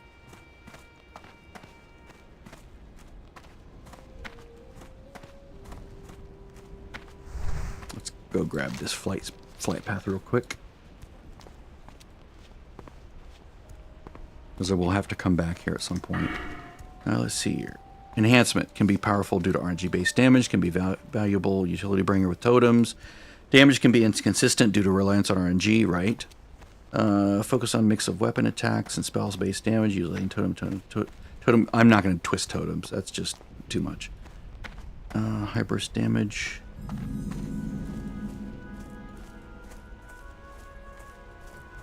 Again, it's always from the perspective of, what does your raid? How do you want to raid? It's like, I'm not going to raid. Just show me what's most fun when I'm leveling. What's easiest to level? Let's see. Best DPS Shaman spec for fast leveling classic. Enhancement. Okay. Yeah, I'm only going to go to like 16. I'm not going past that. All right. That's what I need to see.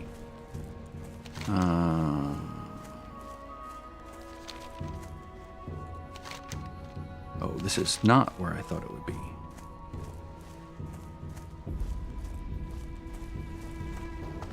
Oh, it's way north. Ah. Well, I can get Crossroads. I did get that flight path, right? Yeah.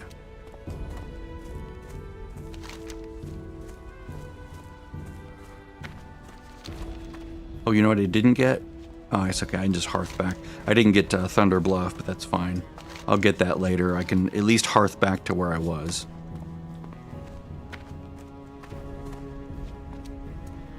Yeah, this is not what I remember. This is, what I'm remembering is the Druid Boomkin form, which takes place here.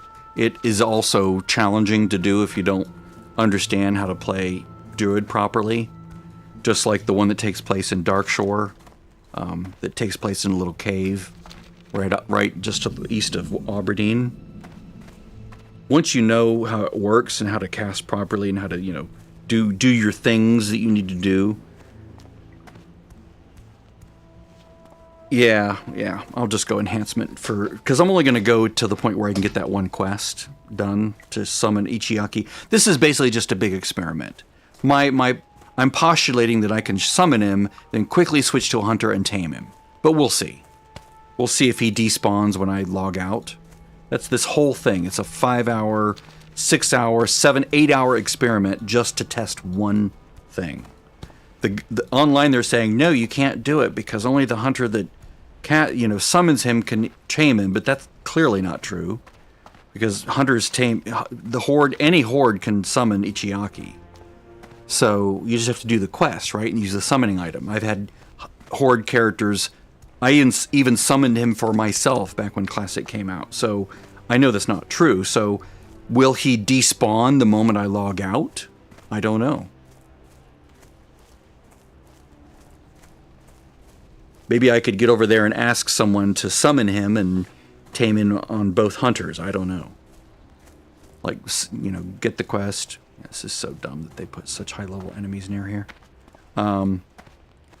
It's like so non-intuitive that the path from here to here, taken by level 10 druids, or level 10 Tauren, would have level 19 enemies, like, not too far off to the side. It's very strange.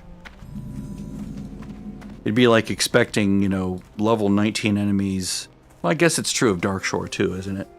But you're not expected to go way south to go somewhere. It's not like the capital city is, Well, then there's the death run through the wetlands, right? So I guess that's that. But they don't send you there until you're like 20.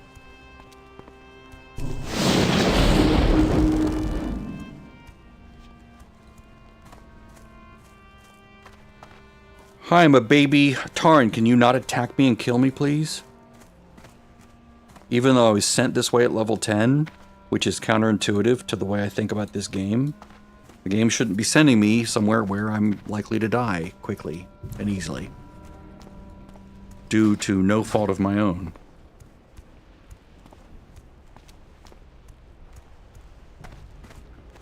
Cataclysm broke a lot of things I love about the world, because one of my favorite things about this game was the world, the way it was laid out, the quest systems, how weird some of the quests were, how arcane it was to like stack up your quest log by visiting this zone, this zone, this zone.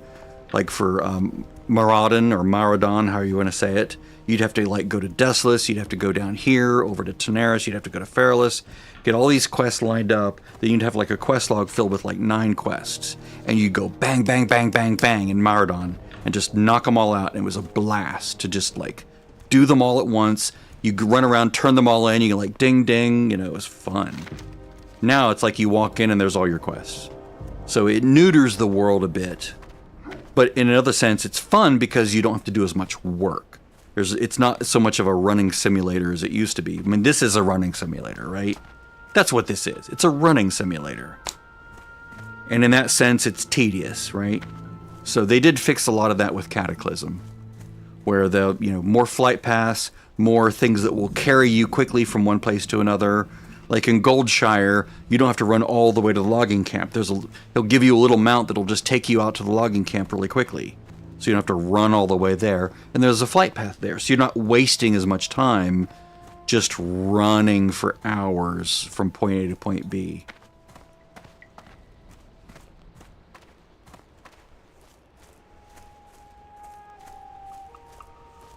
But it does lose some of its charm because of that, right? It's easier, it's less difficult, but it's also different. WoW 2.0 essentially, right? Because now this whole zone is cut in half, and the bottom half sucks ass.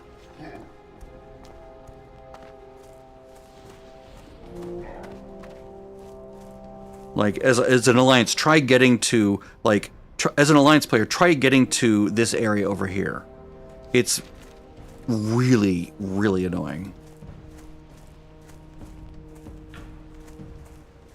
Try getting into Stone Talon. You have to like do all sorts of bizarre things to try to not be killed by the guards anymore. Like if you come from Ratchet, for example. Okay, so I'm here. Sorry, I just love to rant sometimes. Looking for something special? And then they added flying, which sort of neuters Goodbye. the complexity of the world because you can just fly over it. Especially now, you can just do that at level 10 with Swift Flight. You just you're flying up in the air, then you land over there. At least I'm pretty sure you get Swift Flight at 10. At least I know you do in the Dragon Isles. But then you get a full speed flying mount at 20.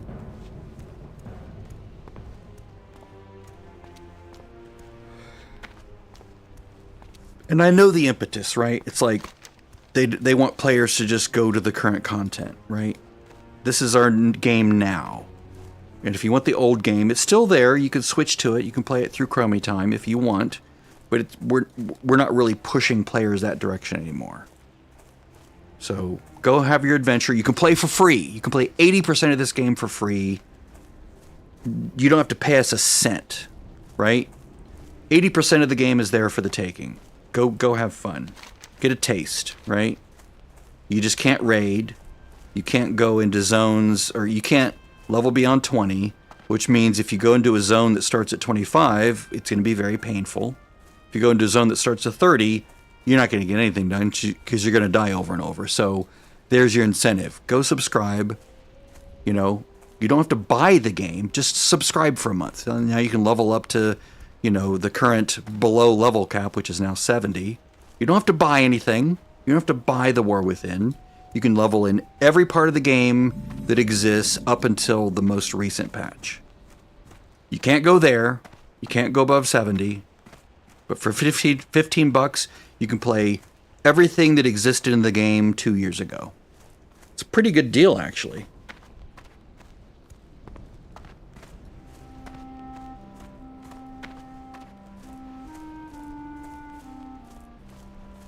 And for all its faults, retail is not unfun. It's really fun. It's just not this game anymore. It's a different game. Okay, so what am I doing? Bring the Torch of Dormant Flame. All right. Okay, before the Great Sea. What? It's the one down here. Okay, yeah, the same one for trolls.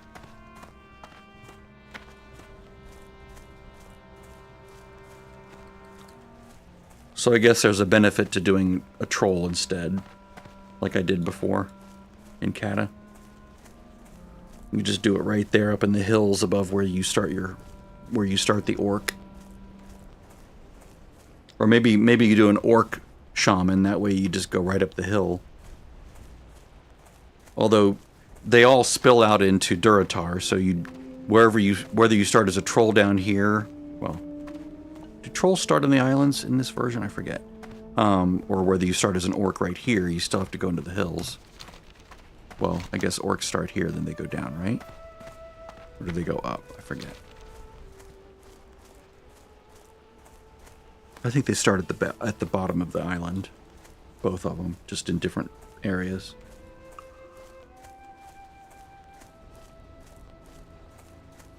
Let's also get this flight path while we're here. I'll get that after I get that. Then I'll go up to Orgrimmar, get that. Jesus.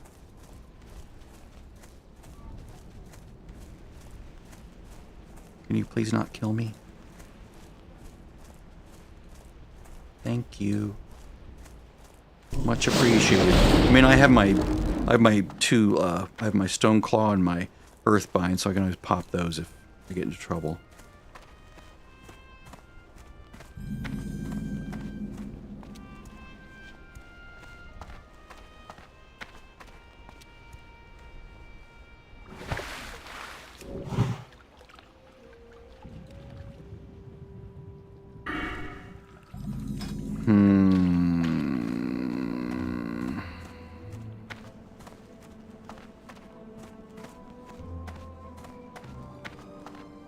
I like a good defense, but I'd rather do more damage.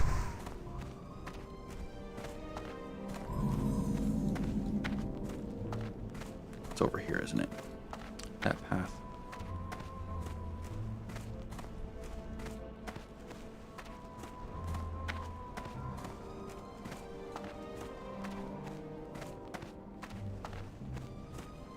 Too bad it doesn't say increases your intellect, because then that would translate to crit chance, wouldn't it?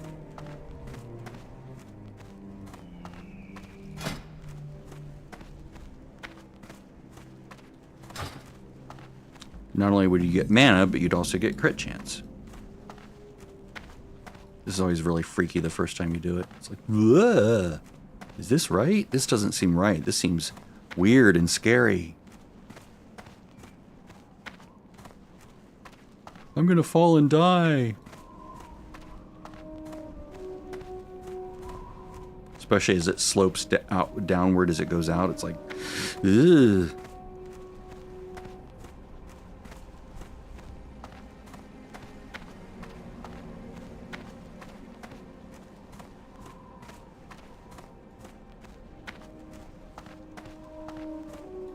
Hi, dude. You want? Who you be? Okie dokie. Later. Bisilia. I have to get those from... Good lord. I don't remember this part.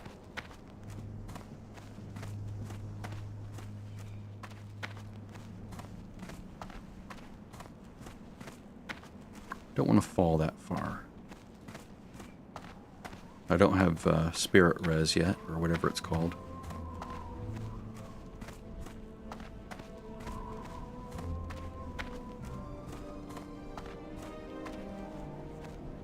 This is good. Poop.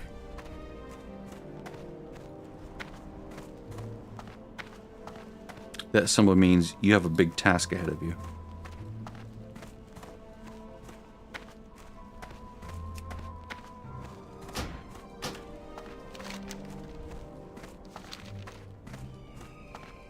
Do I have to deal with the harpies in the chasms up there?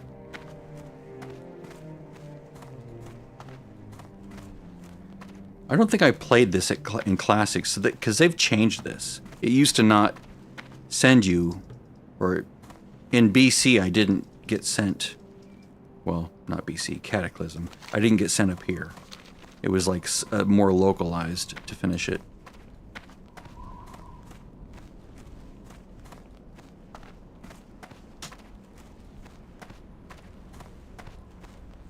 And the hills I'm thinking about before were up here, as when the orcs would get their earth totem. That's what I was thinking of. Because I've done that before.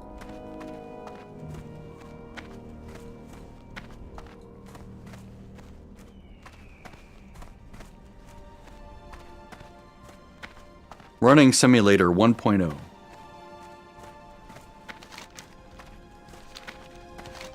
See, yeah, there's no flight path here, but I should just keep going and get the one in.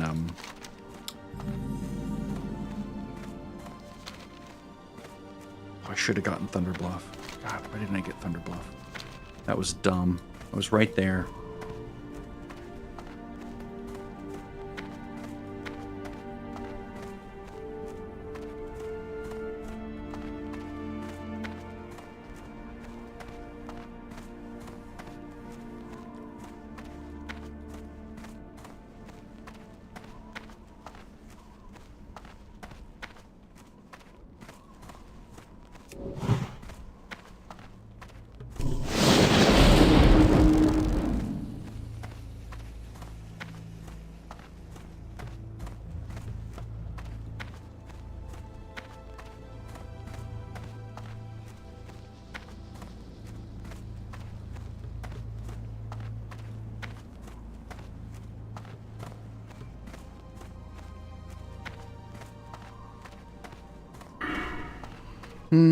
So I need a big two-hander. That's what I really need.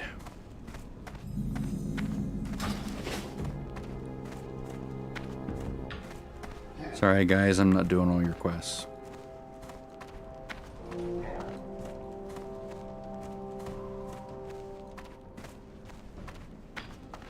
Still, I'm glad to see this little mini adventure because I'd never seen this particular one because I never played a shaman until late BC, mid BC, I think. Because then I played a Draenei shaman and not a horde shaman, so I never saw this particular thing. And then the first time I ever rolled a horde shaman was Cataclysm, so they'd changed this. So you never had to, at least I don't remember going up here for this when I made my troll.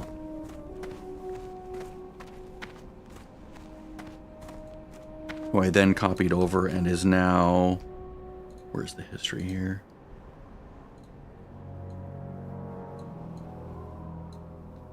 Bridia. Bridia started out as a troll shaman on some server. I don't remember what it was. Copied over, made her Alliance Draenei. Brill started out as a Tauren druid. She played until... I forget when. And then I deleted my original Brill, which is on Moonrunner. Copied her over because I had been playing this character a lot, and I really liked the gear that she had. It was much better than the gear on Moonrunner, so I copied her over after deleting the original Brill, which still makes me sad because I don't have my original Brill from early 2000 or from summer of 2007.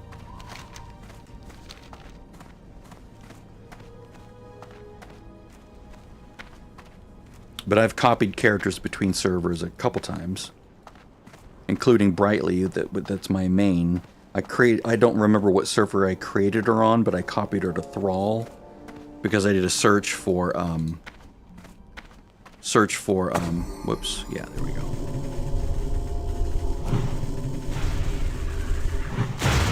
A search for guilds that were raiding it, like in the afternoon. Lo and behold, there was one. Hello there. What are you doing?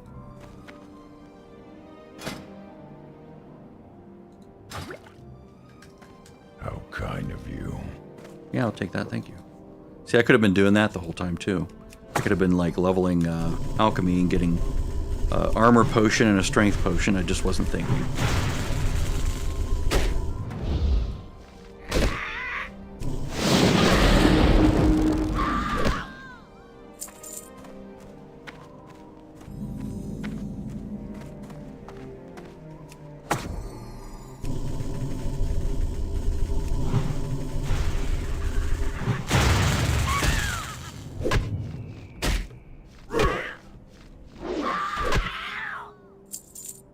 Yep, lots of mana.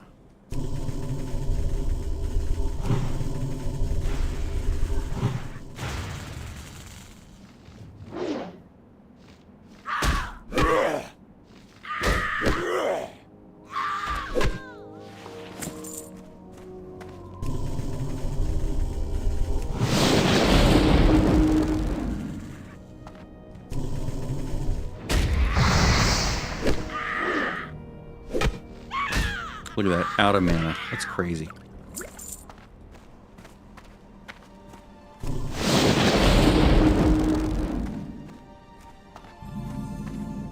It's, is it up above? I know there's multiple layers here. I know there's a cave up above. Maybe it's over here. Call a fire. Yep. Damn it. It's the cave.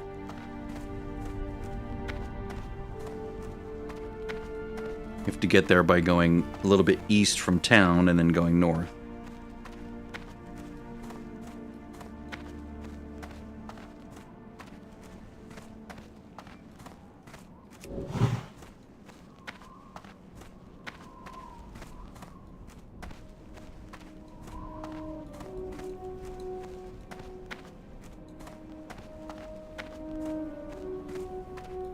I've been sent there for quests before, so I'm like, oh yeah, that one.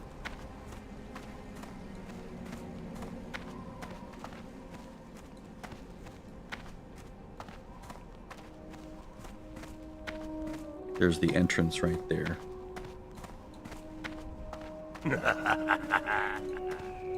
Why are you laughing? You make no sense, dude. I'm a rebel. I'm living life on the edge. I rolled a level 1 orc and PvP flagged, 'cause I'm that cutting edge. Fear me in my level 1 PvP flagged character. You don't mess with that guy.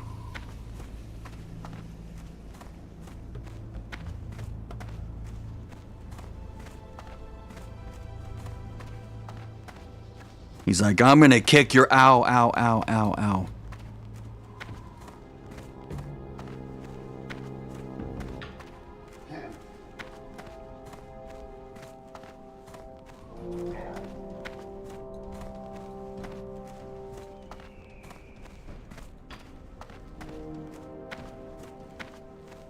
There's the cave.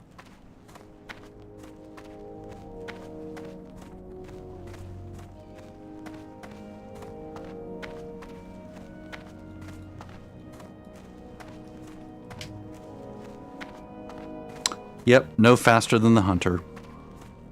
Crazy.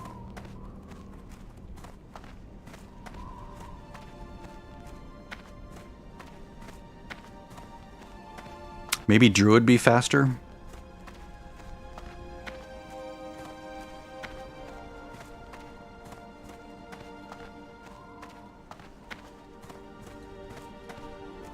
At least they're all level 8s. That's nice.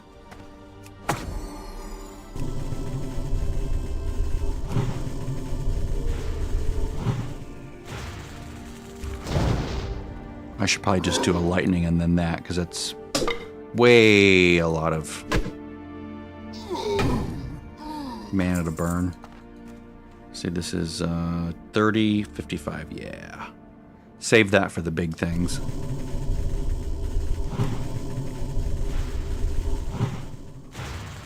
Big toolkit. A lot of it can't really use efficiently.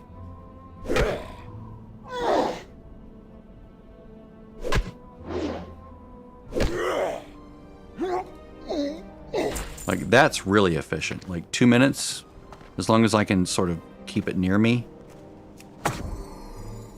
And it basically, by comparison, it sips mana.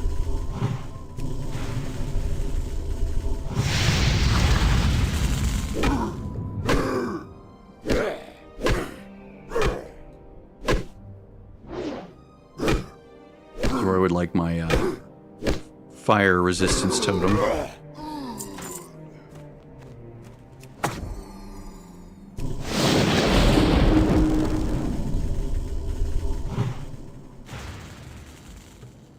See how this works with just one hit.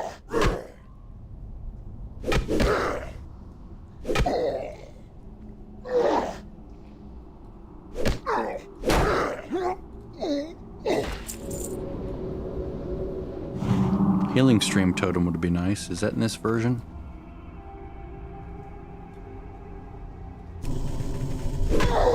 No, I will have to do that.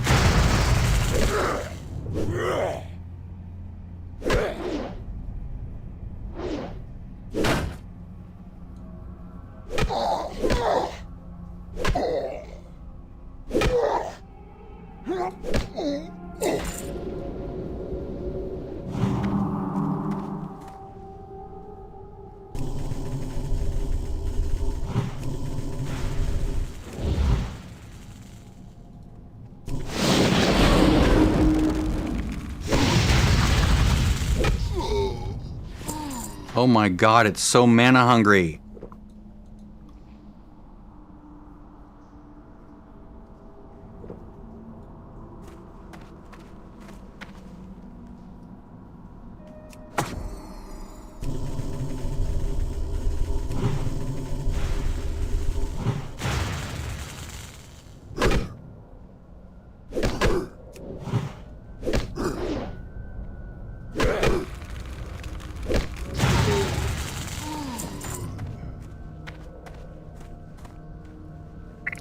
Crap.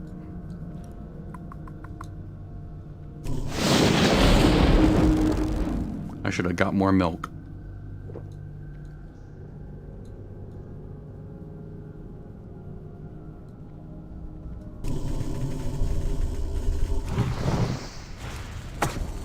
Shit.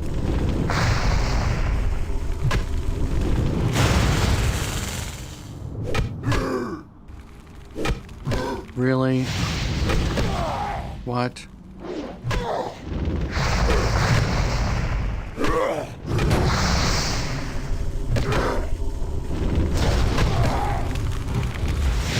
This is some serious bullshit. I think I'm done. This is not fun. I'm not having fun. It's really tedious. There's so many things bad about it that I'm just like, ugh, I don't want to play it anymore.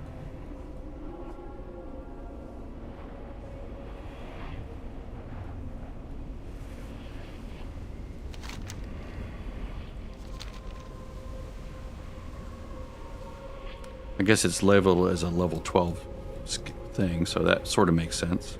Tell you what, I'm just going to do this. I'm going to stop here. I'm going to take the hit at the graveyard. Where was that? Is that over here?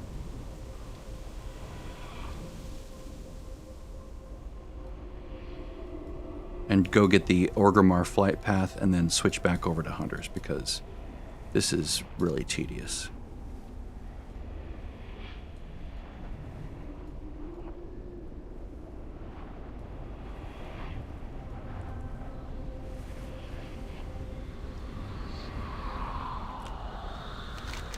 just not fun, and I don't play games that aren't fun. I don't do things that aren't fun. And right now, this is not fun. It's turned into work. But getting a flight path is fun. I can always come back and, run down from Orgrimmar when I hit level 12. I mean, that's maybe why it's level 12, right?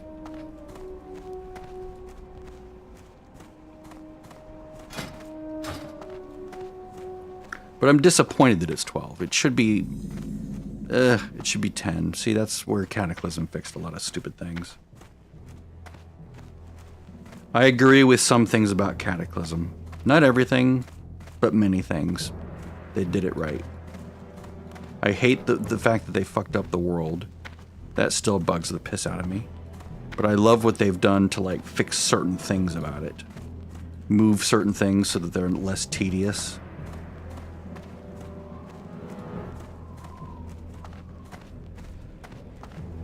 I don't have a lock. I don't have a warlock, dude. You want to pick me? That's not what I mean. I mean pick actual locks. Yeah, I know what you mean. I was making a joke.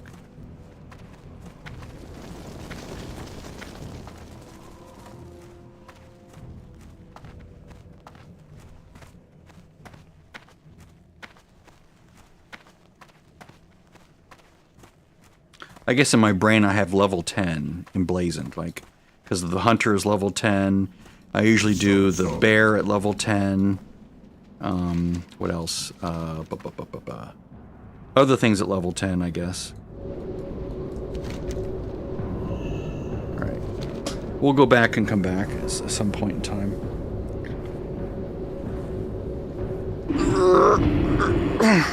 That was just a good learning experience, I'll put it that way. That was a good learning experience. To learn what I don't want to do, which is to play a shaman in Classic.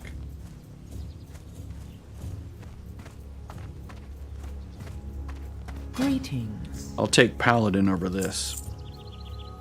Even though Paladin itself is also sort of weird.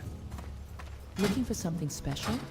At least I can macro my way into more enjoyable playstyle with it. I don't do that. There we go. Looking for something special? We shall meet. Yeah, with Paladin, at least you can, use a couple macros to, like, judge and then recast your seal, right? In the same spell, so it sort of fixes some problems there. You can even twist very easily that way between different seals. Alright, let's check, see what's been selling. If anything's been selling. Ah, there we go. Earthroot sold.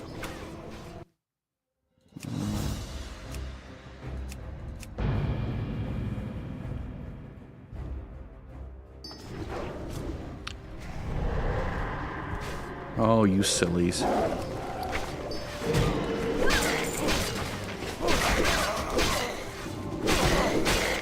I'm glad they're yellow and not red.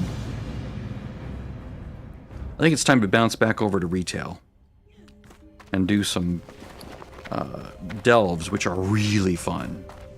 I am listening. A Shah fell out.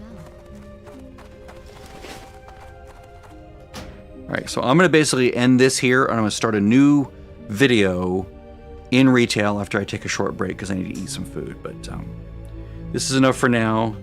I've had my fill of Classic for the day. The slowness is like, after a while I just get like, I want to go faster, I want to do more things, and I don't want a running simulator all day. Okay, see you guys. I'll be back in a bit, if you're interested.